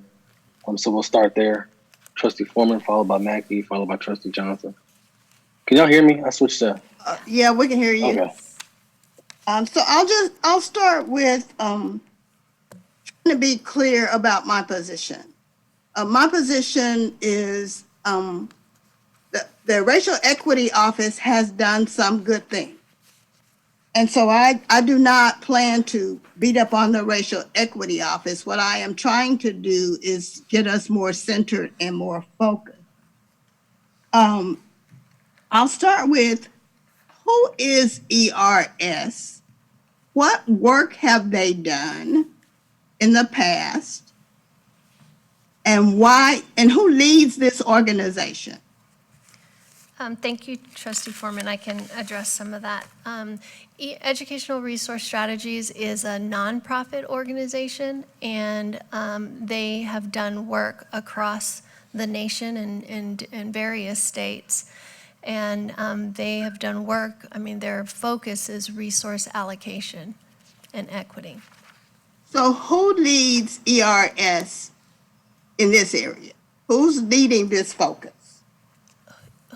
Who's the person? Who's the president? Who's leading? I have a team. We have a team that we've worked with, but I haven't worked with the president of education. So let me tell you, Pam, why I'm asking the question. A lot of times the district goes and finds individuals or individual nonprofits to work with. Sometimes we fall flat on our face because sometimes they don't deliver what we're looking for. So asking the question, and I'd like for you in the board update to give us more information on ERS, because this is important work in my opinion. And I want to make sure that the team that you're working with have people on it who look like me. Right. Because too often they're not there, so there's not a voice there. And so I'd like to know who ERS is in its entirety, like to know who is on the team that you're working with and who actually leads the office in this area. That would help me out a lot. Sure. So then I want to just flip to, it's not a, looks like this is page 6. And we talked about, and Stephanie might be able to help me with this. We were looking at numbers and comparing it with the economically disadvantaged. But what is the total number of students within the district that are economically disadvantaged? We're at 92%. So again, I asked that question only because I knew the answer. And so when we're trying to compare against economically disadvantaged within the district, the majority of our children are economically disadvantaged, if that makes sense. Yes, ma'am. That's why the third equity group, which is the smallest number, Trustee Foreman. I know you pretty well, so I'm trying to get into your head on what you're asking. That's why we're comparing African American and Latinos to the non-economically disadvantaged, because the point we're trying to make is how much of a gap there is. That's only 8% of our kids in the correct. So that is a concern, and I'll talk to you more about that. Okay. I have a concern about that particular issue. Then I'm on the next page, which talks about the big idea. And one of the things that I have to make clear is that in my district, I have no ACE campuses. I have no ACE campuses. So none of the schools are really getting the support that they need based on sending all the money over to ACE. And I have at least 5, maybe 6 elementary schools that are predominantly African American. I have a middle school and a high school. And we don't fix the problem if we leave those children out. May I make one correction to a previous statement that we've made? The money didn't go just to ACE. It went to our new high priority campuses, of which you have several. And it also went to AIM. The big portion of the redirecting of funds that went to teacher stipends new school leadership, new EDs, went to ACE. And so that is why I continue to talk about that, so that there is a clear understanding that there are some children outside of the parameter of a South Dallas Absolutely. Understood. that need to be addressed. And I'm not going to quit talking about it until people hear me. Then the other thing that's on that same page, the most important thing that we can do in terms of principals and teachers is close the revolving door. We have too many new teachers, too many new principals, and every time you get a new campus leader, guess what? Things change. Not making them bad people, but there's a readjustment. And so those are the principals and the teachers. We need to close the revolving door. And there was one other thing. I do appreciate the fact that some of my schools are in the high needs area, but I think the focus needs to be on these are children that need some of the same resources and that other children are getting throughout the district. Thank you. Thank you, Trustee Foreman. Trustee Mackey. Thank you for that. Thank you all for this presentation. I just want to say overall, this presentation and the data that is here is stark, it's stunning, it's things we talk about. And this, to me, is where I hope to see our future presentations internally from Racial Equity Department and just in general when we talk about equity. We are always coming back to this type of data. These are the type of things that I think about slide 6. I don't know if we can go back to it. But that slide is incredibly stark, and it's pronounced because this is in comparison to ourselves. So these are the discrepancies that exist in our system right now. And I would hope that as we think about what we need to change, and when we think about where we land when we come back together in 30 days with the follow-up from the resolution we passed last week, and where we think about the goals and drive of our Racial Equity Department, this is the type of stuff that we really, really address. And I am curious, on that slide 6, we talk about ACE as a major success, and it has been, and it's shown in the data really successful there. Did we run this comparison, like the same thing with the ACE students as an equity group?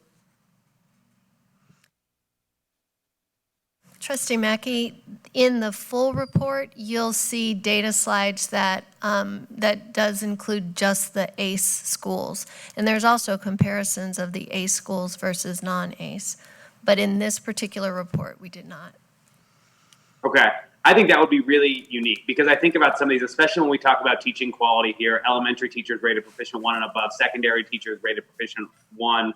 One of the reasons we say ACE has been most successful is because we're putting really excellent vetted teachers in front of our students who need them the most, and it leads to outcomes.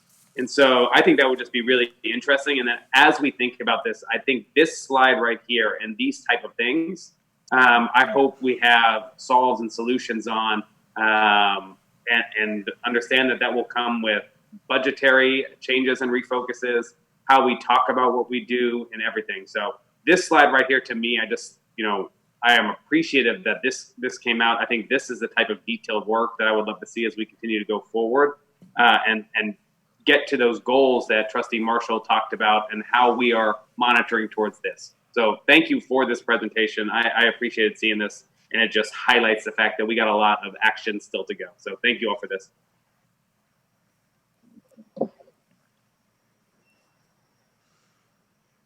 Thank you, Trustee Mackey. Trustee Johnson?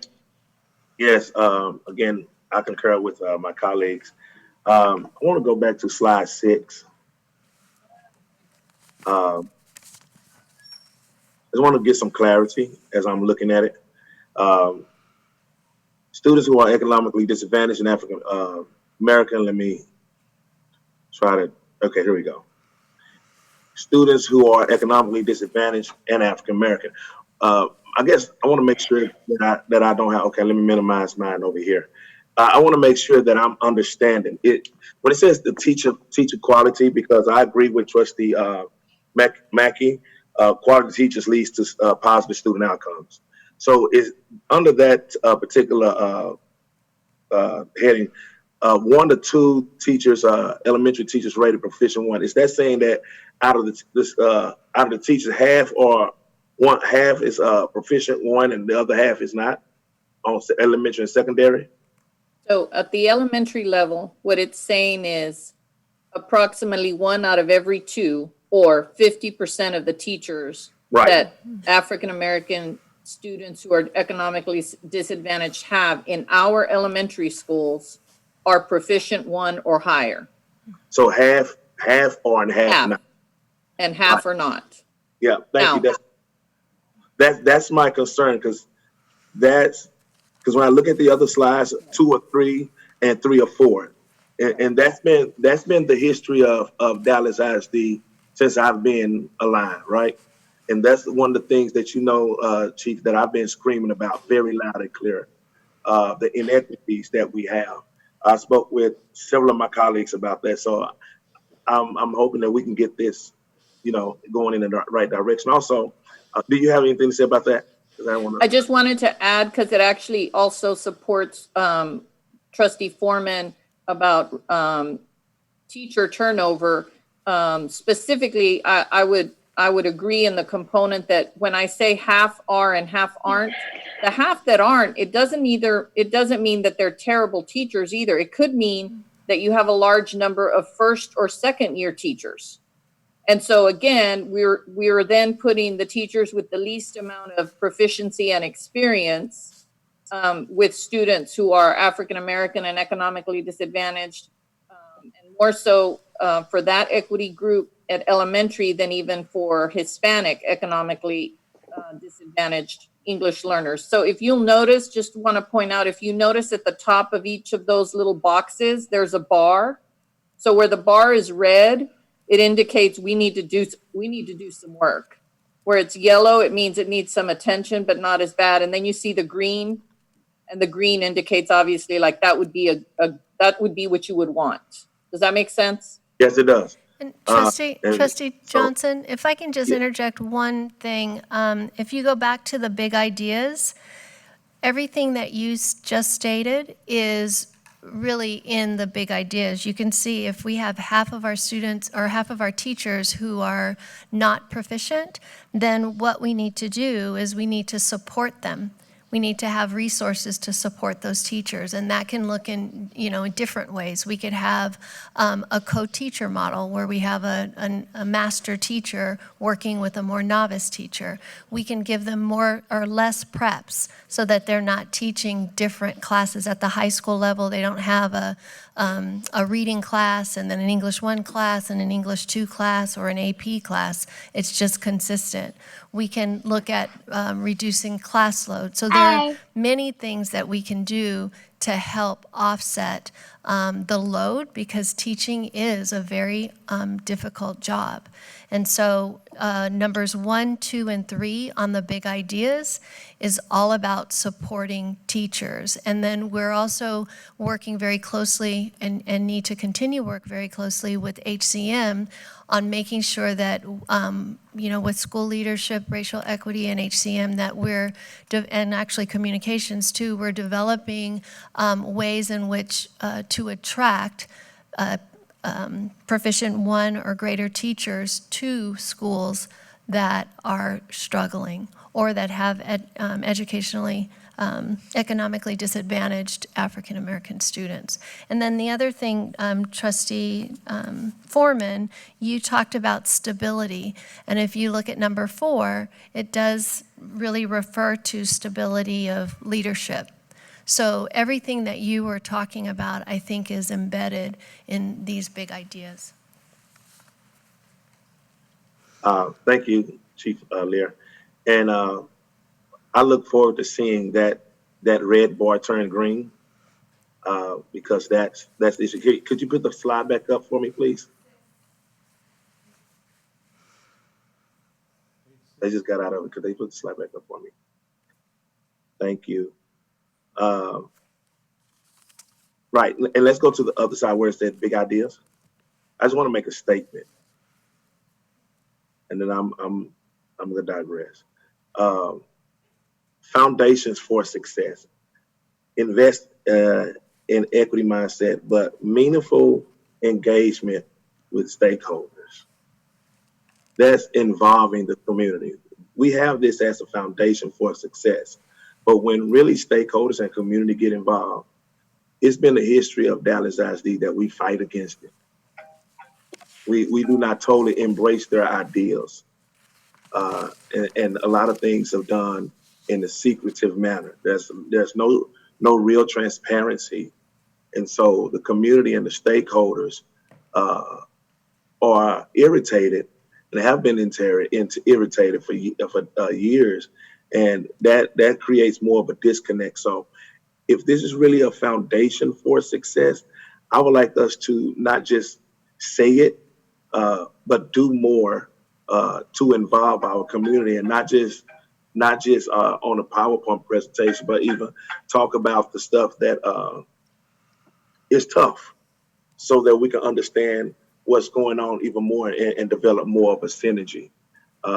If we do that, then I think we'll have less screaming from our stakeholders and more involvement. So I just want to make that statement. Thank you so much, and I look forward to seeing where this goes. This was a great presentation. Thank you so much.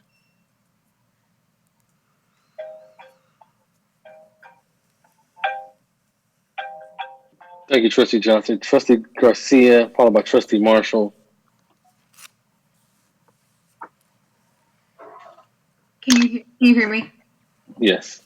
Wonderful. I did want to just start off by thanking you for this thorough presentation. I think, as Trustee Mackey mentioned early on, this is probably the most informative presentation I've seen up to this point in service of the board right now. I'm very pleased to see very distinct equity actions that are outlined by each of these sub goals. I did have a particular question on the exploration of virtual offerings to promote advanced and rigorous course offerings across the schools. Is that something that you could fill me in a little more? Sure. Yes, we can. So, especially in light of where we are with the health crisis, we included the virtual piece there, but there are, I mean, if and when we have to go to a distance learning approach again, then we want to make sure that there's an opportunity for students to have advanced courses. And in some cases, you may have a smaller school and they may not have as many as advanced courses in the master schedule. And so there are ways in which we do it a lot with foreign language, where we may have Latin and the teacher is teaching from a remote place. And so we talked a lot about how can we work to expand the opportunity for all students, particularly African American, to receive advanced courses, opportunity to attend. Mm-hmm. Mm-hmm. That's all really exciting, but does that only pertain to AP, not IB? No, it's not. It's not just AP, but IB is in two in two high schools, and so our conversation really just led to AP. But I mean, we can always open that up. Okay. Yeah, that's one of my. I think, along with what Trustee Johnson was arguing, it's also been one of those access to courses like IB and things like that across the district that have for a very long time bothered me, and I could see this hopefully as an opportunity to make those available to other students across the district who would highly benefit or would most likely benefit from an opportunity like this. Also, huge kudos. I'm looking at 6.2 right now on an easy-to-use dashboards for principals with key metrics focused on equity and access to resources. I think dashboards to decision makers, principals, assistant principals, campus leadership is such an amazing tool. It's a great tool and something that I use in just my daily work day to day. And there's nothing like being able to measure where you are along a key metric when it comes to the impact of your students like this. So huge kudos to the availability of that data. I believe my colleagues have answered the majority of my questions, but huge kudos on this presentation. I really hope to see this work carry out. And a lot of it, quite frankly, reflects a lot of the changes and intentions behind why I so strongly supported the resolution that we passed just this week in support of our Black students. Because as we can see out of the metrics that we see on slide 6, there's a lot of work to do on behalf of our economic disadvantaged and African American students in this district. Thank you. Thank you. Thank you, Trustee Garcia. Trustee Marshall. Yeah, thank you, Mr. President. I want to start by just co-signing on everything that Trustee Mackey said. I'm thrilled with the level of thought and the depth of analysis and approach in this presentation. I think this is what we need to be striving for in all of our racial equity presentations and communications and thinking. I'm curious how we're internalizing and what we're going to do with this material here. I mean, the group of folks that are at the beginning of this presentation include obviously a lot of folks within the DISD administration and also some external experts. But when we talk about this being facilitated by ERS, I'm wondering if I should be interpreting this as a presentation from the administration that they agree with 100% of it, or if this is a external document from a consultant telling the district what they should think.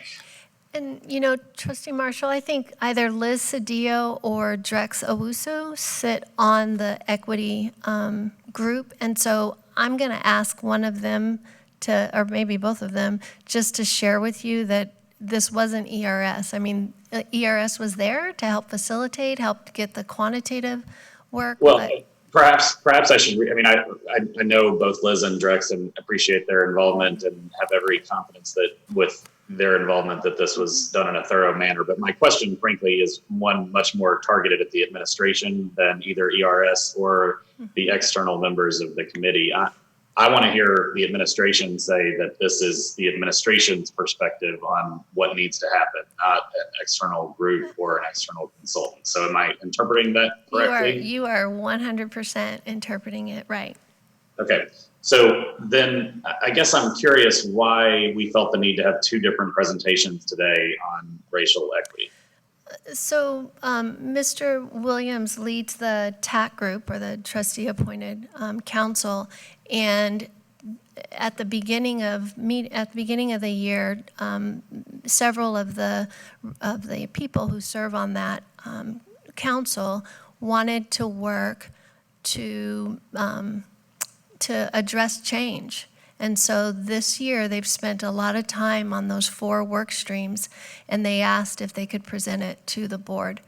And so Mr. Williams was bringing that to the board. Well, and that makes sense to me. I mean, we certainly need to, give an opportunity for the people that volunteer their time and energy to work on behalf of the district, an opportunity to share their recommendations to the board. So I can appreciate that as a motivation.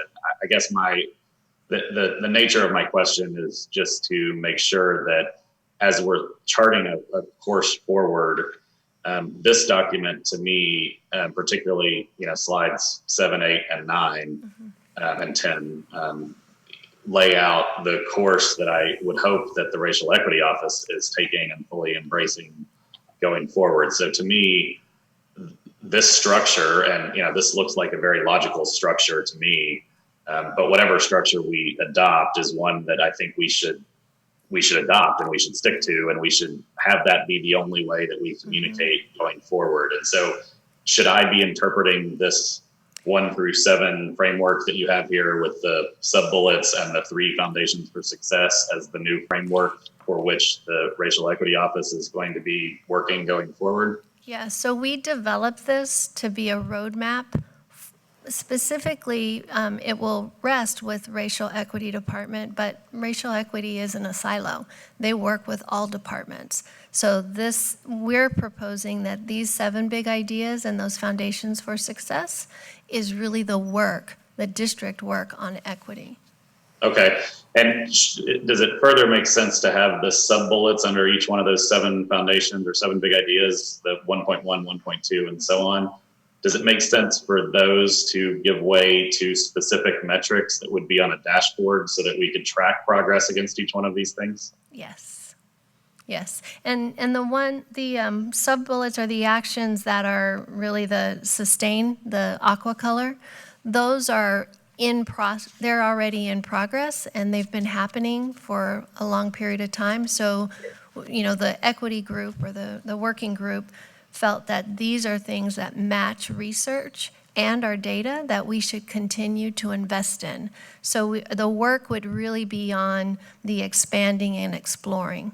Sure. And of course, oh, sorry, go ahead. I asked the question on the last presentation about the goals pages and mentioned that they weren't as smart as I would like them to be. I also wonder if that whole list of goals in the previous presentation just needs to be thrown out the window and instead use this framework and these sub bullets to form the basis for goal statements for each one of those items. So if this is the roadmap for the district, then to me, that roadmap should give way to specific measurable, SMART goals associated with each one of the items in that roadmap. And then furthermore, those specific goals and the items in the roadmap should give way to specific metrics that are tracked on the dashboard. So I want to make sure that we're not talking about all these different things that are interrelated, but we're talking about them in silos. The roadmap, the goals, and the dashboard metrics should all be the same thing. They should all be tied to the same framework. And we see it the same way as you. Okay, good. So does that mean that it's a reasonable hope for this board for you guys to take this framework with the 7 things plus the 3 foundational elements and convert each of those sub bullets into goals and metrics for us to talk about in an upcoming board meeting? We can certainly do that. That would be awesome. And I know our resolution talks about a 30-day plan, and I know Trustee Henry's got some ideas about how to accomplish that milestone, about how we're going to get to tactics from the resolution that we passed last Friday. But this framework also, to me, would make sense for us to form the basis of that conversation, and laying out a 30-day plan. With a plan to be passed within the next 30 days, because I want to that there's strength and success from adhering to a single framework with measurable goals and and metrics that can be tracked on a dashboard. So I don't want us to be having 5 different interrelated conversations about racial equity. I want us to be having one, and this to me looks like a thorough framework. And it's the first time I think we've had an all-encompassing way of approaching this. So I'm really excited about it. I hope we stick to this and use this as the basis for conversation going forward. We agree, Trustee Marshall, and our intent is to embed the 2, and with we hopefully it'll be less than 30 days, hopefully much shorter than that we can get something, even if we have to adopt the budget with a budget amendment coming to add more money into whatever initiative after we identify exactly what that money is for. So we do have a reserve that is healthy, and we have an opportunity to do that. So we concur, and that's our goal, to try to make that happen. Great. Thank you, Mr. Superintendent. Thank you, Mr. President. Thank you, Trustee Marshall. Trustee Flores, followed by Trustee Solis. Thank you, President Henry. I'm probably going to be relatively brief on this one because Trustee Marshall just asked the questions I was going to ask, and I think that the answers were relatively straightforward. My only concern, and as you think about this and all the work we've already done, and AE and AEA and our student outcome measures and our goals. And my only concern with having just piles and piles and piles of information is that we're never going to focus and look at the 3 things that are really going to make a big difference. So I'm all for having data, and I'm all for having dashboards, and the staff can have dashboards, and the campus principals can have dashboards, and the trustees can have dashboards. But I just don't want us chasing every single last little item. I mean, I think that, and Pam and Stephanie can chime in on this. I see that as y'all's job is to figure out kind of what those metrics that you guys want to follow, but it would be nice for the trustees to have kind of more of the bigger picture. We're heading in the right direction. We're not heading in the right direction. So before we go off and create a 90, metric, KPI dashboard, I just, warn us against having too many metrics and chasing too many things. Thank you. Thank you, Trustee Flores. Trustee Solis. Thank you, Mr. President. Yeah, the first thing I want to say, thank you to everybody that's had a role in this. The first thing I want to say is I'm encouraged by the list of people that were involved in this, external stakeholders. But I got to tell you, I mean, there are a lot of my favorite people in Dallas that are a part of this, but probably the person that I'm the most excited to see involved in this, and I think has got to be an instrumental partner in this moving forward, is Liz Cedillo. Because, city policy is school district policy and school district policy is city policy. And if our equity departments are not, in sync and simpatico and consistently communicating on this stuff, it's going to be really hard to ultimately tackle issues of equity from a holistic standpoint. So Liz, thank you for your work on this. And again, I just would really encourage us to continue a very strong relationship with her team over at the city of Dallas. I'd also, obviously echo what Trustee Marshall laid out specifically from a, holding ourselves accountable to all of these sub bullets within those, big ideas and be very, very honest and very transparent with the data around that. And I would even say as transparent with the public. If there are ways for the public to be able to see the work around that. I remember back in the day, and we may still actually have this, but for every school website, we had, a sort of a snapshot of what's happening at the school from a budget standpoint, from an enrollment standpoint, from an attendance zone standpoint, figuring out a way to create a tool that is accessible on every single school website for parents to go to take a look at these, this plan and those particular measurements, I think would be really empowering for our community. But another thing that I would be hesitant to completely sign off on is the idea that we would take these 7 big ideas and the 6 things that you've colored in on slide 5 and say this needs to be our plan for racial equity moving forward. Because quite honestly, I'm not sure that this really, and this may be, going to a degree, speaking, it may not be in alignment with what Trustee Flores just said, though I do agree the idea that we have to have focus. Like, we could have the best teachers in these schools. We could have really innovative curriculum in these schools. We could have great community engagement in these schools. But if we're still kicking out half the school, and 3/4 of the half of the school are African Americans that are getting kicked out, that's a massive issue. And that's not reflected at any place as I see it in these 7 big ideas. So I like the idea of using this as the beginning of a framework, but I can't support it just being those specific things because there's still massive inequities that go unaddressed in the 7 big ideas. I think the second thing I would say on the slide 5 and what you colored in, the diverse classroom and schools, like one thing that I found myself thinking about over the past 2 weeks is what if George Floyd and Derek Chauvin would have gone to the same school growing up? And we're in that same exact scenario later on in life as adults. Would that have been a different scenario? What I mean by that is we are still operating in a hyper-segregated city, and figuring out ways to create more access to AP is a good thing. figuring out ways to get more kids into magnet schools is a good thing. But our traditional neighborhood schools are hyper segregated. You know, is there a way that we get creative and bold around attendance zones?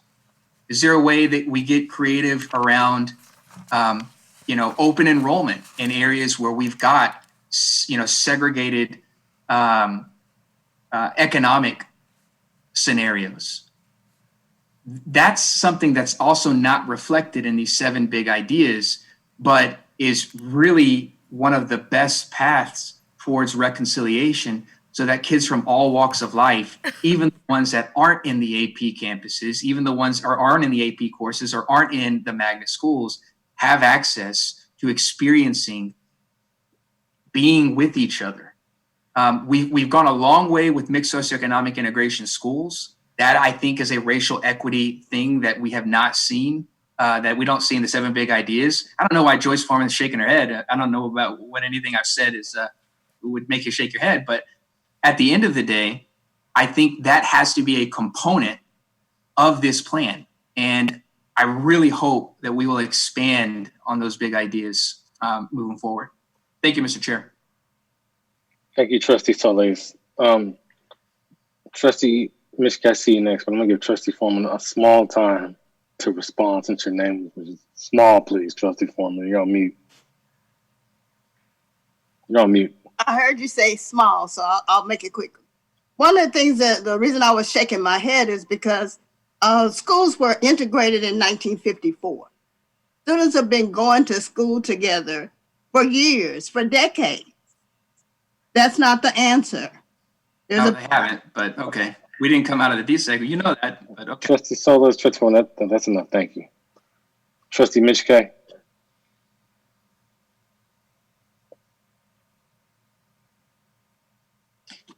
Thank you. I agree with a lot of the comments that my colleagues made. I just wanted to go back to, I believe it was slide 4, and acknowledge the progress that has been made.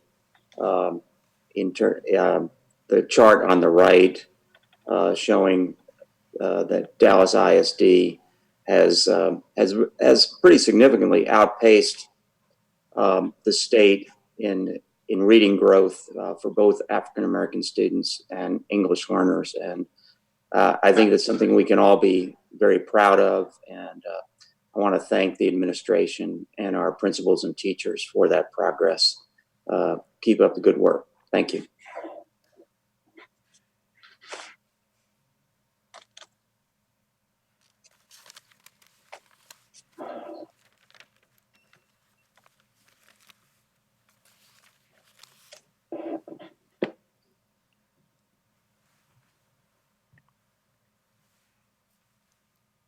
Trustee Mackey and Trustee Solis, do you have comments in the second round?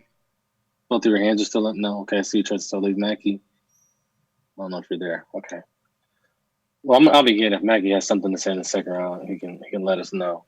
I want to first appreciate the work that this team put together, both the working group and along with the administration. I echo my colleagues' sentiments in regards to the thorough nature of this approach. I appreciate folks reaching out to us in advance to help answer some questions regarding what we were seeing in advance of this. It's very helpful, again, for efficiency of this board. I have a question that's a request and I need to answer, but I'd like to see the attendance records of all the individuals that are in the working group. See some phenomenal names on there in our city, and nearly all these names all the people I see on here that I know I respect highly. But I would like to see when the meetings were and who attended each meeting. I will then go to a slide that a lot of folks have talked about, which is slide 6, which I think is a phenomenal slide and the type of information we'd like to see. And I wanted to highlight that. I mean, those are the facts, as they were measured by this group in a snapshot in time. But this has really been an indication as to what our district has been, and really a lot of urban school districts. I bet this is the same in nearly all urban districts. But I want to say that because these numbers occurred with ACE They occurred with, us as the board, with us in leadership positions within the administration. These are our numbers. And I want to say that because, I said this in the last meeting, we are the system. So we really need to look at these with intentionality and be self-aware and recognize even the great programs that we have and still that, we brag about or take here and there and speak highly of, they've given us these numbers. So there's a definition of insanity. If you keep doing the same thing, if we keep doing the same thing up to this very exact moment nearly, when we're talking about a budget going forward, it's very likely you continue to get numbers like this. So I really want to push on our board and the administration that what we are doing is giving us these numbers right now. We need to do something different, and not incrementally different, but systemically different. So I just wanted to make that statement. I'm always curious what's next, what kind of progress is acceptable for us. I think we'll have those conversations in the next 30 days. I do want to highlight some stuff that I heard. We talked about the closing of the revolving door. I have high schools in predominantly African-American, I have schools, let's say, in predominantly African-American communities that have had 3-4 EDs, 3-4 principals in the course of about as many years. And that's what we've done. So we have to find a way, in my opinion, to build in the consistency and address these numbers. On this slide, and Pam, we talked about this, so maybe you can answer this question. On that same slide 6, we have socioeconomically disadvantaged African Americans. And then the next row is students who are economically disadvantaged that are Hispanic and English language learners. And then we do non-economically disadvantaged. When we disaggregate it like that, we start focusing on the socioeconomic aspect. But, we have a racial equity office, and a lot of this is centered, or should be, in my opinion, centered on race. You told me you had this data, so I'd like to see the data, but I'm also want to see how this plays out for, non-economic disadvantaged African Americans, non-economically advantaged Hispanic and ELL students, because, whether you're, at Booker T and maybe middle class, upper middle class, which most of the students are, you can be African American and have a very negative experience in that space. I'm not saying that that's happening, but what we see a lot is race is the indicating factor based on someone's experience in this world. And we've seen that very clearly in some of the recent events. So I would like to see that broken down by socioeconomics, but also by ethnicity, race across the board. Because I think maybe if you took that third column and disaggregated by race, I bet you'd also see some inequities. And if I'm wrong, I'd be so thrilled that I'd be wrong, but I would like to see that. And maybe you've already seen that, Pam. Do you already have that information? I don't have that 8% disaggregated. In the footnote, you can see how many students are involved in each of the races, but I don't have it disaggregate, just African American disaggregated by their proficiency level. So I can get that for you. So like in that 8%, is there any inequities within that 8%? Right. No, I understand. Well. I get it. Okay, and I'm going to go back to Trustee Marshall's point with the road one map, just one conversation, and this also echoes Trustee Flores. This is a great presentation. There's 7 things with bullet points, but if you couple that with the presentation we saw before, it's just really helpful if there's one. I think the administration's already agreed to that, so I'm belaboring the point, but I just want to echo that sentiment of just we need to be having one conversation, one roadmap in this space. And I don't have anything else for now. I think this is a great presentation. I think it's very foundational and allowing us to go forward. But my only, I'm going to end where I started was these are our numbers, our board's numbers, this administration's numbers, based on everything we basically did up to this school year that just passed. So in order to change that, we're going to have to be very self-critical of ourselves, of the board, of the administration, et cetera. These are our numbers. So thank you all again. I don't think there's any other question. I haven't heard from Ben, so we're going to keep moving to the next.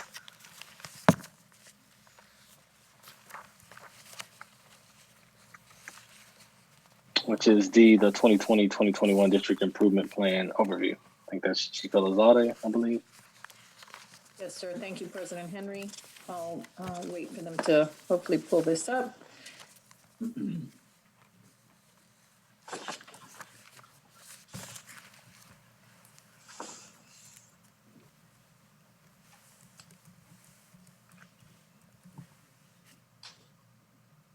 There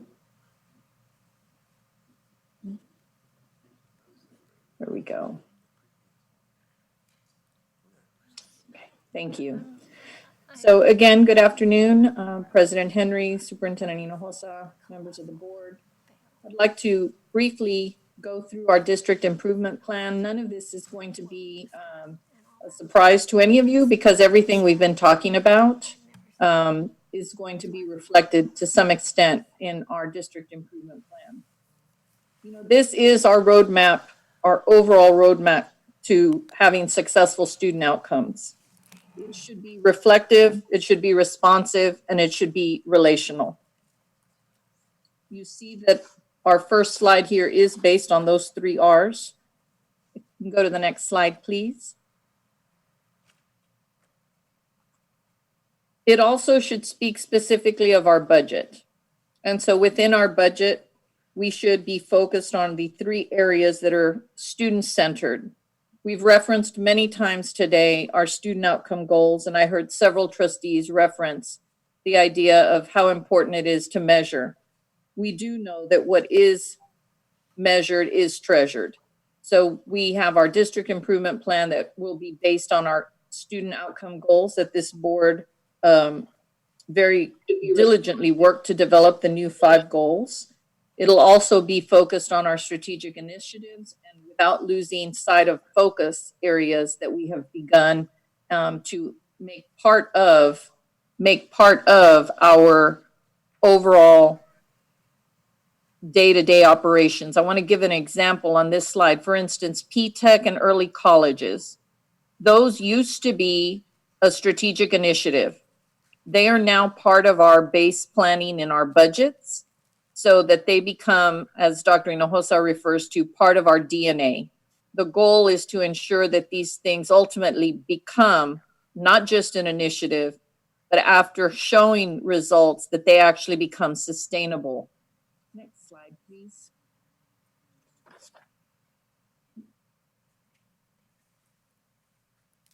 As a reminder, these are the board goals, our district goals that are student outcomes. They are SMART.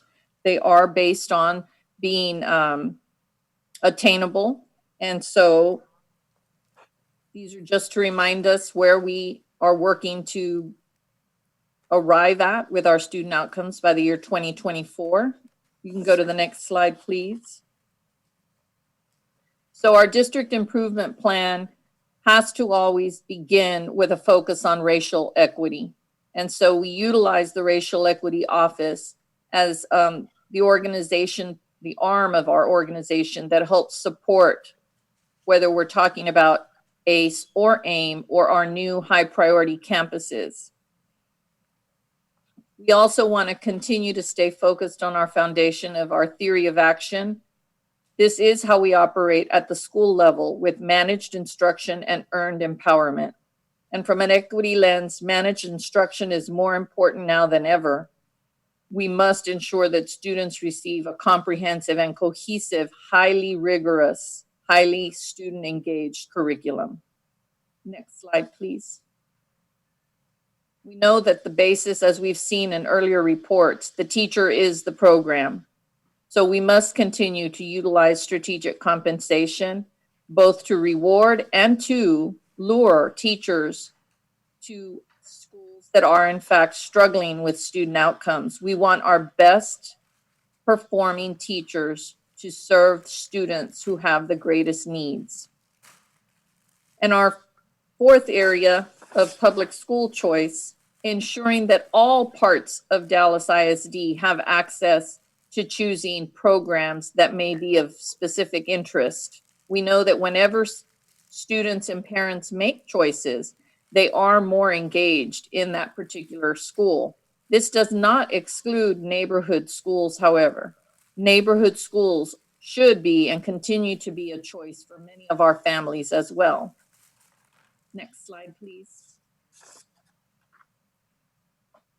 We should always make sure that our plan is student-centered. So we have our areas of early learning that we continue to work towards, expanding our accessibility to other families thinking differently achieving in the middle, always ensuring that we focus in areas that we know we need higher gains as we do in our middle schools, continuing to offer more than just one choice for high school students, be it P-TECHs or early colleges, or as was mentioned by one of the advisory members earlier today, career institutes. Not everyone may go to college. What other job skills can we provide and prepare them for so that they can have those good life earning type of jobs that become careers? Next slide, please. And now, more important than ever, culture and climate. I'm pleased to, although it's not listed on this slide, is to tell you that we are bringing, when you see the budget, there are 57 additional psychologists or licensed social workers that will be requesting in our budget to expand our mental health services. This is absolutely needed. I've heard all of you ask for very intentional supports, and this is one that I think you will, I certainly am trusting you all will overwhelmingly support the need. This will be nearly $5.8 million that we are adding to direct services for students and their families for mental health services. We're also going to continue to expand and our social emotional learning. As many of you always say, start at the elementary, let's get them early. And there will be also probably another ask that will be coming as I work to create maybe a facilitator at other campuses that may not have all of, maybe they're not large enough to have the additional social worker or the psychologist, but maybe they still need some help. So we want to be bringing something that may be called a climate and culture facilitator that, again, is not a central office. This is directly at the campus, and that would be possibly as much as another $4 million. So I really want to emphasize this because, of course, there are far more individuals on our team that know more about how important this is. There's some things that we know we need to be very, very deliberate in how we begin to address these concerns. And so that basically, the last slide just talks about how we're going to have to adjust all of these things to our new reality, whatever that new reality is, whether that's more virtual or returning in face-to-face. We still need to stay focused on our goals and, of course, our strategic initiatives. And schools, after I present this to the board, schools then are in the process now of creating their campus improvement plans that must align to the district improvement plan so that we don't have 225. Everyone gets to have their creativity, but we can't have 225 people having 225 different visions. You set the vision with the student outcome goals and so on and so forth. And I'm open for questions.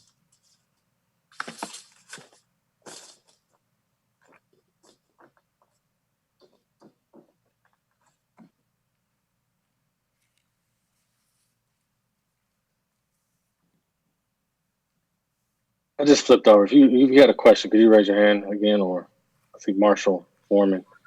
Okay, Trustee Marshall, followed by Foreman.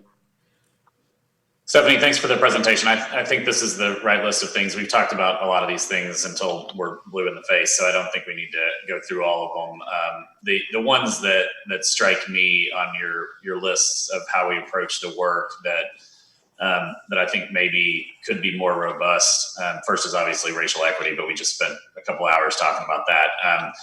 The theory of action work is one that I don't feel like I've been recently well updated on where we stand.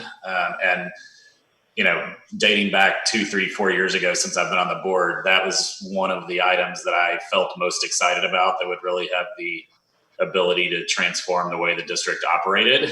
And when I talk to principals today, the feedback I get most of the time is that the autonomies that they're getting are not as robust as they would like them to be. And I recognize that, you know, anybody's always going to say that they want more autonomy, and it may not always be in their best interest or the best interest of their students to have that autonomy. So I'm not suggesting that just because principals want it, they should get it. But But I would love to hear more about how you think that's going at an upcoming board meeting, and maybe talk about how it could even be more robust than it is today.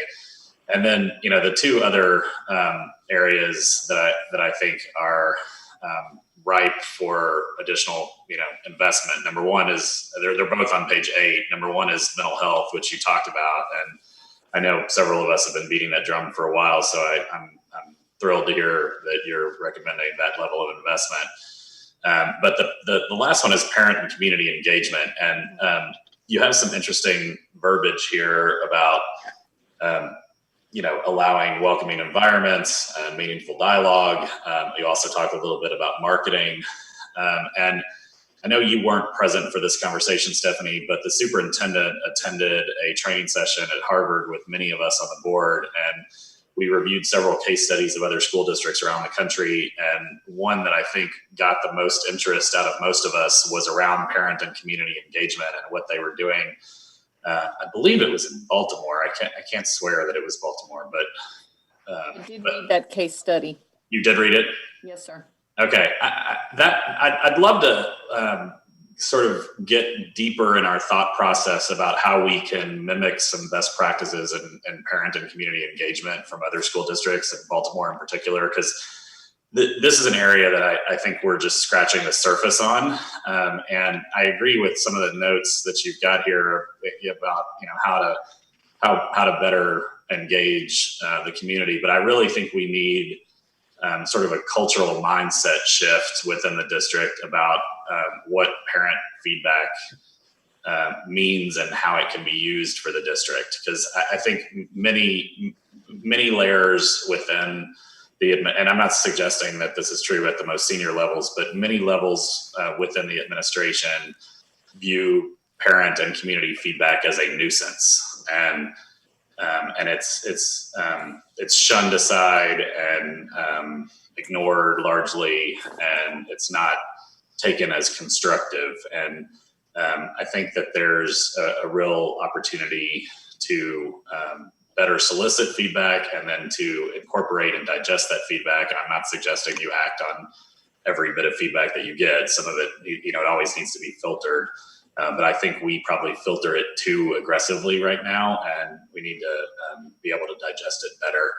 I also, and maybe this is a question for Tony, but the last sentence of that section says effective marketing and communication on the numerous opportunities available for students in our schools is critical to retain and recruit families to DISD.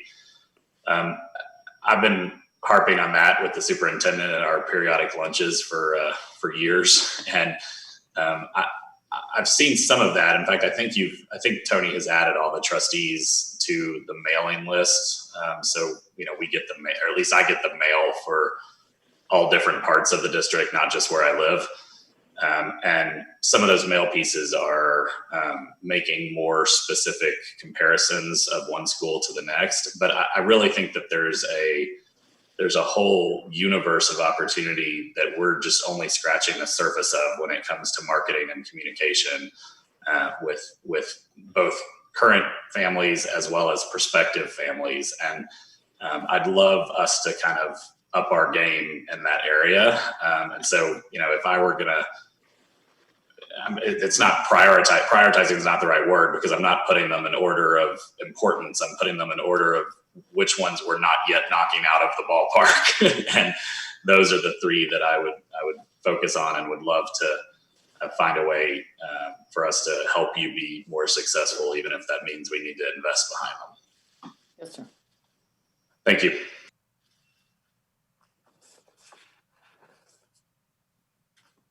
Thank you, Trustee Marshall. Trustee Foreman.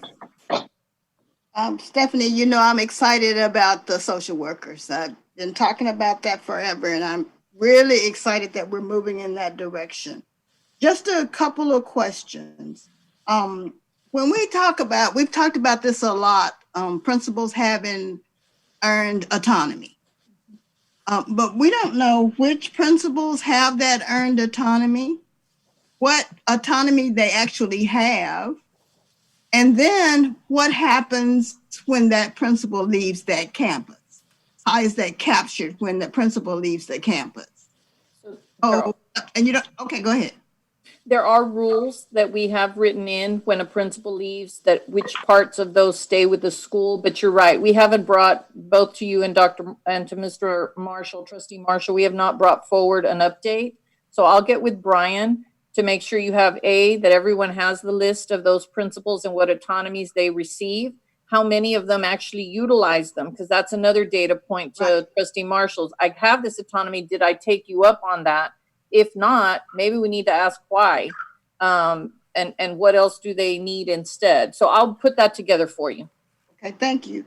And then I'm on the next page, which is page 7, and it's achieving in the middle. You know, one of the concerns that I've consistently had is the number of retesters that we have. And then what happens to those retesters? They end up in the high schools. So, will one of the measurements for achieving in the middle be to reduce the number of retesters? Yes, ma'am. We are now, which after you had raised it, I had not looked at that number. And 2 years ago, you mentioned it probably before then, but at least 2 years ago, I did take a look at those numbers, and they are very high, both not just the number of retesters, which is the whole issue is if they're not prepared, then we haven't done our job.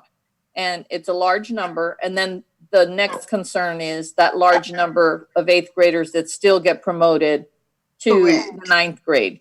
And so, but we know we need to work on not just being concerned about moving them to the 9th grade, but rather not putting them in that situation to begin with, because if they meet the standard, then they are prepared for 9th grade. So but yes, ma'am, I've added that to the data. We are going to have some dashboards that are going to be rolling out. Many of them are being tested right now, and that will be one of the numbers we'll include on the dashboard. The first dashboard is going to be available July 21st. And there are another series of dashboards that are coming out that our instructional technology team through Jack Kalanick are working on. So I did want to just also have an opportunity to say that, because I know there's been a lot of questions about dashboards. All right. Thank you so much. Yes, ma'am. Thank you, Trustee Foreman. Trustee Mackey. Thank you for this presentation. I will be brief. I also want to echo Trustee Foreman and Trustee Marshall and everyone else on the board has been talking about the 57 social workers and psychologists is a phenomenal step in that direction. We still got a long way to go. Excited to support that and hopefully continue to track that and continue to put more resources where we can. The question and the point that I want to echo is around the theory of action. I've been talking about this a lot. And how did I know you were going to go there? I also lived it. And again, when it came out, it truly is something that, I mean, we talk about retention tools and ways to keep our greatest educators in the system and to minimize turnover and increase stability. I mean, that is it. And I just wanted to, I talked to Pam about this, and I just wanted to just share the thing. I mean, we have so many different theories and focus. We just spend a lot of time talking about racial equity, now, theory of action. All of these overlap. And just like in physics, everything is trying to pursue this grand unified theory of this is how we do business and everything fits in. I think this is a really powerful way to do this. And right now we do share the autonomies, and obviously there's definitely things we can do to improve and think about different autonomies, et cetera, as we go forward. I know you guys are doing that. But I would encourage us to also match those autonomies also with explicit supports. And it's a way, we already talked about this already, putting more resources to our schools and our students who need it the most. Because when you look at the chart, the A through F and how many autonomies, I mean, it's relatively depressing, honestly, a lot of times. You see like 21 autonomies, 14, 7, 2, 1, something like that. But if we can also have the inverse of that, which says, here are the extra supports you get. We are going to put more money down. Like, let's delineate them side by side. I think that would be really powerful to start to tie all these things together, and would help make sense for our wider community. And I know as a principal at TAG, it would have been very easy for me to say, hey, we don't get all these extra resources. We're not going to get this extra money, but what we get let do what we need to do because we know it's working, and that would go a long way. So I just want to give that as an example. I think we should continue to pursue that. I know you guys are working at it, and I look forward to seeing how we progress along that as well. Trustee Mackey, if I may, we had a conversation previously to your point about identifying for the competing, developing, and focus schools those specific supports, and we actually are in the process of codifying all that we've met with each department and division to make sure that we outline what those might be, because you're right. You know, if you go past accomplish and breakthrough, there's not much there. And our theory of action is aimed right at that, right? Making sure that, you know, you get autonomy if you get results. Also, if you have needs, we need to outline what those are. So we're in the process of doing that, but I wanted to make sure that you're aware of that. I'm excited about that. I know you guys are working hard at that. And I would be curious, I don't know if we have data on it yet. I know we added language around checking with principals to find out how they are perceiving and feeling the theory of action, like Trustee Marshall talked about. But, you know, everyone's, when they talk about it, it's, you know, anecdotal. But do we have the data yet for the entire system? Have we gotten the results from that survey? Where are we at for that? I probably need to turn to Cecilia Oakley or Dr. Oakley or Dr. Lear for the survey data. I'm not sure that we have that just yet, though. And that's fine. We can look into it. I would like to see that when we do have it available, and I know you all will use it as we continue to think about refining that and continue to improve it. So thank you for your work on this. Will do, yes, sir. Trustee Flores and then Trustee Mitchke. Thank you, President Henry. I have a couple quick questions to follow up on some of the previous questions. So on the question of community feedback and community engagement, and I've probably asked this question before, but is that measured on the PEI for the principals? Is there some kind of community culture and climate survey that we do for them? Yes, sir. That is part of that. But I would like to take the opportunity to say we actually are getting, we had a training and I had our executive director, Liliana Valadez, and Derek Little's team attend a training on community engagement. I just haven't been able to put that together and give you all either an update, but Flamboyant, you know, is part of how we bring communities. There were some things in the chat I saw from Trustee Garcia about going to the doors of individual families. And so yes, there is part of that is part of the principal evaluation. And yes, to all of the previous questions, we are working on why don't I have more PTA that are active, which Trustee President Henry has mentioned to me as not as many times or half the number of times that Trustee Foreman has asked me that. So PTAs, SBDMs, this is about actively grassroots. And I think I have the people. I don't think I've organized them in the right way. And so I will be bringing something forward that will specifically address that uses a lot of the information that came from the case study, which was Baltimore. Yeah, it was Baltimore. So, and so just to ask the question, there probably isn't an answer, but, you know, when it comes to supporting the principals to do this kind of outreach, is that from communications? Is that from school leadership? Is that from IT? I mean, kind of who is that? Something that's distributed? Does somebody own it? I've always wondered. Communities come to me, schools come to me and say, "Hey, we're getting all these flyers from the magnet schools. We're getting all these flyers from the choice schools. How does a local school get that kind of outreach if they want to do it?" And I don't think that I've ever really gotten an answer on that. I just think it's important to give our community schools the same level of opportunity to reach out to their feeder pattern, their area, their geographic zone, to be able to recruit students. I'm going to ask Tony Cordova to answer that question if she's online, because I saw recently where now she's working up with, I think, 100 neighborhood schools where she's providing those same brochures. Tony, you on?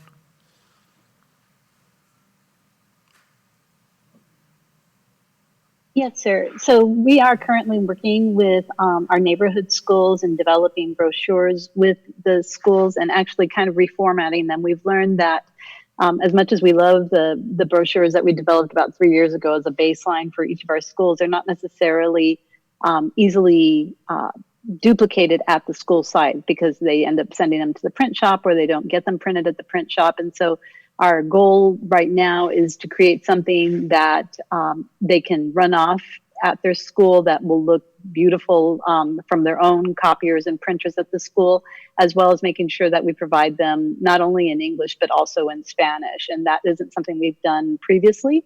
So that's a whole new effort that we hope to have in place by the beginning of school this year.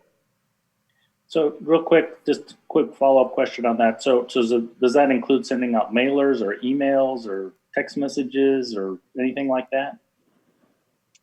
So we will look at help better supporting our neighborhood schools. We, clearly have focused in the past on our choice schools and schools that have applications and that type of enrollment.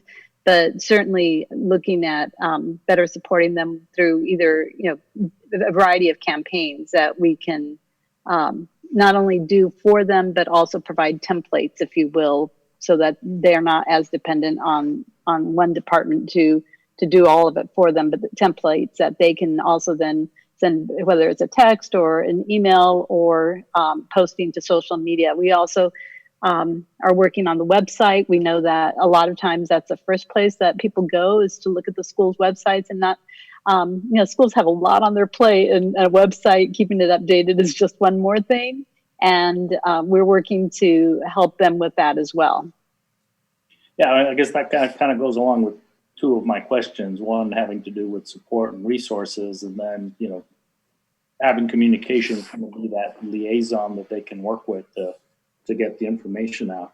So now switching, Stephanie, Dr. Elizalde, to kind of one of the other things that you brought up, which is the additional mental health supports that, I think the board is very supportive of. I just have a question about that. How much is that going to be a one size fits all, or are we going to allow the campuses to make their own decisions? So we've already done a data analysis. Our two directors in our office, Diana Smoot and Dr. Connie Rodriguez, have been involved working with Leslie Stevens in my office. And in evaluating the data, we're going to be able to then work with the campuses. What's previously happened is they were assigned a school or a set of schools, the few that we had. But there was a crisis or something would have happened, and then I'm calling them saying, unfortunately, we just lost a student over at this school, so we need help. So they would send the team over there, and they became crisis. And so they came to me and said, we can't just be crisis. We have to be able to support ongoing day-to-day, and some schools need a dedicated psychologist. Another school, maybe two schools are sharing a psychologist, but this way they actually would have a home, if you will. And so I'll bring the outline of how those 57 are going to be allocated, but they're in a continuum of services so that we have a specific way in which we're ensuring we're providing support immediately. We want immediate assistance and immediate support. And we do want to, we want to use this tagline of a healthy body, a healthy mind equals a healthy you. And there's a little logo that's being designed for the department because we need the department to work hand in hand with, we've got counselors, we've got college access providers, we've got urban specialists, I've got city year at some schools. So knowing that we have these supports, but what is the anchor that's bringing these all together with regard to how we support students in social emotional learning, et cetera. And so that's the whole intent here. And I will be happy to share with you all what that breakdown looks like.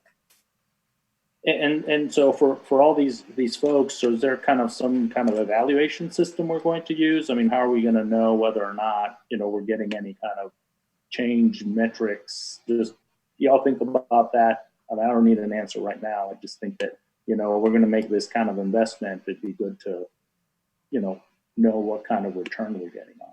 We do have metrics, but they haven't been finalized. So we'll certainly, again, I think it's important that I share that with the superintendent and the board as soon as I finalize that proposal. Great. Thank you, President Henry. Thank you, Trustee Marshall. Trustee Flores, sorry. Trustee Mishke. Thank you, Trustee Henry. I want to also express my appreciation for adding the 57 psychologists. I think it's been a sort of a regular cry from this board, from 8 or 9 members, every time the issue comes up that we need to increase the counseling type services that we have. And in some places we haven't made increases. but people have not realized that those increases have been made. I think 57 is significant. I would like to see if there are other places where we can bring down what seem to be very ridiculous ratios of the number of students to counselors, and on a school by school basis. I do understand that at something like 380 to 1, we are actually way better than the national average and way better than the state average, but it is still a very very big load. So I would like you to take a hard look at where we can reduce that load. As Dallas ISD, we shouldn't be satisfied with being better than average. We need to be the best.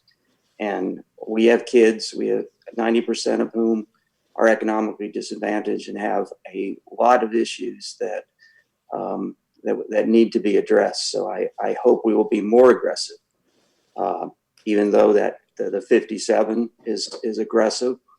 And here's what I'd like to ask you to do as an information request is look at what we had in several categories, and you can add to the list that I'm going to mention off the top of my head in 2018, in terms of counselors, college access providers, school psychologists, urban specialists, city year, and what are we proposing to have in the 2020, actually 2021 budget.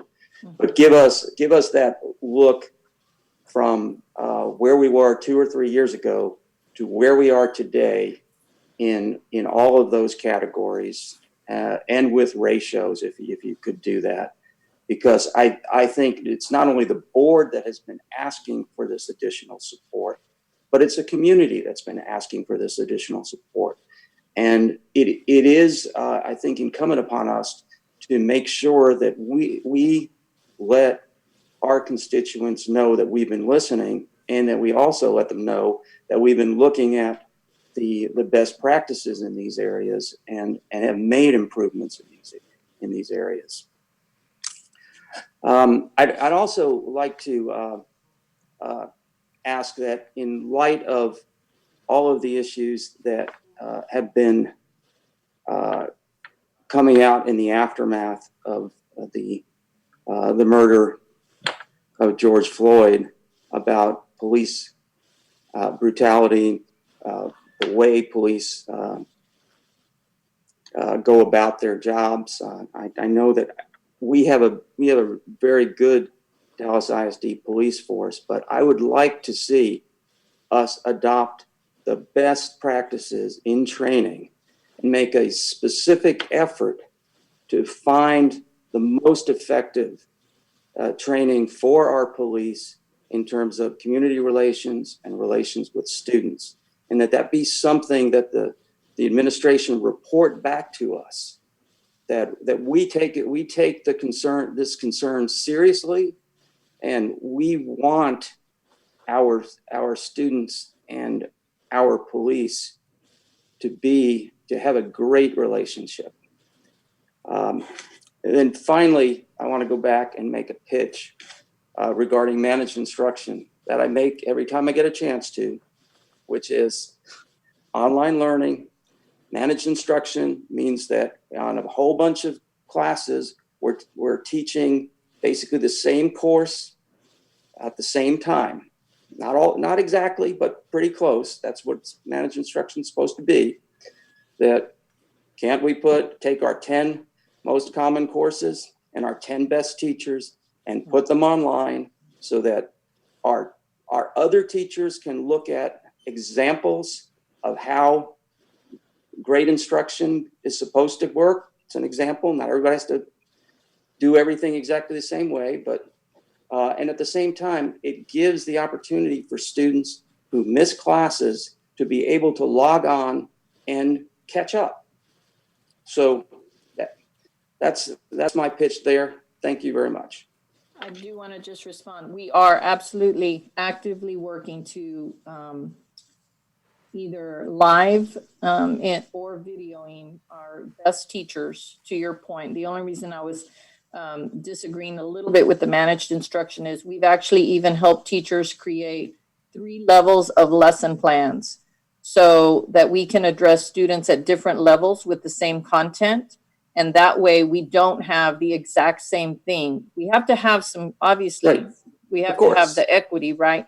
But I think we can do, I don't think you have to do one or the other as long as we have the parameters in place. We are actively, you will see teachers Okay. that are our best performers. We are going to video them so they will be available. Okay, well, I definitely appreciate the progress in that area. I have been giving this pitch for a long time, and it sounds like that some progress has been made that I was not aware of, but I never heard anybody actually say, well, that's a bad idea for any particular reason. I would say it, and everybody would listen and nod their heads. And It's a great idea. It's a great idea, Trustee Mitchke. Okay, thank you very much. Thank you, Trustee Mitchke. I think, any other questions on that agenda item?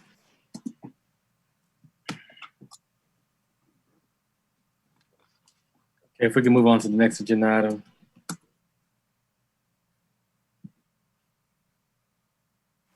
Dwayne Thompson. Oh, I'm sorry, I do want to be brief. Sorry.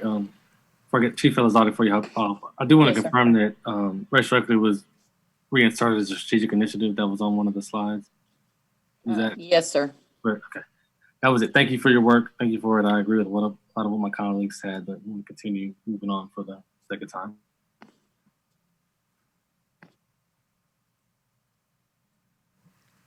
Okay, Dwayne, you want to take us through the district cooperative purchasing agreements? Take that, Dr. Hinojosa. Good afternoon, Board of Trustees. Dr. Hinojosa, today we are bringing an annual compliance report to you regarding our cooperative fees. We have 4 cooperative fees that we pay to the district. The $300 come out of the district's general operating fund, and $19,000 comes out of our child nutrition fund. I'll be happy to answer any sort of questions that you guys have.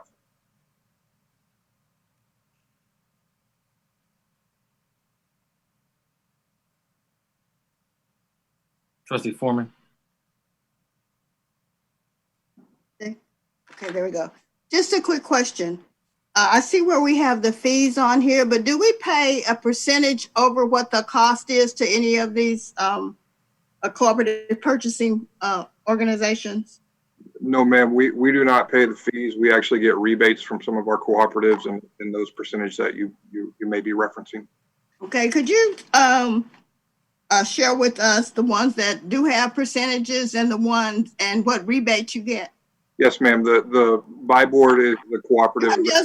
You can just send it to us in writing. You don't have to do it now. I'd just like to see it in writing, please. Yes, ma'am. I'd be happy to do that. Thank you. Thank you, Trustee Foreman. We're going to now move on. I'm actually going to move something up because it's 5:52, and I don't know how long all the trustees are going to be able to stay on the call, including myself. But I would like, if there's not any objections, to move. Give me a second. Item 30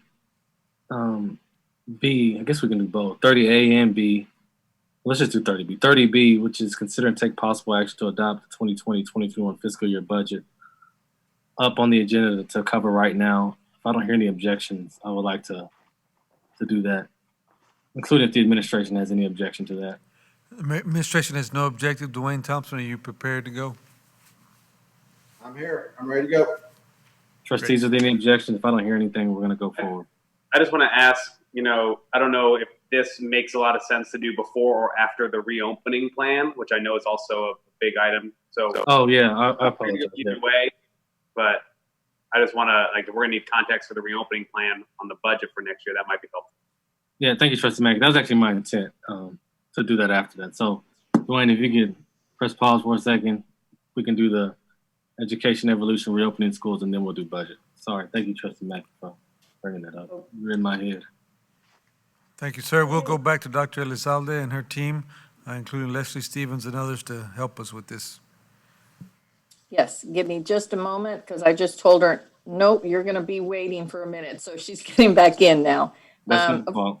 Of course, I'll set the stage though, as there she is already. So this is, of course, our first draft attempt working towards being prepared for the unknown because we don't have rules yet, but we know we have to be ahead of it. In a district this size, for instance, if we are going to order something as simple as masks, well, we're 154,000 kids plus 22,000 employees. So that order is not something we can put in on August 1 and expect it to arrive by the first day of school.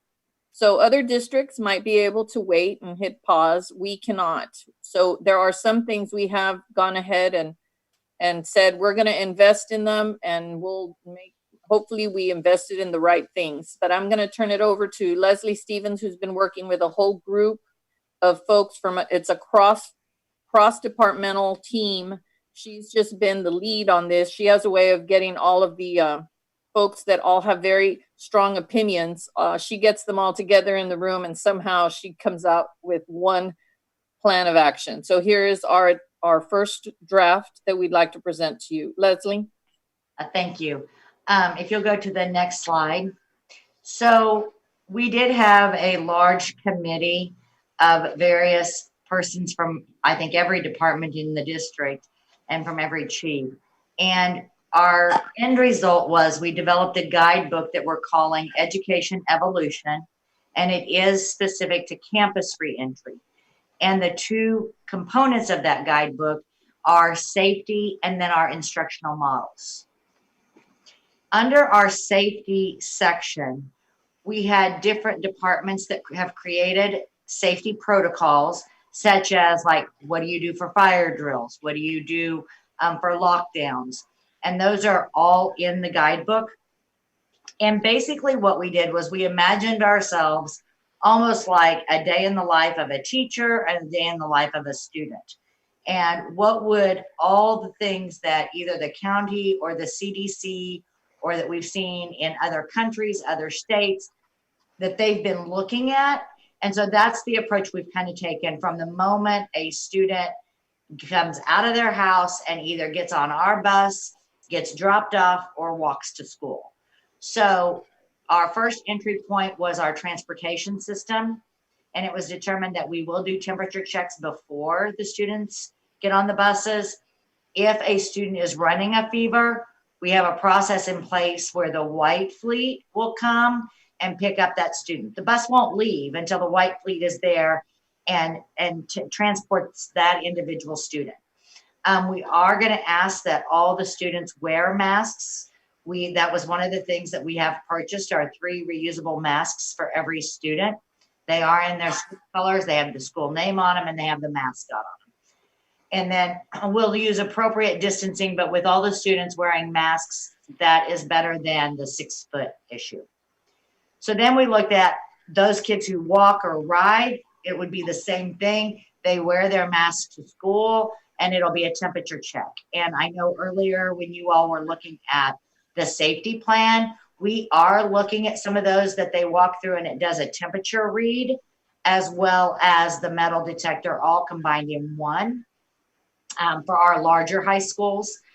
And then others, we're doing the non-contact thermometers. So thermometers, temperature checks will be done. We are doing graphics packages. They will be in the district colors because we just, in order to get it all in, we couldn't personalize that per school, but it will have the 6 feet markers, the arrows. We have hand washing posters that take kids through the proper steps of hand washing. We've set up processes for students who arrive early. We have portable hand sanitizer dispensers and hand sanitizers. Those will be available outside of each classroom, that then a teacher can just move that stand into their classroom.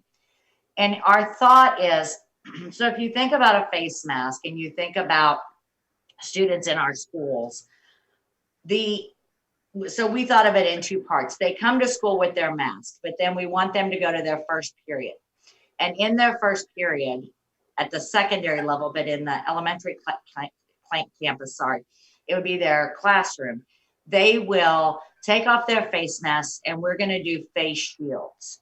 That way we can see an entire kid's face and they still have the protective covering. But it also is like we have deaf education classrooms and things like that, where being able to read lips and read expressions is extremely important. One other thing we're doing is we're providing plastic bins at the elementary school, because one of the things that they talk about is not sharing common items, which we typically do in classrooms. And so we are approaching it with the plastic bins. Plexiglass is our new best friend.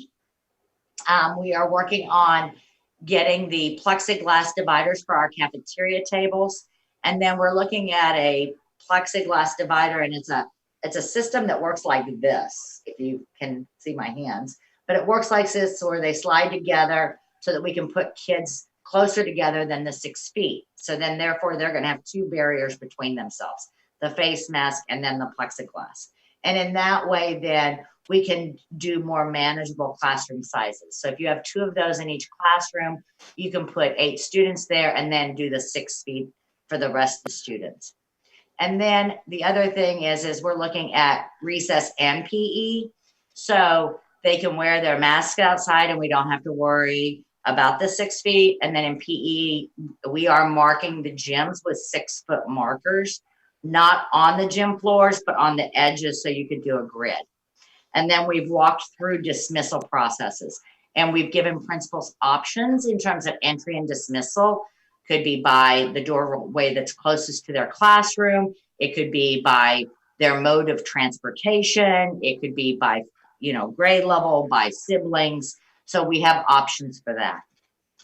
On the next slide, we have done the restrooms with hand sanitizers and soaps.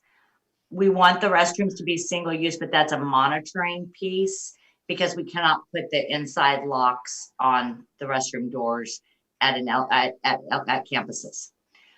We are looking at passing and transition periods with having the hallways marked down the middle with one-ways. The other thing is this is another piece that campus principals are going to have to work out based on their campus construction. If you have a multi-level building, then it may be when your transition is you have different bells that are going to ring for different floors to move versus all moving at exactly the same time. So that's going to be a little bit longer of a passing period time than you may normally have. We're looking at after school, really doing a strong tutoring focus. We are providing some additional type of supplies for our health clinics that include K95 masks. They are like N95 masks. It just means that they're being produced outside of the United States. And right now we can't order N95 masks. And that's for students who are symptomatic. And then we have a protocol in place if there's an illness. Once again, we do have procedures in place for the adults as well, meaning the temperature checks, the PPE, like the masks, the hand sanitizers. We will have disposable gloves and disposable masks available at every campus. And then there will be some additional duty schedules just due to some of the additional safety measures we're going to need assistance with. In office areas, we are putting up either the plexiglass or some kind of barrier space, and they will also have the disposable masks or gloves available for any visitors that should come in and need those type of things that they don't have. So in terms of safety, that's our huge, big section on safety, and we walk it through. We are putting together a simulation with our master principals to show principals how to think through those pieces. We're putting together a checklist so principals can kind of double check that they've thought through everything. And we are planning on, as soon as we've got some of the supplies coming in, to walk through some of those pieces with our principals so that we can videotape it so that other principals can see that thought process, especially our new principals. Our instructional models are a little bit more difficult right now. As Dr. Elizalde said, we are awaiting further guidance from TEA. They were supposed to put out something today, June 11th, and we haven't seen anything posted at this time. Leslie, if I could interrupt you right now, I got breaking news on that. We're supposed to know they've changed the date to Tuesday. We'll know next Tuesday if we will get, how we will get any kind of funding for at-home learning that will recognize ADA from home.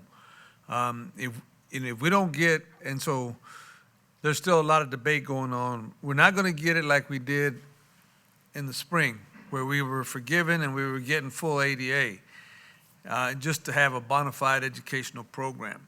We know there are going to be some strings attached as to how we get the funding, and those details will be forthcoming. But we cannot do option B or C without it, without losing significant dollars. So that has to come first. What's going to come second, and I've been told we're not going to get direction from the state until July, is what are the rules of engagement. Right now, we're under summer school rules, which means only 11 persons in the room, period.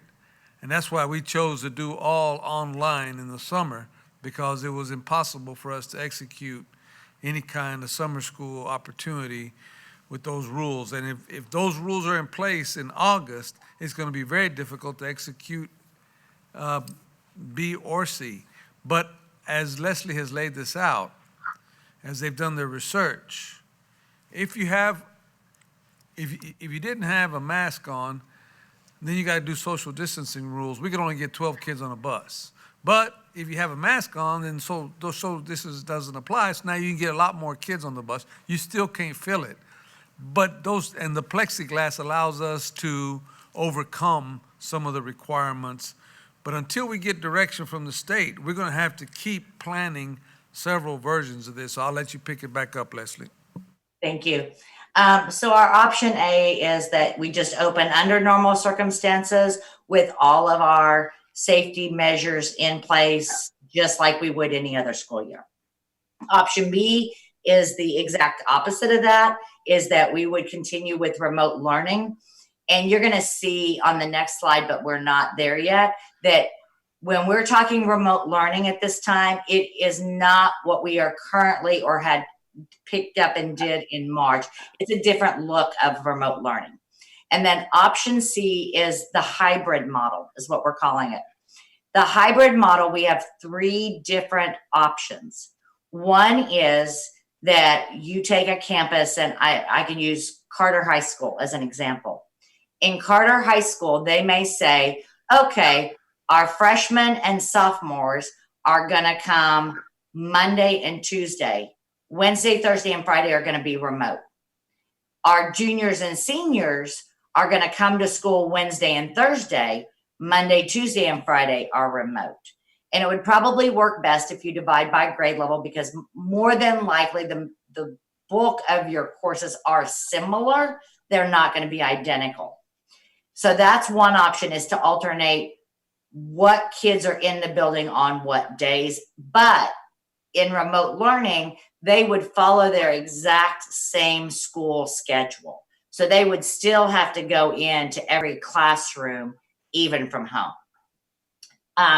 C2, our hybrid model, is that all of our secondary students from 6th grade through 12th grade do remote learning, and they follow their schedule every single day on remote learning. And our pre-K through 5 students would be spread out, meaning we may only have pre-K 1st and 2nd on an elementary campus. Our 3rd and 4th graders may be going to a middle school, and our 5th graders may be going to a high school, so that we could spread out the number of students. But what we would do is have school Monday through Friday for all the elementaries. And that's one of those cases where if parents are working, leaving young children at home by themselves is not allowable under CPS rules. And then our third option is, and this is the one where if a parent says at a particular school, I don't feel safe sending my child, that we have a remote option in place for that student or that circumstance. Okay, so those are the hybrid models we're looking at. And if you'll go to the next slide. So I just want to clarify here a little bit on Face-to-face is when they're on the campus, they're in their classroom, they're getting the instruction by the classroom teacher. At-home learning is what we did beginning in March. The intent behind at-home learning was that we could lay out this plan and parents were comfortable with helping their child with that plan. Now, we had some teachers that went above and beyond, and we had, variations on that. But the reason we did at-home learning the way we did is because at the time in March, we had not deployed one-to-one devices yet for elementary schools. That rollout is actually for 2021 school year. So instead, what we did was at-home learning for those grade levels. At secondary, those secondary teachers continued their classrooms on our learning management platform or in Google Classroom. If we get to the point again where we have to go out for this reason, we're working with the IT department. There will be the full deployment of all elementary devices at the beginning of the school year. So that if we do this again, then we will be in distance learning. And that's where we will have the sessions that are asynchronous at the same time, and that kind of thing. So it will look very different if we do distance learning. And then the hybrid is where you do the face-to-face, but you also then have some days that are distance learning. We also are working very closely with DCCCD and some of our inside entities like Career Institute, because there are some of those courses that you cannot do as distance learning, that the students have to go in because they're hands-on classes like welding or automotive or some of those, where even if we're at home, we're going to have to do some in-person kind of classes for those courses. And the next slide. And so some of the things we're doing is we are standardizing our expectations in terms of technology and instructional practices and platforms across our grade levels. So we've got iPads that are going to be used in pre-K through 2. Then we've got things like Chromebooks, Lenovo, MacBook Air for our 3 through 12 bands. And the MacBook Air and the Lenovo are for our collegiate academies. Chromebooks are 3 through 12. And then hotspots for all the students.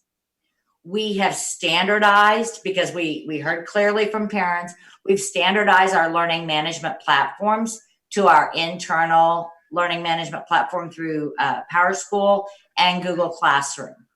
We're standardizing what video tools we can use, communication tools like Zoom, Microsoft Teams, what applications are going to be available for students, such as what we're doing this summer with Learning A to Z and ST Math, and those content-based applications. We are trying to do a comprehensive, cohesive approach to our lesson design and delivery so that we have consistency to allow for all schools to have this framework that they operate under. And we had huge success with our district-wide professional learning with our teachers when we went out to this at-home learning. We had 500 to 700 teachers in a session, every session on the Google Classroom and our platforms and those kind of things. So teachers really did a phenomenal job in jumping right in and making the best of it. And then we do have another difference is we are working on assessment plans with our hybrid models and even our distance learning to make sure that we can securely test students in whatever environment we're working on. And then at the bottom there is a link into the Education Evolution Guidebook. I will tell you, it is not finalized by any means. We are waiting for the state to make some final determinations and give us some parameters. But we also provided it to the principals on May 29th. And we are currently collecting feedback from all of our principals and executive directors and all of that. And so the committee will come back early next week to go through all of that. And hopefully we'll be able to do some finalizing of it and get it to principals prior to them leaving for their break. Are there any questions?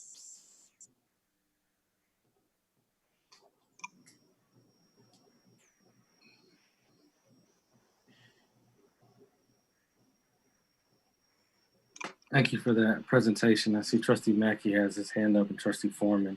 We'll go in that order. Thank you for this presentation, Leslie. And, you know, I recognize that there are a lot of variables until the state definitively says how they will fund us, what attendance will look like, and all of that. I've had the chance over the last month or two to talk to well over 100 distinct community members, educators, inside and outside of our system about this. And so I just have, you know, a couple major themes have come up over and over and over again. And so in thinking of option B and C, if we were in that, obviously if it's full return somehow, we got a whole different set of questions. But in thinking about options B and C, I just want to kind of go through some of those that I've heard come up over and over again based on our learnings this year, and just hear how we're thinking about them. So the first thing that I've heard consistently is about, you know, there has got to be space for choice and or family context. Some families are going to need to send their kids to school a lot, given their work schedules or whatever else. Some will prefer to keep their kids at home by any means necessary if they're allowed to do that. How are we thinking about choice for families in this? So one of the things, we did a parent survey, just a generic one, and I'll say that up front, like it was very generic. And we do recognize that when we get closer to the start of the school year, every school is going to have to go family by family by family if that is an option. And so, you know, every adult in the building is going to have to take a list of kids and pick up the phone or do home visits if we can at a safe distance and identify which method they want if it's a choice situation. Got it. But what I do hear you saying is, depending on what the rules come up as, we would pursue a system that allows for that choice. Yes, and we have talked about that. It's just too early to say that you have a choice when we don't know what the state rules are. But let me reiterate that because Dr. Hinojosa has been super clear with us. If that's an option, in other words, we would get funding, then we absolutely want to afford that as a possibility for our families, Trustee Mackey. Great. I think that's a phenomenal way to pull people into the system and allow them to work in our context. So I'm glad we're exploring that. And I assume that in whatever model we came up with, even if it's something where we are required to bring students in, I assume we are thinking about siblings, because I can imagine situations where families have kids at different levels, but if we're telling them they need all their elementary school kids need to be in school, but their high school kids are going to be at home, you know, that doesn't work. Are we thinking about siblings in that same way? I don't think we've actually had, I think you raise an excellent point. Yeah, we've had principals, we've had a lot of people. I don't think we've touched that one, Trustee Mackey, truthfully. So we need to have a plan for that, because you're exactly right. Thank you for that. We'll take note of that. That's awesome. And I'm glad you guys are thinking about that. And especially even if it's a hybrid model, like as long as the siblings should go on the same days, that just makes it a whole lot easier. The second big bucket, aside from the consistency, is about minimizing variability in lessons and what students are getting. And, you know, that was one of the things that teachers did great, going across the board, trying new things. Schools were doing as much as they could this spring. But what was there is obviously variability in the lessons and what kids were being asked to do in one school versus another school. So how are we thinking about, obviously there's some autonomy. You don't want to tell teachers, everyone's going to do this. But are we thinking about best practices for like lesson structures, for what a kid should be doing over the course of the day to minimize that variability? We have spent an inordinate amount of really good time with first, of course, Dr. Durant and now with Shannon Trejo. And so teaching and learning has been working nonstop with school leadership. And that's one of the things I was alluding to. There's actually a PowerPoint creation of lesson plans that are being designed by teaching and learning. that address the needs of our students, taking them all the way to the highest level of rigor necessary, but also having the scaffolding in place. And so we feel really confident about how those are rolling out and getting teacher feedback. They have teachers on their teams as well as instructional lead coaches, along with, of course, the expertise from teaching and learning. So it's not going to be a requirement, right? Like you must do this particular PowerPoint, but to teachers that want to utilize that. And what we're hearing even from experienced teachers is this is great. It's a great foundation and I'm going to do it and make my own, adjustments to it, which that's exactly what we want to have happen. And yes, we are working to create those parameters so that we're able to maintain high quality and that the professional development can also align to those particular lessons.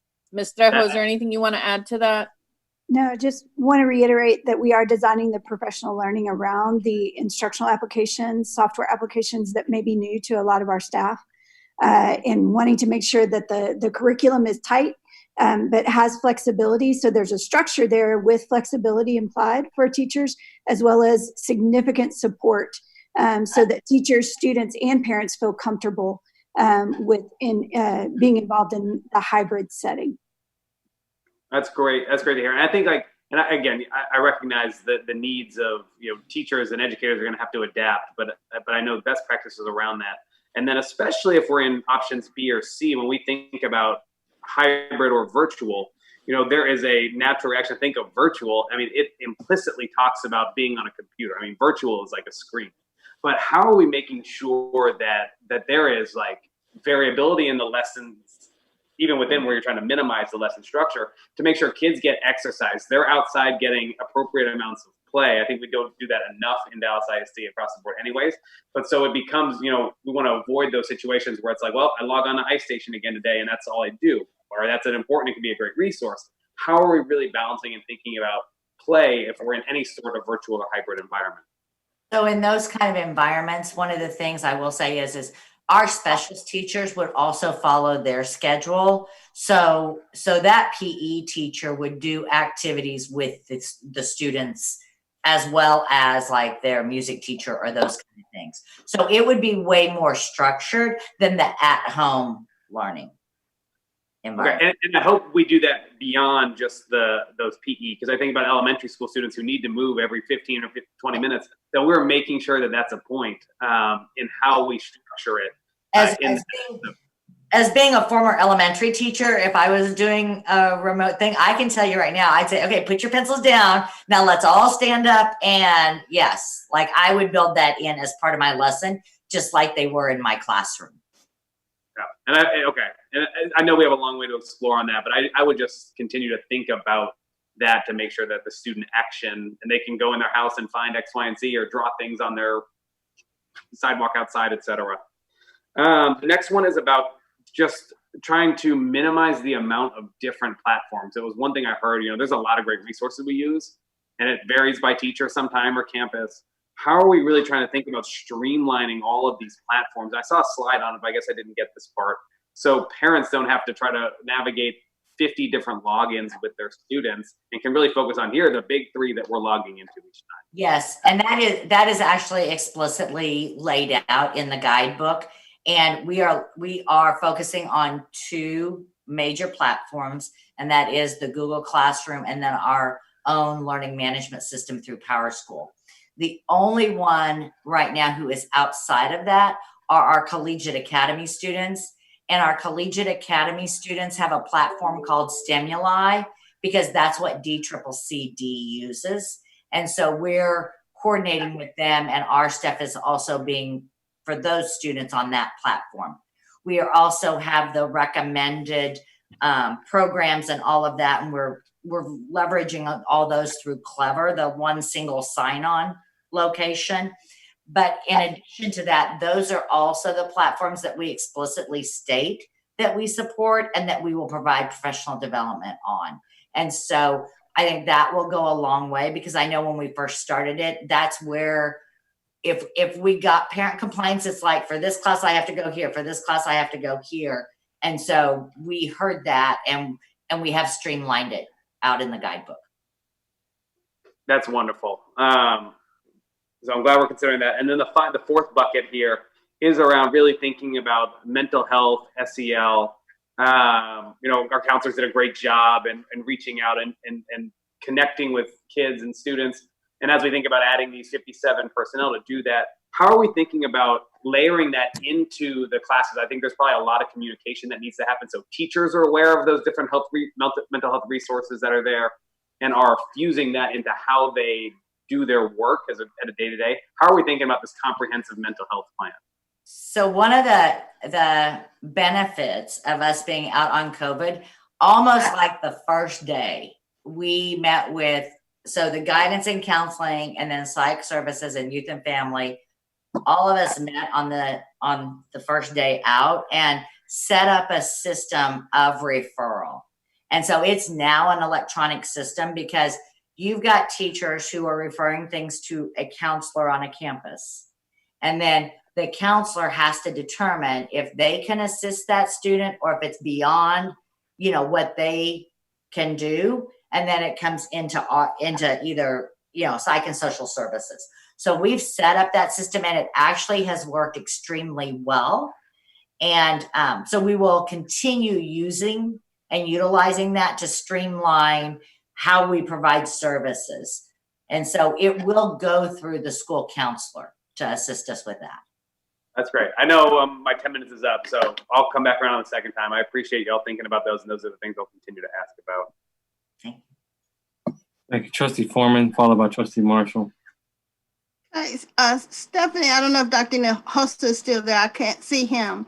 But I think I heard you guys say that some of this will be contingent on what kind of funding we will be able to get. Yes, ma'am. In terms of if TEA says that doing it virtually, we get no dollars, then that's not a viable option for us to say we're going to have kids at home. If we're not getting any funding, that would impact the entire budget if we don't get our ADA. Okay, so, and we'll know that answer, Trustee Foreman. We'll know that answer Tuesday. We'll also know what strings are attached with that answer. Okay, so I think the board would really like to know that as soon as possible because that's going to be. We'll send you a trustee notice as soon as we get it on Tuesday. Okay, thank you. And just a few more questions. One of the things that the community continues to remind me of is that they're all nervous about what's going to happen. Because while some students have done well with the distance learning, some have not done so well. And that has created some angst within some of the community. And so I think the sooner the community knows what the stance is and what you're going to do, the better it is. And I heard Leslie say, talking about the elementary school students couldn't be at home by themselves. Well, remember, our middle school students are 11 years old. You're 11? Yes, ma'am. We recognize anyone under, yes, ma'am, anyone under 12. Yeah, we will, yes, ma'am. We'll make adjustments for that. We have to be careful with that also. Then another question is that the free and reduced lunch, they all get fed free. How are we going to deal with these students that might be hungry and not eating? So, I mean, that's just something to think about. I know you don't have the answer. Yeah. It's rhetorical. Yeah, and we have actually thought about that because we thought that even if you had students at school, you would still have your grab and go meals for those that are at home. So we have had those conversations with Food and Child Nutrition Services. So, but Leslie, how would they have grab and go when they don't have parents at home to bring them to the school? Well, that one we would have to set up a system like we did with our homeless, like even almost put the meals on buses and things like that. That's what we did with our homeless during this time. Yeah, because grab and go is your parents coming and picking it up. Yes. So that's a different system. And then another thing that's been a question within the community is, and I know you guys have heard this before, in most of the schools or many of the schools, there's no hot water. So, are we trying to fix that? And we know we can't have hot water in the schools with the children. But are we trying to fix it so there's warm water to be able to wash their hands? Because that's part of the process, is getting them to wash their hands as often as possible. Cold water is just not going to be the answer. So that's a question. You don't have to answer it right now. Okay. Other question is that when visitors, be they parents or whomever, go into the building, will their temperature be taken? Will there be something that will identify them that they've gone through that process, like a band on their arm or something, to identify that they've gone through the process? Because if you're going to do that, would it be your office staff? Would it be your community liaison person? Or somebody that would have to monitor that all day if the schools are open? Yes, and we would take the temperatures of our visitors, and they, kind of like at central office right now, if you go in, you get like this lime green sticker that has the date on it. It says Thursday on it, and you wear that while you're there on that day. So we would have to come up with some system to identify that we have checked them. Right. And I think it's important though, because if you use the same kind of sticker in the same color, they could come over and over and over. So you have to look at different colors per day. I only know that because I work in a hospital. And I know the system that they're using to be able to identify that you've been checked, those kinds of things. Well, I look forward to hearing what's going to happen. I'm a little nervous, but I look forward to hearing what's going to happen.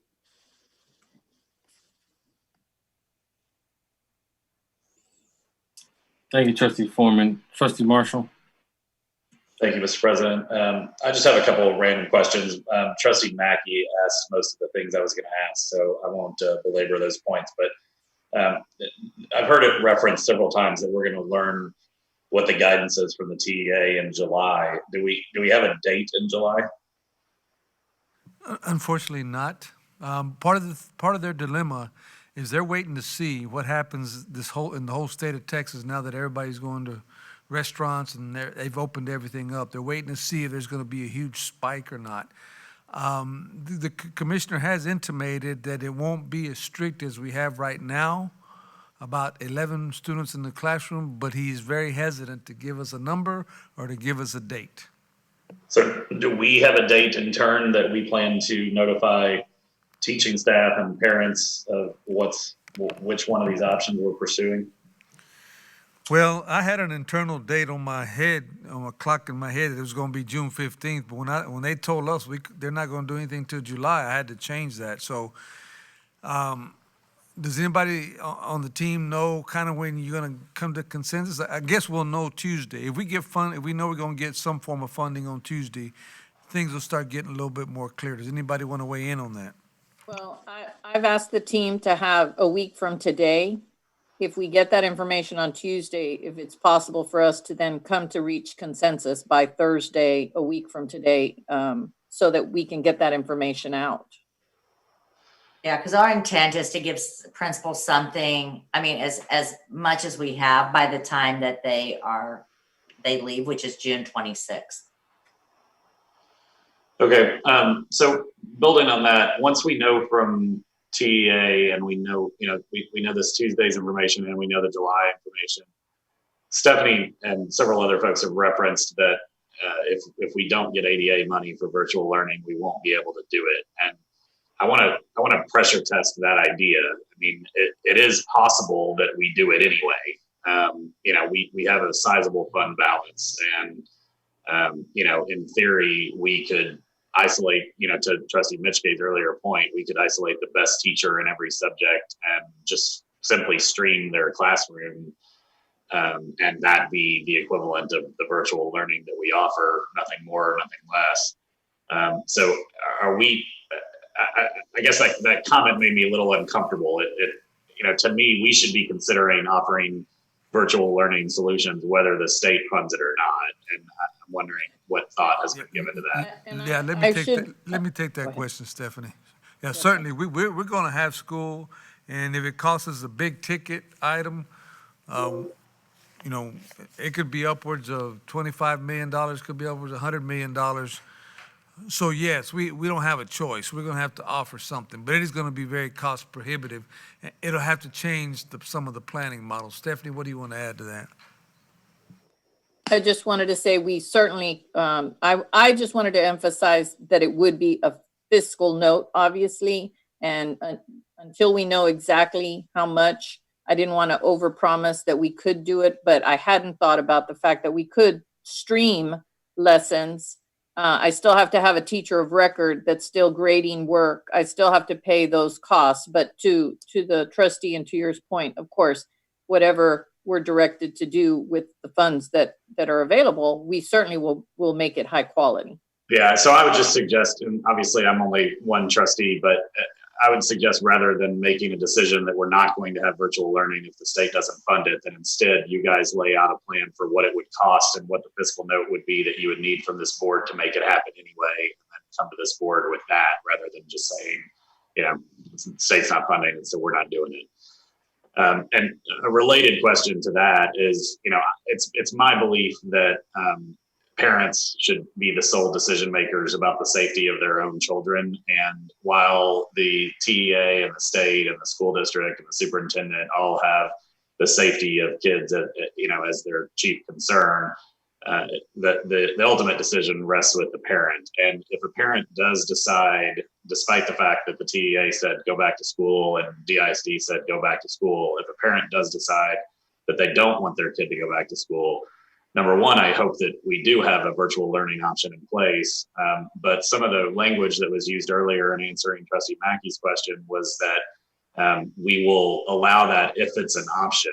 And from my perspective, we as a government body do not have the authority to tell a parent, you must send your kid to school, despite the fact that they think that it's not safe for their kid to be there. So my question is, if it's not funded and we don't do virtual learning and a parent still says it's not safe, I'm not going to send my kid to school, what happens?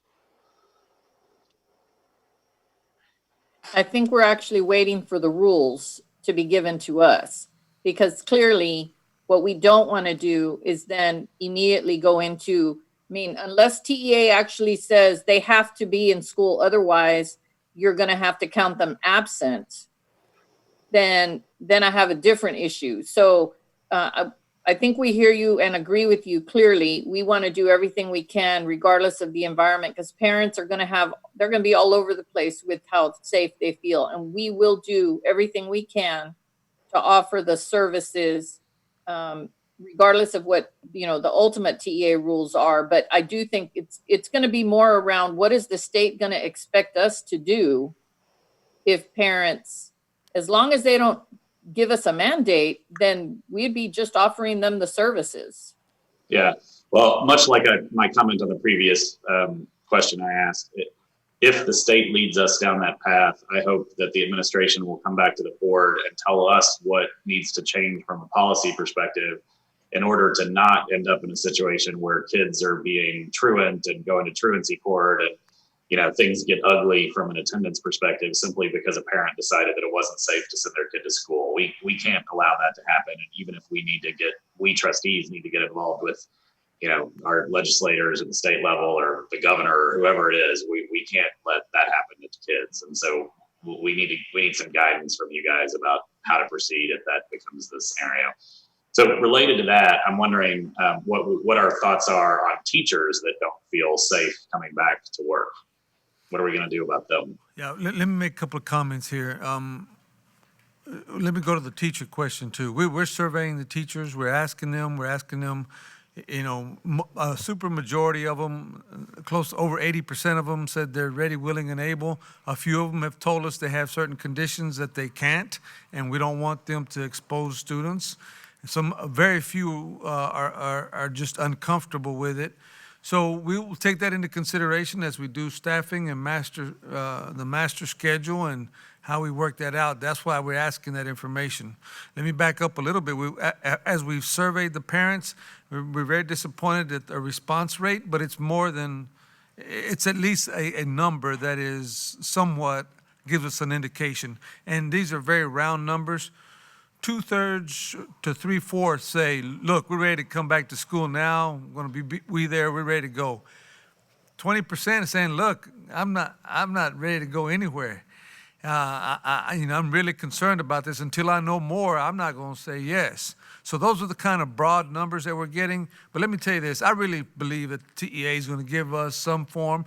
We asked the staff the other day about how certain are we about our documentation. Like they're going to ask, how many can we document when the students log on and log off? So there's some form of attendance. If they are participating so many hours a day, we'll get the full funding. And if we can verify that by some means, either by teacher records or by our learning management system, we'll get the funding. So I'm very confident that we do that. If we don't do that, there's market share issues that we have to consider, because right now we have virtual charter schools that are advertising on every major network. Come sign up for us, we'll take you. There's one in White Rock that's advertising on TV every day. There's another one that's a national one. So we're going to have an option, and so we'll come up with that. We're just a little bit frustrated that we don't have any direction yet. Well, yeah, thanks for that color, Dr. Hinojosa. I appreciate you making the market share comment. I noticed you're thinking about it defensively in terms of keeping our students from attending online charter schools. I would think about this as a proactive opportunity to gain market share, because I think a lot of schools are not going to have their act together on virtual learning. And if there is a need to do that, and even if the TEA doesn't fund it, few school districts like us would be in the financial position to do it anyway.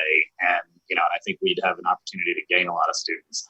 So I have a couple other just quick questions. I'm running out of time. So one question for you, Leslie. In option C1, how do we take care of the problem of parents needing to work and not being able to be at home Wednesday, Thursday, Friday, for example? And that is the problem with that option.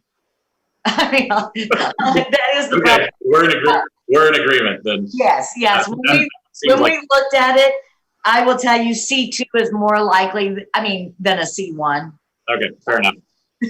The safety protocols that you mentioned, do we have a document? Mr. Marshall, sorry, can you hear me? Oh, sorry. We're well over time, actually, a little bit. Oh, okay, sorry. Come back second round. Trustee Johnson. Yes. Dr. Hinojosa, I believe he answered very thoroughly, but I just want to ask him probably one direct question to sum it all up, because I have the same concerns that Trustee Foreman have. Of course, our community is very similar, but at this particular time, Dr. Hinojosa, we're just at a standstill to see what's going to happen and what's not going to happen. Correct? That's correct, and we have viable plans, but we're waiting to get the direction, and it'll be a lot more clear on Tuesday. Once we get that clarity on Tuesday, then we can start honing in on which plan we're going to recommend. Okay, thank you so much. I'm going to go in the first round. This is my only comments too, but they're just requests, again, for the sake of time. Again, I'm going to talk about racial equity. I don't need the answers right now. There's been racial equity discussions regarding these various options, the three options. Dr. Hinojosa just mentioned the parent survey. I might have missed it, but have we seen that? Has that been sent to the trustees, the results of the parent survey? No, we just got them the last couple of days, and they're still in an analysis form. As soon as we get those, we only had 18% response rate? Yes. 20% response rate. So we'll get you what we have. And but it does give us an indication, so we will forward that to you. If you could do that, and then I don't know if we plan on doing it again. I got the email twice from the parent survey. But if we could, I don't know if there's push to get it above 18% to get a more broad picture of how parents are feeling. And I bet you there's some, I'm guessing again, I bet you there's some responses. Again, we talk about connectivity and across the district and who's responding, who's not responding. There might be a disproportionate aspect within that 18% on who's responding to this. Differentiation. I've had two kids that went through this with the ISD. So not only am I speaking of my kids' experience, but also to the other parents, because we're all on kind of group meetings discussing the experience. And it's I hope we're keeping in differentiation going forward when we're talking about at-home learning. All kids can't get the same thing, and you have some kids that are finishing the lessons for a week and a day, and then you have some kids that might be taking the whole week. And, you know, as we evaluate these plans, I hope we're considering and keeping that in mind. Because I heard a lot about the other. I heard kids getting assignments and being done in 1 to 2 days. And then, you know, are we pushing them as far as they can be pushed, and are we differentiating our instruction?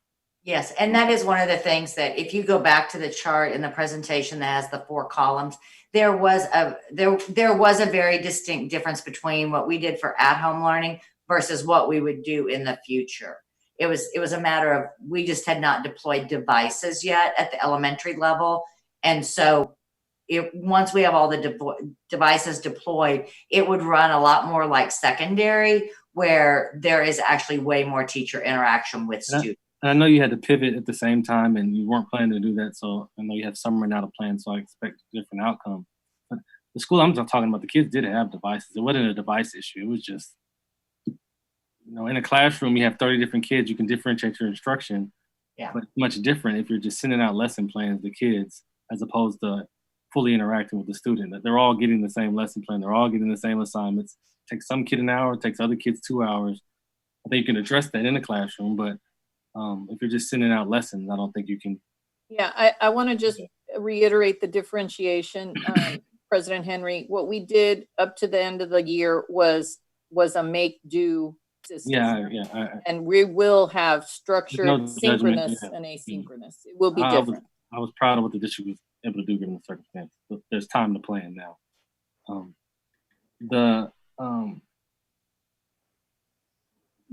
want to talk about the home. The home is, and this is broad, but the home is different. I heard some comments earlier about, you know, if I was in a classroom, this is what I would do. But the home circumstances for our kids is just so varied. So that's going to impact different students different ways. Whether it's 2 working parents that are trying to, my kids have been in the background 4 or 5 times on this call, or parents that are essential workers and have to go out and work and just aren't going to be at home. So that's going to impact, I'm really, really concerned about that. It's going to impact our kids a lot differently. So I'm sure you're considering that, but expectations for parents who have other obligations or have to actually be out of the house at home has to play in there somewhere. Yeah, and I think that's where it goes down to the option of parents having a choice, because we don't want kids left at home alone either in the situations where parents have to work. Mm-hmm. And I will tell you, Trustee Henry, we are working to make sure that the district plays the primary role for instruction. As moving into the future, it will not be left in the hands of parents to be the primary instructor. So our curriculum, our tools, our training will be in such a manner that teachers will be providing the instruction. In fact, we're deploying and working with those tools right now in our CAP program. And learning exactly how we can do that the most effective way during our summer programming. Yeah, because we all know teaching is hard, and if you're not trained in it, it just elevates stress in the household. And on that point, and I missed part of the presentation, so forgive me, but you know, some of our kids have been home in different circumstances, cooped up, not going back to Trustee Mackey, not outside, not playing. I hope there's a heavy. And I know there's already additional funding for psychiatry, but there needs, from my perspective, there needs to be an emphasis on social and emotional. There's, our classrooms are safe spaces for a lot of kids and parents. I'm finding out being able to have your kids somewhere else while you do stuff is a safe space for parents and allows them to do the things they need to do. It's all been compressed and compartmentalized for months at this point. Yes, so I think parents are at edge. I think some kids could be at edge. It's just edge across the board, and I hope there's some very intentionality around social and emotional, whatever we pick. And I might have missed that in the presentation. So on at one of our very beginning principal sessions on July 27th, we have a whole afternoon devoted to doing trauma-informed care and SEL practices with principals and the administrative teams of campuses, so that can be then with the teachers, so that we can use those on the first. I don't necessarily need all the details. I just want to put out there, if y'all are handling it, and I'm sure we'll follow up on that. So that's all I have. Trustee Mishke and then Mackey for second round. Sorry if I'm short. We're on 8 hours of our meeting right now. Thank you, President Henry. I would just like to request that the administration prepare a press release and post on the website and the Facebook and Twitter pages exactly what the status is of how we're going to reopen as of today, what we're waiting to hear from the TEA, because we know that we don't know what we're doing yet, but I would like for us to have the same message coming out of this meeting. I've got a couple of notes of people who are watching this, and we, as we usually do, we talk about a lot of different issues, and but we need a bottom line statement that all of us can share as to what's happening as of today, when we're going to know exactly what we're going to do. Of course, I know we don't know what we're doing. We're going to be doing yet, and I know we're waiting on the TEA, but I think it would be very good for us to just have that one consistent statement. Thank you. Thank you, Trustee McKay. I have Mackey, then Marshall in the second round. All right. So coming back to it, thank you for all of that. That's all really helpful context. One of the other questions I've heard a lot is about, TEA put out the proposed calendars if you want to change the school year. Are we considering an earlier start date? I've got a lot of parents asking about that. Are we set to start at our current start date and we're not really considering starting earlier? We're not considering starting. We are not considering. No, we could barely start on the day we're starting. And if we ever considered some alternate calendar, it would take a lot of feedback. It'd probably take 18 months to consider a new calendar. So no way, Jose. Glad to hear that. That's what I figured, but just wanted to get that on record because a lot of people have been seeing TEA's calendar and saying, are we doing this? And then as far as, obviously there's a whole lot of other things as we think about options 2 and 3. I know there's probably a lot of conversations about grading. I'm sure you all are having those conversations. I know we learned a lot in the last year. I think we did a good job to put a Band-Aid on it for what we had to do. But as we think about next year, even if we are virtual or hybrid, where are we in thinking about what the grading policy will look like going forward and what needs to happen there? So if moving forward, even if we go out or in, as they're predicting, that kind of thing, we are working on platforms and devices to where we would expect the grading to remain in place. Our policy, yeah. Our original policy. Yes, our original policy would remain in place.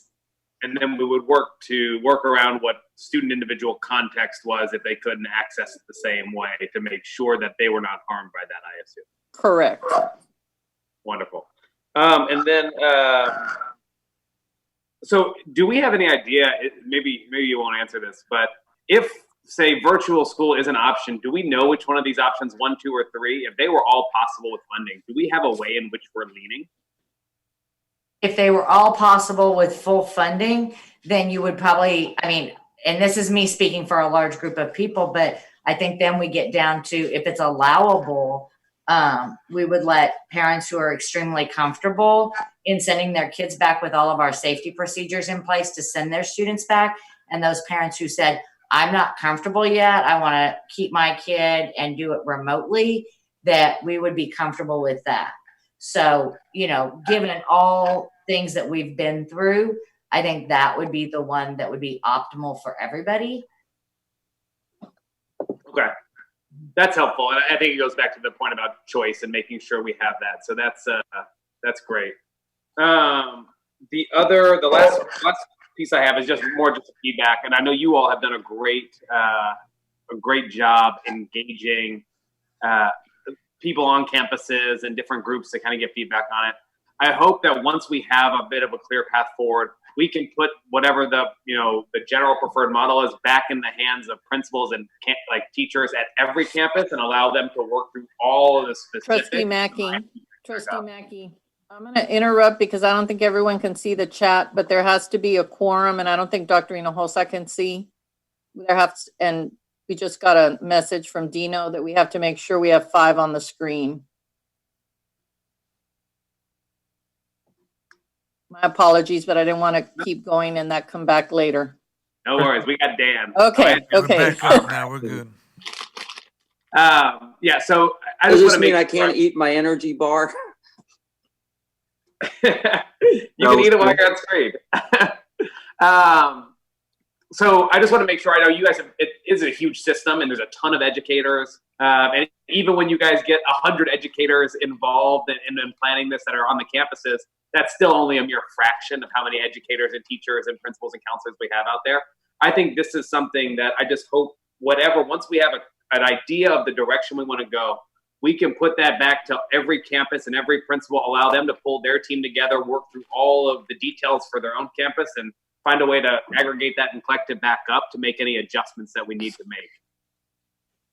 We did already send this out to every principal last week in some draft form, the actual guidebook. Trustee Mackey, just to your point, they're reviewing it. We get changes recommended from them regularly. So we will continue to be reflective and responsive to as more people dig into it. Just like the question you asked that we hadn't looked into with siblings. I mean, we missed that one already. So more eyes, the better we're going to be. Thank you for that. Absolutely. Well, I know you guys are working through a lot of here. There's a lot of moving parts. So I'll look forward to getting the update on Tuesday. So that's all I got for now. Thank you, Trustee Mackey. Trustee Marshall? Thank you, Mr. President. Trustee Mackey once again asked most of my questions. I was getting a lot of parent emails about the possibility of starting school early, so I'm glad to hear that that's not in the consideration set. So the only other last two things I had were around safety protocols. There's some bullet points listed on one of the first slides in this presentation, but I'm wondering if there's a actual document that is going to lay out all of those safety protocols. I had seen something similar for the central administration, but I'm wondering if we've done something that we can get in the hands of teachers and educators and administrators at the campus level, because I'm already getting a lot of questions about that. Is there something Yes, sir. It's all in the playbook. Go ahead, Leslie. Yeah, it's all in the playbook, the very specifics about all of this. And on the last slide, there is, if you have access to the PowerPoint, there is a link to the actual playbook. Okay. It's all in there and it goes into much more detail. This was just like the main highlights. Is that what it says, Education Evolution Guidebook? Yes. Okay. When I click on that, it says I need access. So can you email me that? Yes, I would be more than happy. We'll put it in the tracker so that everybody can have it.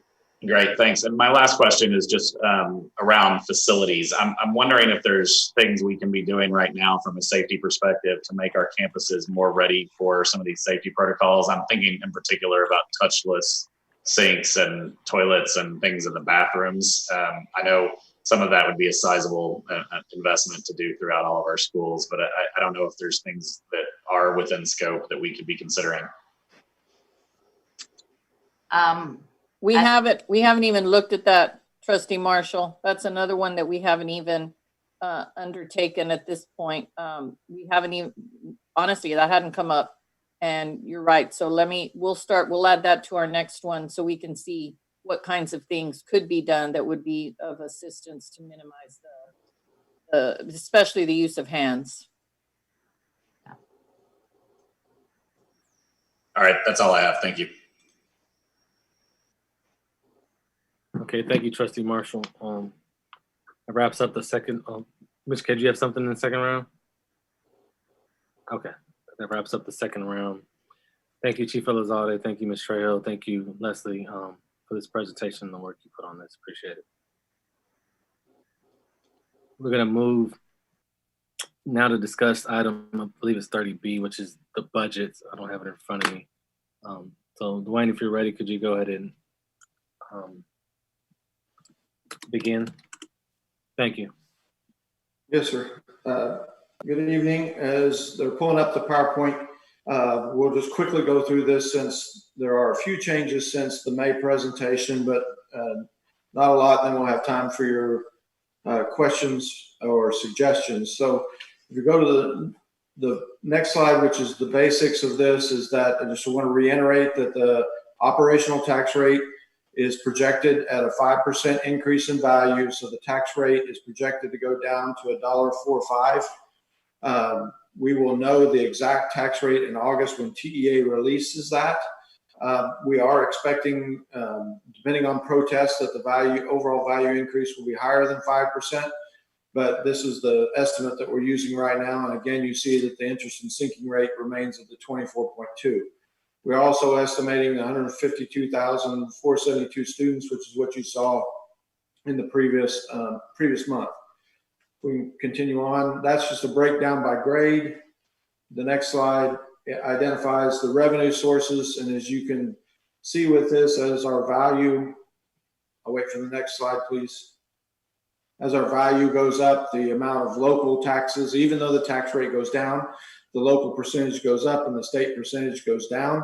And so we'll continue on with that. The other side part of this that's not part of revenue, but part of expenditures, and we'll cover that in a minute, is that as we're a recapture district, recapture will continue to rise. Go to the next slide, please. This is a breakdown in comparison between the fiscal years and what we're anticipating. We're anticipating an additional $38 million this year. The majority of that is through the TIA, which is the teacher incentive allotment, which is just about $28 million. They have released the information based on per campus, but they haven't given us our official allocation, so we were able to match that to what we were anticipating, and it's very, very close. So they are going to fund that for next year. I know that was a question that we continually get, but they are funding that for next year and moving forward. So that's the difference in our revenue for the three major sources in the general fund. The next slide is a breakdown of local. You can see that we are anticipating, even at a reduced tax rate, more local taxes collected than this year because of the increase. We're also taking into consideration the loss of interest earnings because of our the interest rates being down. So the net of that is $42 million locally. If you go to the next slide, these are our strategic initiatives, and at the suggestion of Trustee Johnson, we did add racial equity there to this slide. So the next one, and this is our overall expenditures. You can see we are increasing our projected increase in overall payroll cost from 79.5 to 82.7, and you can see the remaining portions of that in there. The one thing I will point out is you see the contracted services, and even though that is going down because of fiscal notes in the year, that's when I will point that out in more detail, but that's where the recapture payment is. We go to the next slide, and that breaks it down by function. You can see the largest increase by function is in instruction. That's not only for the increase in staff that we've mentioned previously, but also for the TIA implementation.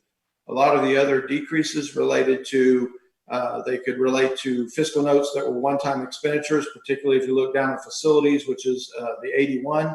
You can see that is a reduction because there are one-time fiscal notes that are no longer applicable. There's also, in the rest of this, there was also some cost associated in these line items with tornado-related expenses when we had to prove our deductible. So there's quite a bit of changes within that. But if you look at 91, you can see that at this moment our current budget in relation to recapture is the $15 million, and we're anticipating that go up to $19 million, so almost a $4 million increase in that. So we'll go to the next slide. So this is food service. It did not change from last month. You can see food service is anticipating a slight decrease in revenue and expenditures, but remaining fairly constant. And then the last slide is debt service. And this did not change from previous, but I do want to point out again, if you look at the bottom section, which is expenditures of you can see the 2016B escrow deposits. We are anticipating next year to pay off early about $57 million worth of debt as compared to the $48 million that's budgeted for this year. So I'll quickly run through those. We saw these items last month, so I'd be more than happy to answer any questions that you have as we discuss the budget. We have pulled that because of the resolution. We have pulled this already for a separate vote for the night meeting, anticipating that we're going to have to make changes between now and the night meeting to make adjustments to accommodate for those items. So I would answer any questions that you have.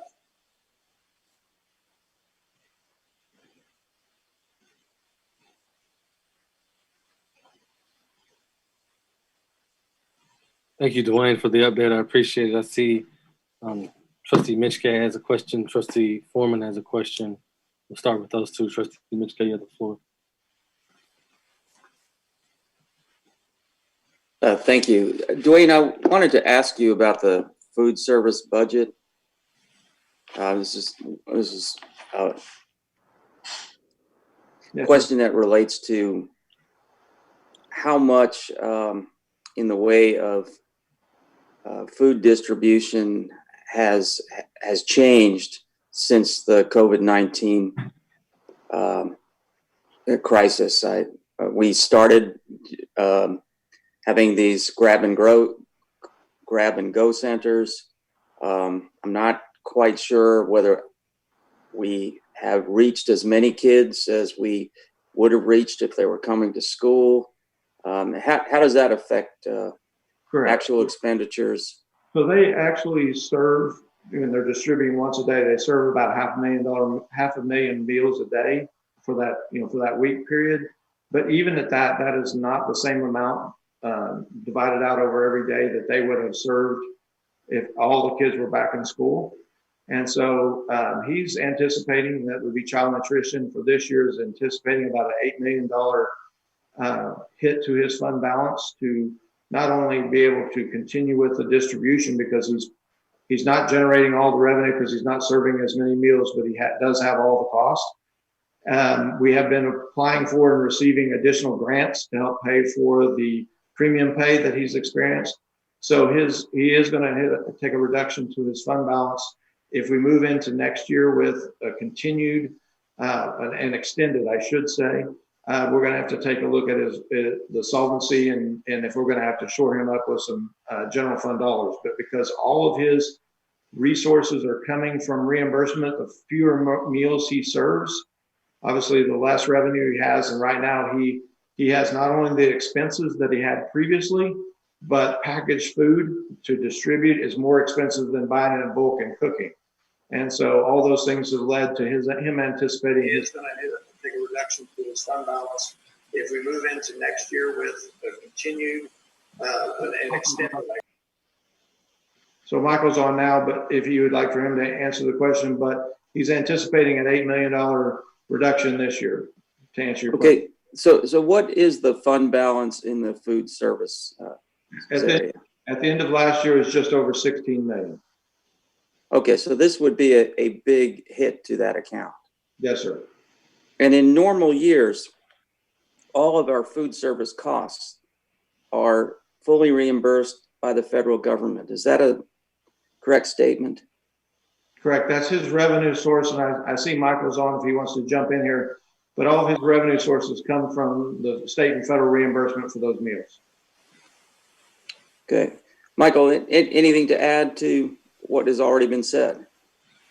No, sir. I think Dwayne has fully covered it.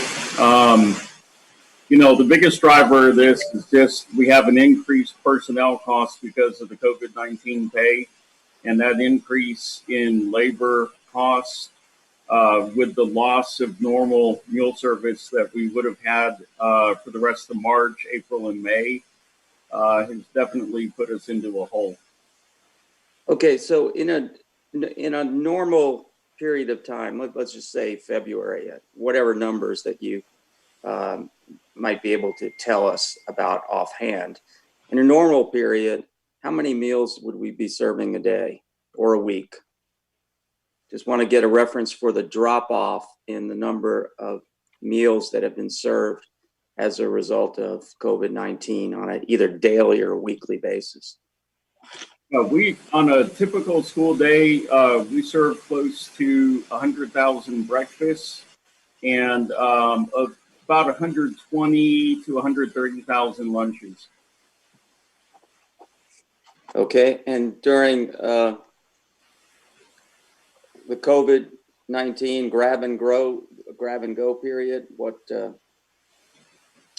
what have those numbers looked like?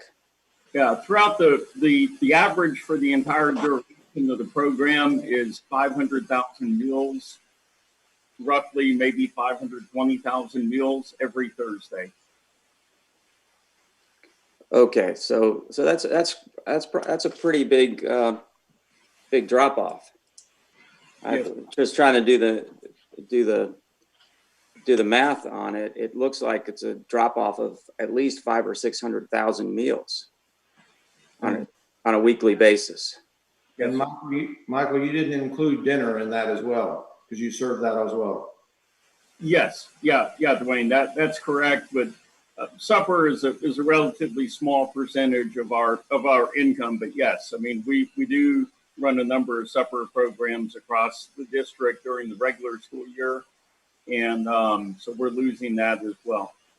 Okay, well that gives me some sense of the kind of food insecurity and pain that a lot of our families are suffering during this period of time. As heroic and as extensive as our Grab and Go program has been, we still have a lot of families with food insufficiency. Yes, sir. Is there any possibility for us to get any federal reimbursement for the additional packaging costs and things like that? There is some discussion on the federal side, of course, about that, but nothing conclusive for sure, and nothing that I would feel comfortable saying other than there are some discussions. But I'll tell you nationally, there's a very influential food service publication, and they said nationally, school food service is losing hundreds of millions of dollars across the country. Right. And just to get an understanding of what has been done with respect to our food service employees, even though there's been this pretty dramatic reduction in the number of meals, you've kept everybody on the payroll. Is that correct? Yes, sir. And everyone has received what would have been their regular pay. And then employees working the COVID-19 meals program are receiving the COVID-19 pay in addition to their base pay. Okay. Well, thank you for that. I appreciate the great work that you and your team have done. And I know that our families do as well. Dwayne, do you want to say something on that point? Actually, I was going to say something, Trustee Mitchke, and I want Dwayne to elaborate on it, because most of you are members of TASB and you followed a lot of their information, and there was something that was sent out that we were going to get like $61 million from the CARES Act. So I want Dwayne to explain that. That's one bucket, and it really wasn't $61 million, and Dwayne can explain that. And then on top of that, that's the HEROES Act has passed the House, but it is not moving in the Senate. And there's money in that to help state and local governments, which would also the Texas Department of Agriculture, and we could be part of that, but that's not a done deal. Dwayne, will you explain why we're not getting $61 million because of the offset from the state on that? Yes, sir.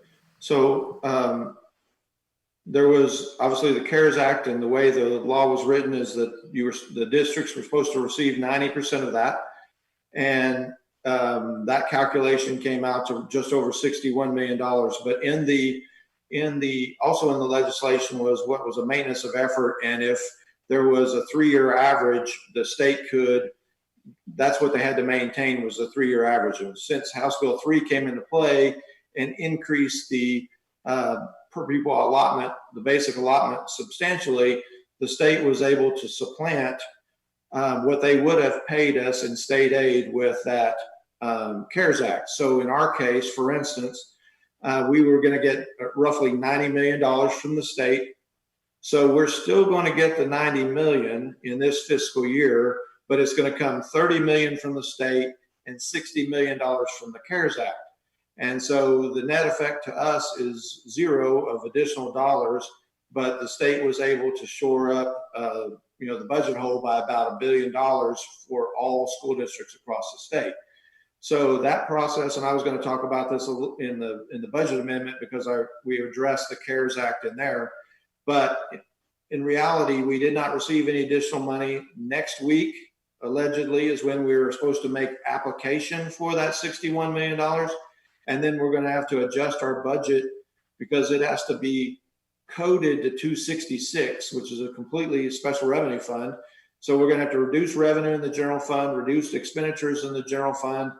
And so that's what's going to happen. The one good thing that they did, and what I was going to mention about child nutrition, separate from that, is they did allow for a 75% reimbursement on COVID expenses. And so as Michael's referring to, as we did with the premium pay, that will be part of what we submit to the state for the potential of a 75% reimbursement of those COVID expenses. So if we are reimbursed for child nutrition, whatever that dollar amount is, then we would deposit those funds into child nutrition to try to help to offset that cost. Okay. As far as new revenue, that's it. But there have been some grants. One, we received notice today of a $50,000 grant for child nutrition, and we have a $600,000 one outstanding that we're trying to offset some of these costs. Okay, thank you. We're well over 10 minutes at this point. So we're gonna move on. Figure the second round. Trustee Foreman, sorry, Trustee Mishke.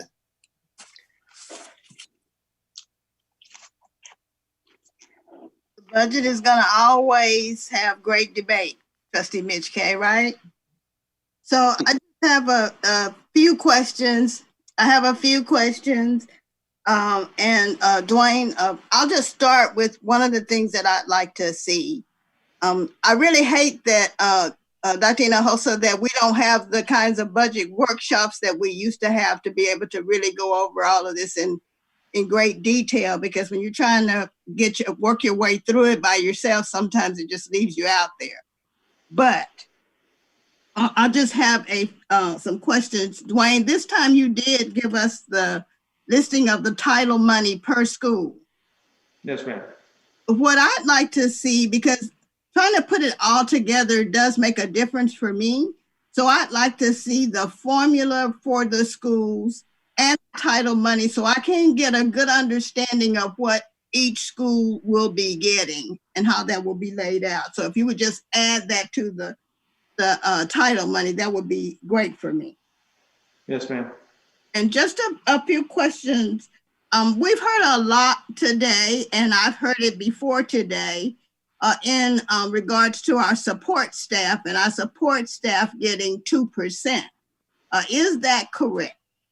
Yes, ma'am. That's 2% of the midpoint. That is what is in the budget currently. So 2% of the midpoint means what? So that each grade has a minimum, a mid, and a max. And so when we did the TASB study, and I see Robert's on that could elaborate more, whatever the midpoint is, everyone will receive 2% of that. Okay, for whatever their grade level is. Yes, ma'am. Okay, so I have some concerns about that, but I want to just keep going. On the instruction side, I noticed that we have a $68 million increase. Is most of that for teacher pay? And positions, yes, ma'am. Teacher pay and positions. Yes, additional teachers. Right. When I looked at the 2018-2019 budget, we're up $164 million, but we have less students. That's a real concern when I began to try to figure out what we're doing. We're up $164 million from the 2018-2019 budget. So actually it went up last year a lot. So are we going to be able to keep that pace? That's a rhetorical question, so you don't have to answer it. Then I looked under instructional leadership, where we again went up $17 million from the 2018-2019. And all of these are positions at 9,400, most of them. and it's not going directly to the schools. That's a problem for me. I looked at school leadership. School leadership went up $21 million. Again, these are people not directly in the school.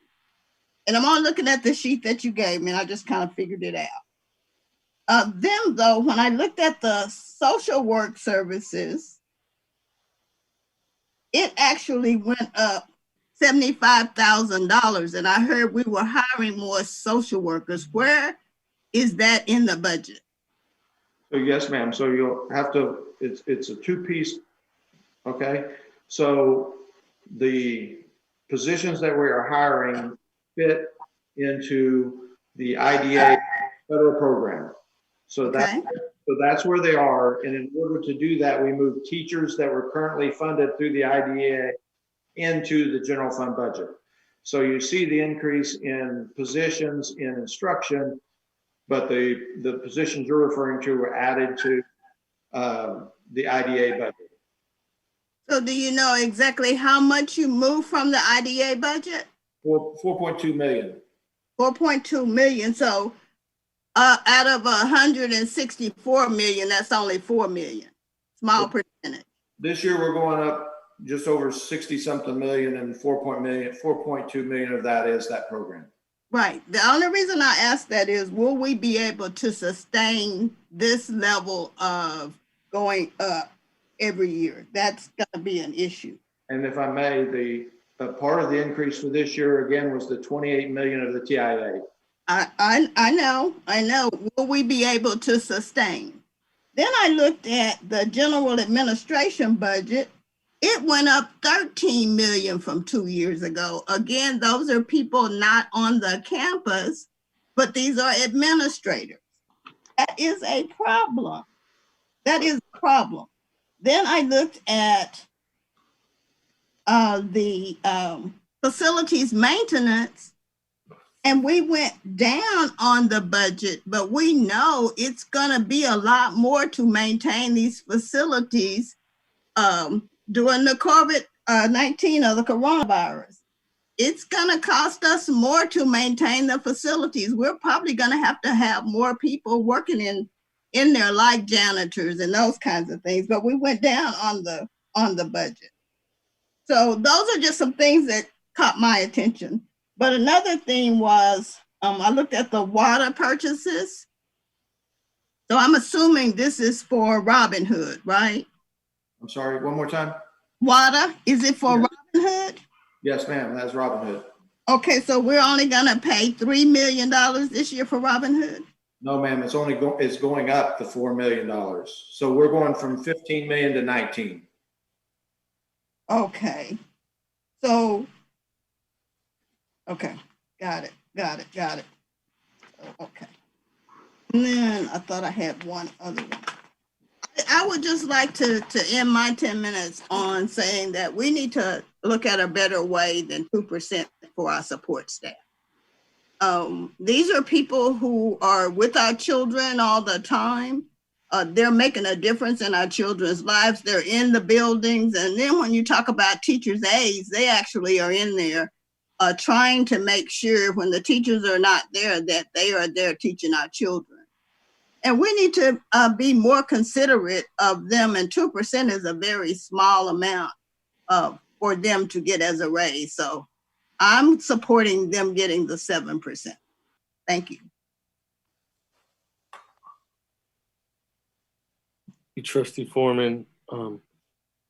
See any other questions right now? Trustee Mitch K. Oh, sorry, Trustee Johnson. I think. Go ahead, Trustee Johnson.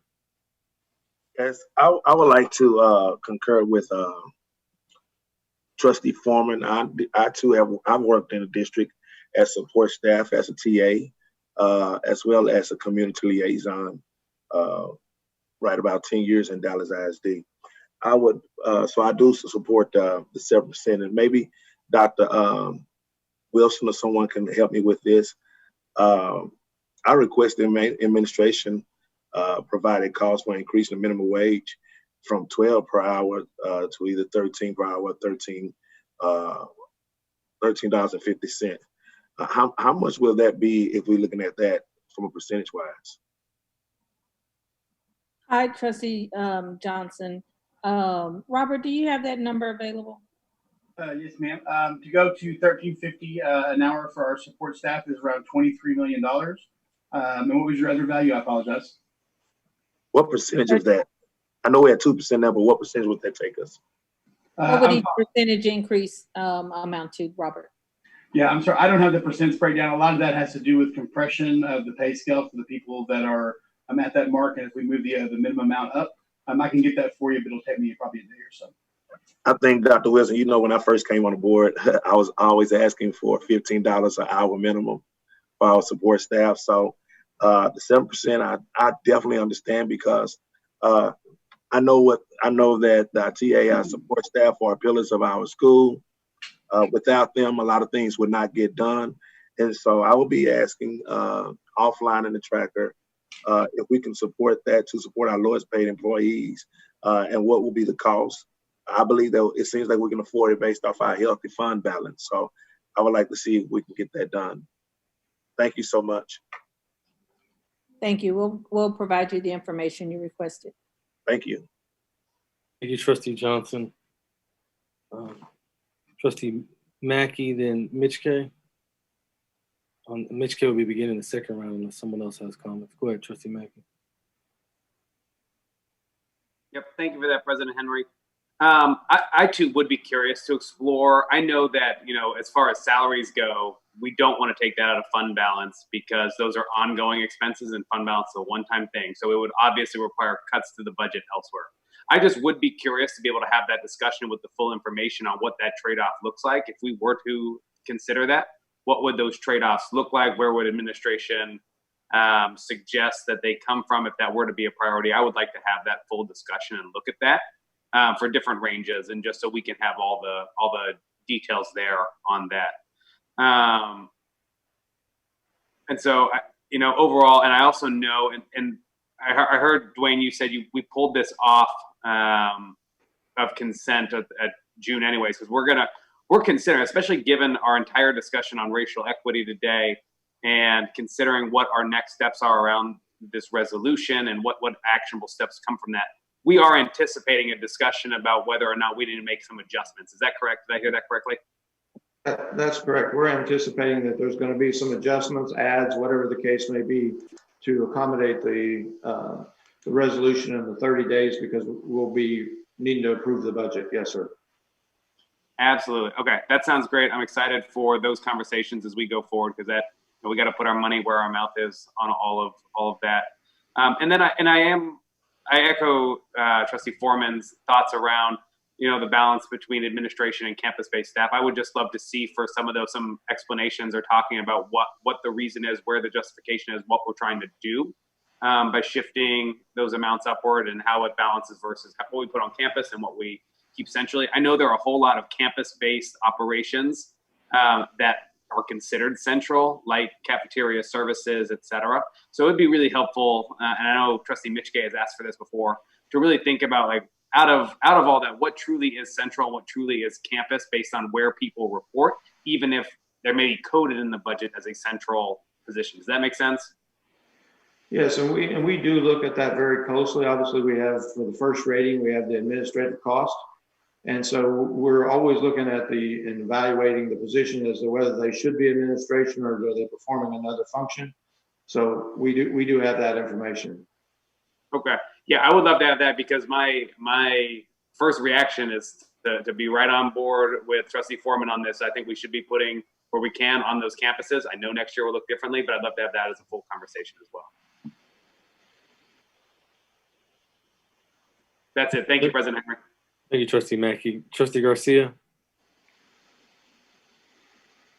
Dwayne, I wanted to take the time to ask for you to walk me through, if I'm looking correctly at the file, the 2021 proposed budget full PDF. I'm looking at page 41, and just trying to get an understanding specifically on the increases of the security and monitoring. I know if I'm not mistaken, if I remember correctly, that number was like 20 million proposed on the bond 2020 for equipment and things like that. But could you walk me through the increases that we see here on slide page 21 41, excuse me. 41. So we would going from the current budget of 24/7 to the proposed budget of 25/7. The majority of that increase is in technology equipment of just over $1.2 million. There is some slight adjustments in salaries, but that's the majority of that line item. On page 41, if you look down midway, you'll see technology equipment of less than 5,000 a unit, going from 310 to 1.545. And how is that technology any different than what's being asked right now in the bond 2020? I think there's things that we're trying to get done now that will be in addition to the bond issue money, assuming that, you know, we have to start implementing certain things so we can show what things will, what we're trying to purchase, and in anticipation that we may not either call the bond issue or may not be successful, we still have things that we need to address, and that's what we're doing in this budget. So that tech includes things like vehicles. What other things does that include? That's correct. Actually, that wouldn't be vehicles because they would be greater than 5,000. This is less than 5,000, so I would anticipate the majority of that is going to be radios and that type of equipment. Okay. But I can give you a complete list of that if you'd like. Okay, I do see the majority of it pertains to tech. Okay, thank you. Also taking a look right now at page 80 of the same file, and specifically for resources and support for LGBTQ youth.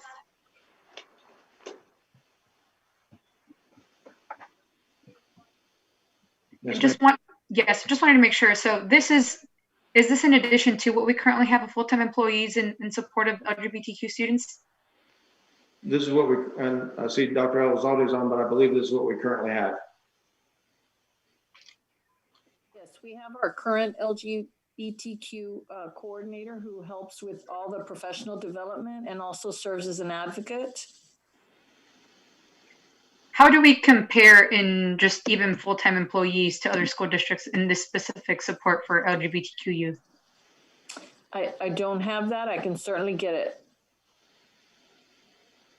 Okay, I'd like to see that. I know that's a question that I was wanting to bring offline in conversation.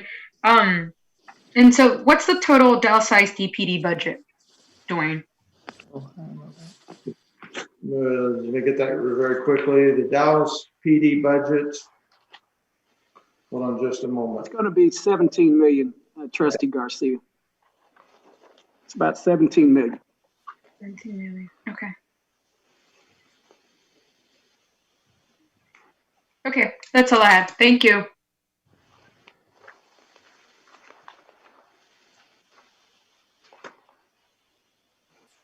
Thank you, Trustee Garcia. Trustee Mitchell, you can go ahead and begin the second round.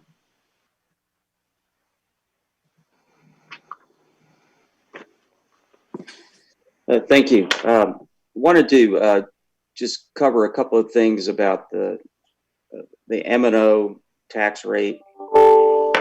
And Dwayne, if you could just verify whether this history that I'm about to summarize off the top of my head is correct.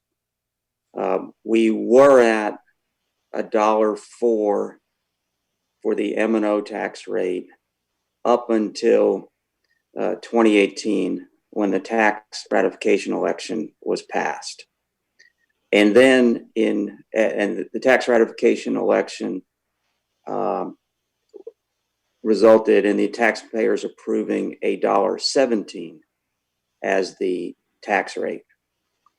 And then in 2019, the Texas legislature passed House Bill 3 and some related legislation, which required the tax rate to be reduced. And pursuant to that requirement, which was somewhat complex in itself, the tax rate, as projected with the assumptions that you have made, would drop to $1.45, so almost to the same level that the tax rate was before the tax rate ratification election. Is that correct so far? Yes, sir, that is correct. Okay, and if we wanted to, and I don't think anybody on the board wants to, but if we wanted to raise that tax rate, we could not do that. Is that correct? Well, at this point, you could not do that. The only way to raise the tax rate now would we have another TRE. Okay. So, so at the end of the day, our local tax rate is about where it was in 2018. The difference that House Bill 3 made in our overall budget was that the state is going to be taking less recapture money than they otherwise would have been taking from Dallas ISD if House Bill 3 was not passed. And so that's why when we look at the overall revenue on your slides, we see a decrease in state funding between last year and this year. But what doesn't show very specifically within all those calculations is that there is also a huge decrease in the amount of money that we raise locally that we have to give back to the state. And all of that results in Dallas ISD having about $200 million more than we would have had if House Bill 3 did not pass. That is correct. This year we had anticipated that our recapture, and the fiscal year that we're in right now, just about to end, we had anticipated that recapture at about $287 million before House Bill 3, and it's going to be around 16 million after House Bill 3. Oh, okay. And then to just go back to that point about the current M&O tax rate being, again, subject to finalization after the complex calculation. The current tax rate or the tax rate that we anticipate, and I guess we will have to vote on this when we pass the budget. So we'll have a hearing before the vote on the budget to go over the budget as well as the tax rate, but you won't take action on the tax rate until August when we actually. Okay, and when we do, assuming all the assumptions are absolutely, correct, and we refine the numbers and they're the same as what we've guesstimated at right now, we will be voting to lower the tax rate to $1.045,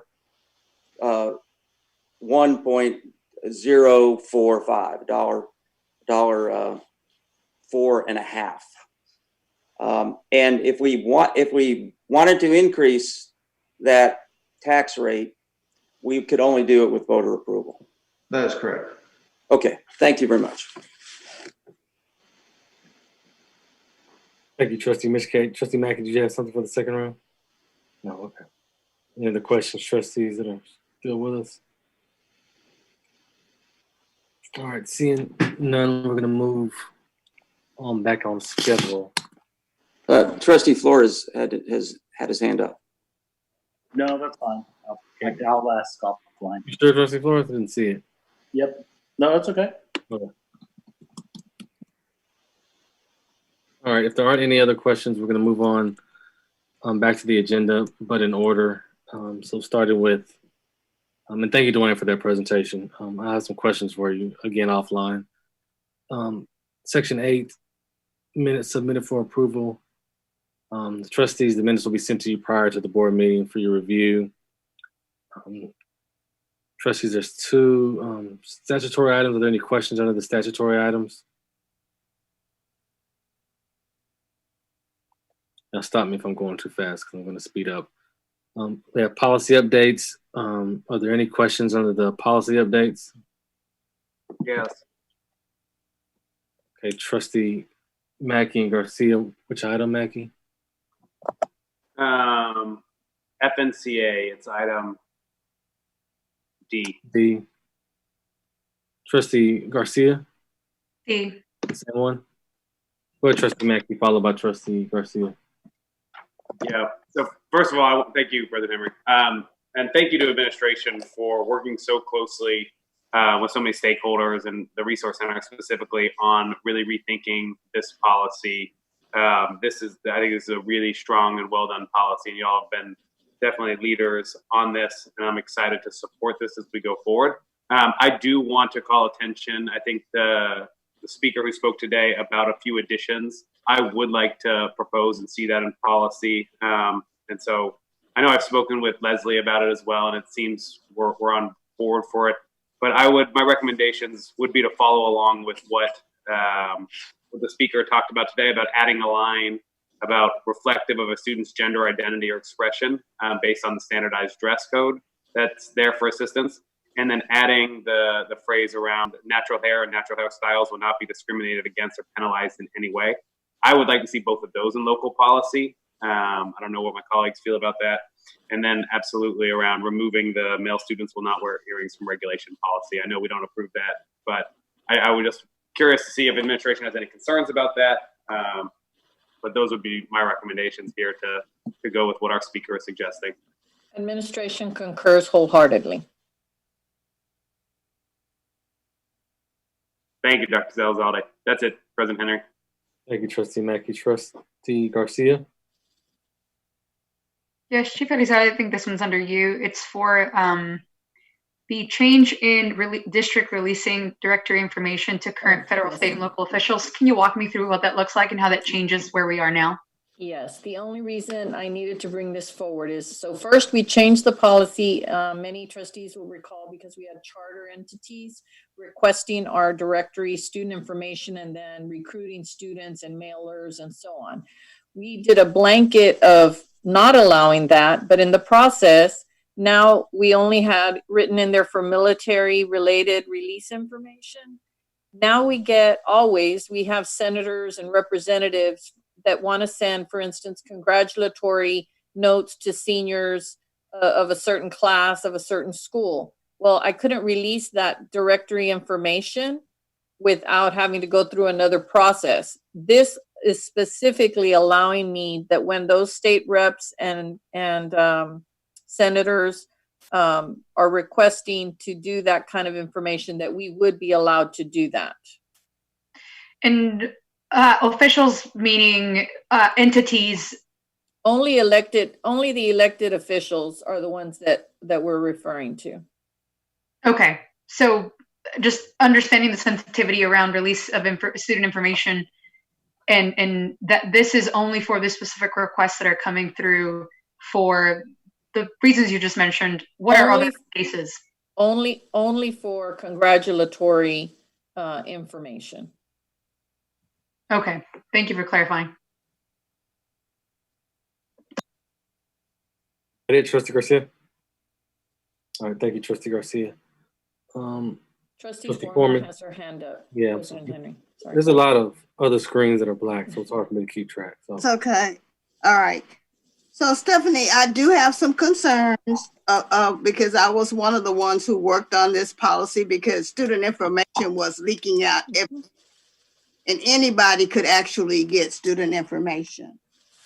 I still have some concerns about the wording here, because when you say an elected official, it could be a city council person who is running for office, or a state representative who's running for office and trying to get the names of students in their district for voting purposes.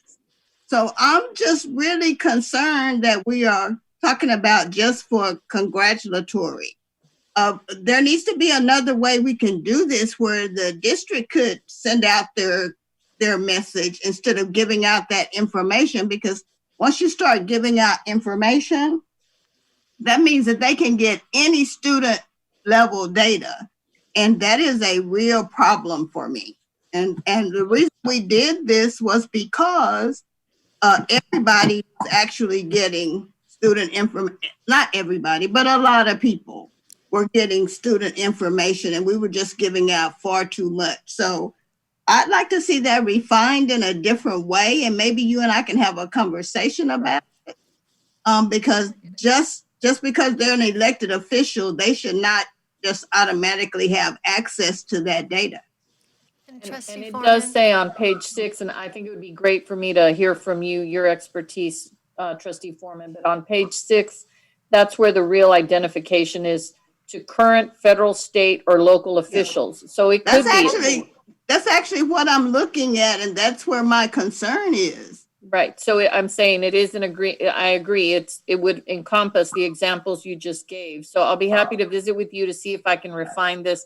The only intent from the administration is to not make it cumbersome from some of our very honorable senators and representatives who request it, and it takes me a long time to be able to give them that information. I do understand and sympathize, but on the other side, one of the things that I have, and you know this, is because I'm always asking about who's getting the data, sure, kind of stuff.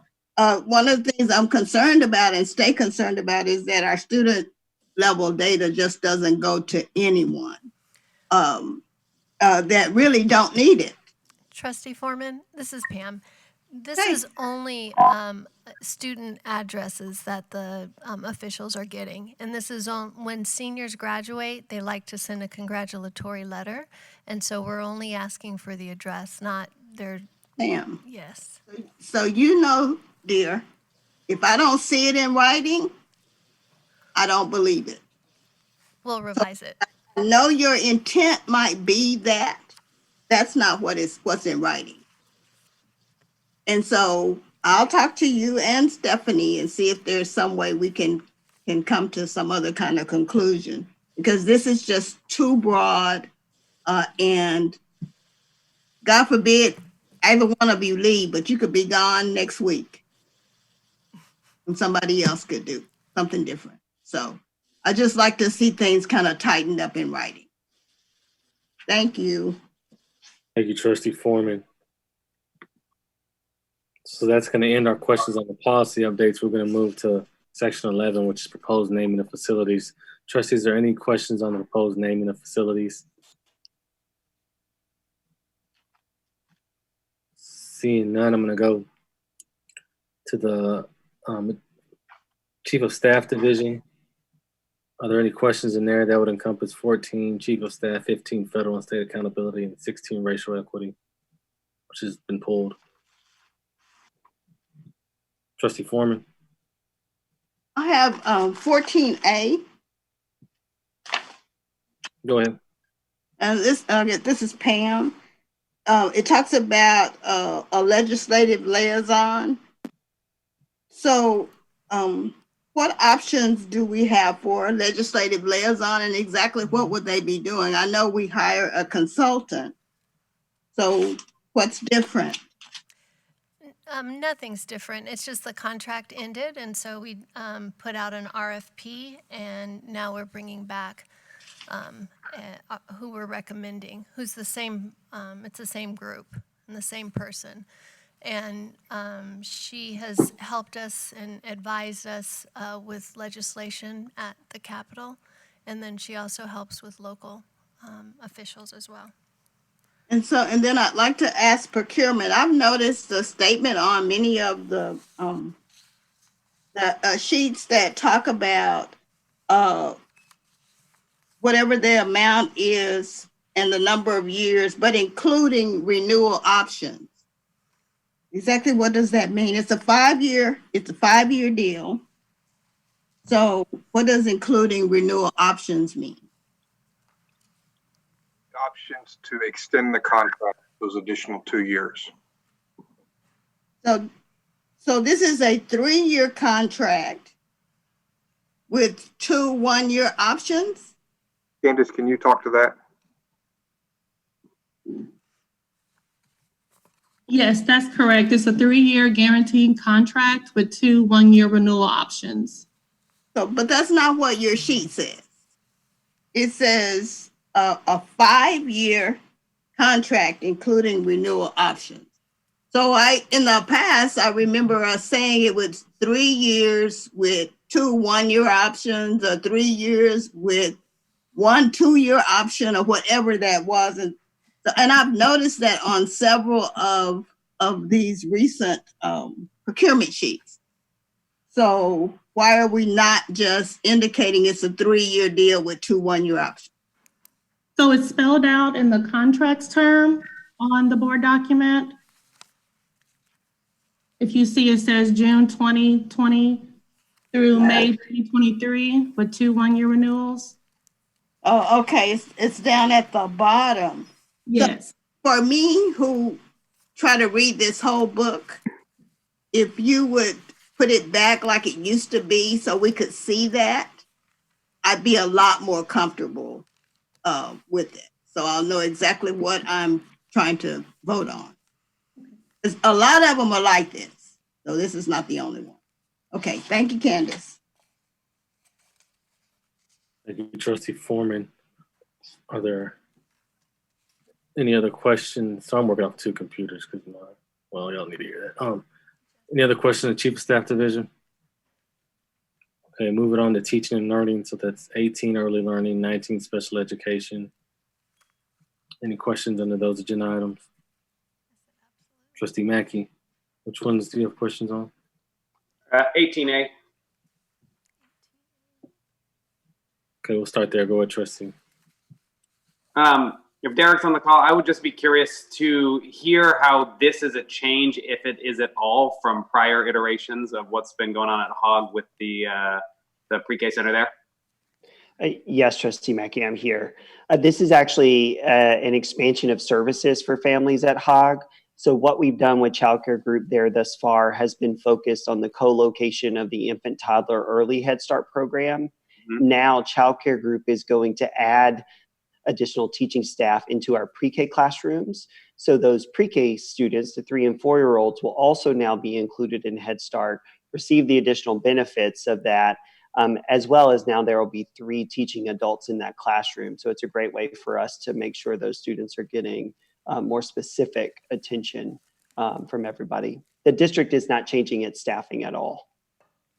Okay, but these were pre-K classrooms that we already had open at Hogg, and we were just operating them normally as a Dallas ISD pre-K. That's right. Now they're going to come in and operate them in conjunction with us by adding one of their teachers. Are we paying additional for this, or is this just a partnership as we go up? No, there's no cost to the district. Our staffing follows the same protocols it does at every other campus, and they're fully covering the cost of the staff that they're contributing. And then do we see, is this going to lend itself to expansion or additional seats in any way, or no, we're going to keep it at the same size, but with this additional staff number? Yeah, this is not about enrollment expansion. This is really about providing additional supports and services to students on our campus. Awesome. Thank you so much for that. That provides a lot of clarity and context, and I'm glad we're pursuing options to get more support and more resources for our kids. So thank you. Yeah.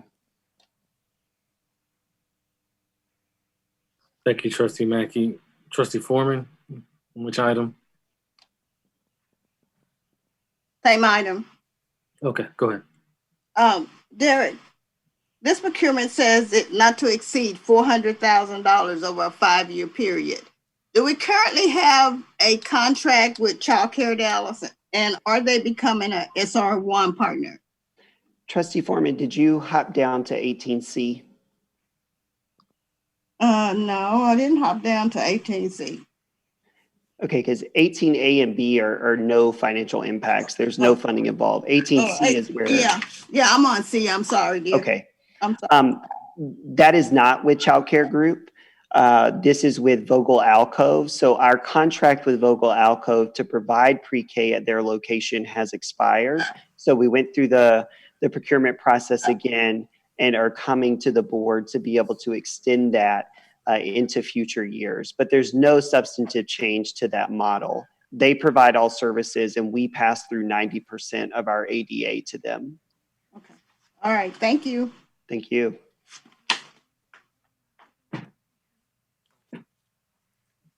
Thank you, Trustee Foreman. Are there any other questions on 18 or 19 or any of the sub-agenda items? Okay, moving on to 20, which is School Leadership Division. Trustees, are there any questions under the School Leadership Division? Trustee Garcia, which item? I'm looking at 21B. Okay, go ahead. Yes, is there anything fundamentally different from this memorandum of understanding with the Dallas County Juvenile Board as compared to prior years? No, it's the same. Our commitment, though, is to ensure, again, that we're only utilizing them for mandatory offenses, not for any other of the discretionary, but it is the exact same MOU. And how have those numbers, even within the past 3 years, how have they fluctuated or changed over time? I can certainly get you the specific numbers, but I can tell you that the trend has been downward. We have been sending fewer students. Of course, the cost to some of these, like these JJAEPs, sometimes also go up. But in terms of the number of students that we've been serving, it has decreased over the last 4 years. But I'll put that together and put it in a tracker. Wonderful. Thank you. That's all I had. Thank you, President Henry. Trustee Garcia. Trustee Foreman, which item? I'm sorry, it's 21A. Why, Trustee Foreman? I knew you were going to catch me. I stayed up last night, remember? I was hoping I wasn't going to have to get in trouble for this one. Yes. So. It's a ratification. Yes. And what happened? The city, we kept going back and forth with the city, but I wasn't going to deny the expansion of these free after-school services to our schools. And so our legal back and forth, and finally got it done, but it was after we had already started services. We've already used them throughout the entire year. And so, I mean, I have to come and throw myself on the mercy of the court and ask it to be ratified. Well, if it wasn't for the kids, you'd be in big trouble. But I get it. All right, thank you. Thank you, Trustee Foreman. So we're moving out of the school leadership division. Thank you, Chief Elizalde. Moving on to Strategic Initiatives Division. Trustees, is there any questions? 24 and 25.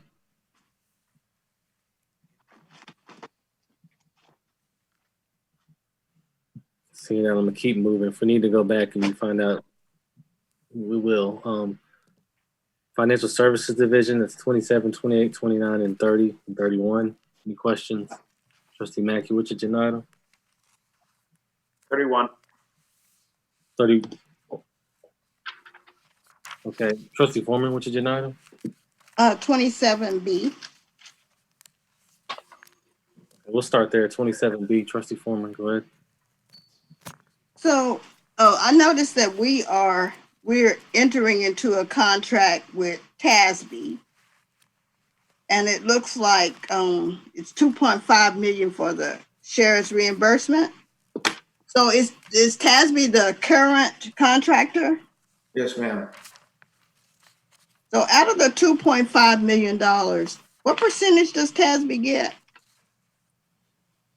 So they receive 2% of the first 2 million, or 2.5, excuse me. So they receive 2%, and then anything past that, they receive an additional, or they receive a 0.35%, anything over 2.5.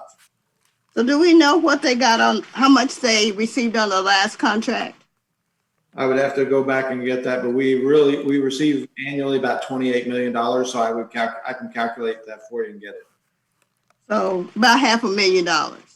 Something like that, yes. About $500,000. I only ask that because one of the things that bother me about this contract is that we listen to TASB on a lot of our policies, different policies, and they guide us on a lot of things, and now we're contracting with them. That just beginning to bother me more and more. Thank you. If on the back of that sheet, it indicates that we had $408,000 the year before, or the last contract. Okay, got it. Right at the very end. Okay, thank you so much. You're welcome. I'm done. Thank you, Trustee Foreman. 31A, Trustee Mackey. Yep, this one might be a quick one. I think you touched on this earlier when we talked about budget, but the last item here is $61 million from the ESSER CARES Act funding. And so I wanted to know if this still stands, or do we still need to do this, or why is this on here if TEA is essentially taking that money and keeping it at the state level? So with grants, you have to accept that grant, and that's what this action is to accept that grant. or that allocation, which we'll be filing the formal grant application next week. But these are actions for you to take, just like Title I, ESA, all the other federal programs, you take action to accept those. Even though the state has decided to supplant its regular funding with those funds, we still have to accept it? You could reject the funding, yes, sir. Okay, well, we don't want to do that. Thank you for that. Trustee Garcia? Yes, I have a question on 28B in temporary labor services. This budget item is for over $22 million. Could someone walk me through the number of people that are impacted under these temporary services and what our usage is year to year? How is it going to be impacted by COVID and our potential modified plans for reentry in this upcoming school year?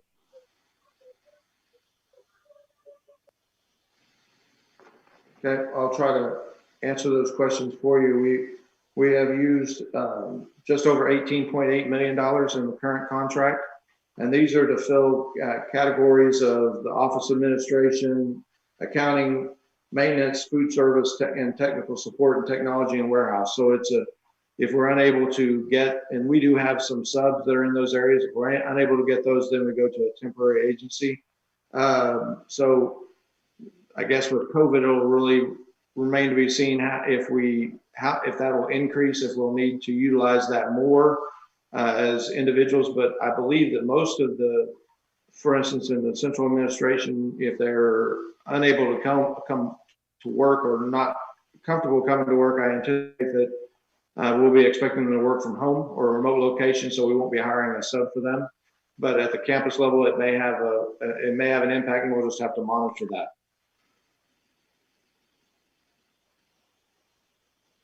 Okay, and so you said currently right now we're at 18. How does that compare to previous years or when this item has come up before? That total 18 to 22, has it been lower? Has it been higher in previous years? No, that's what I was indicating. The last contract was the 18.8. That's what we actually encumbered for this service in the last contract. So we are expecting it to be a little bit higher, but not drastically over the period of time. Mm-hmm. And any ballpark estimate on the number of people that are actually hired? I would have to get that for you. I don't have that in the packet, I don't believe, but I can get that. I'm just really curious, off the top of your head, do you know which of these categories that are listed do we have the highest number of temporary labor in contract for DISD? I'll have to get that for you too. Off the top of my head, I would anticipate it was food service, but I would have to verify that. Okay, I'll make sure to put it in a request. Thank you, Dwayne. You're welcome.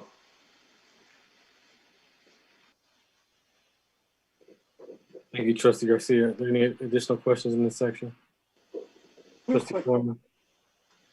I'm on the same one, Dwayne. Yes, ma'am. What I'd like to see is a breakdown of which provider we're using.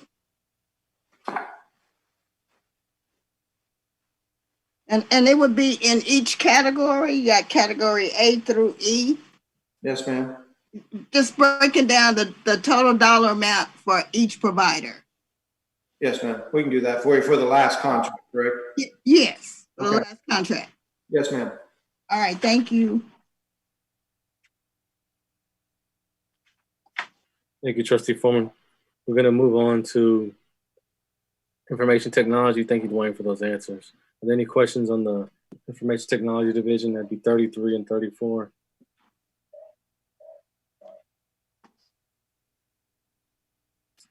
Seeing none, I'm the Chief of Operations Division. We have 36, 37, 38, 39, 40, and 41. Any questions in that section?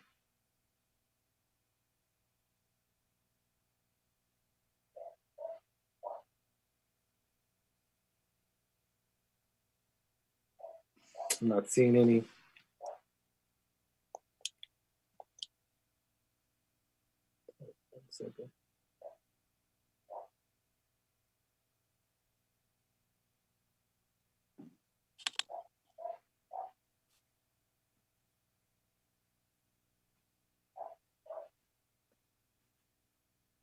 Okay.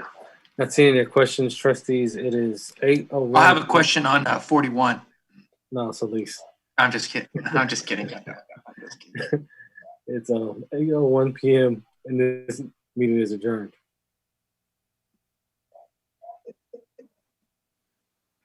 That's what we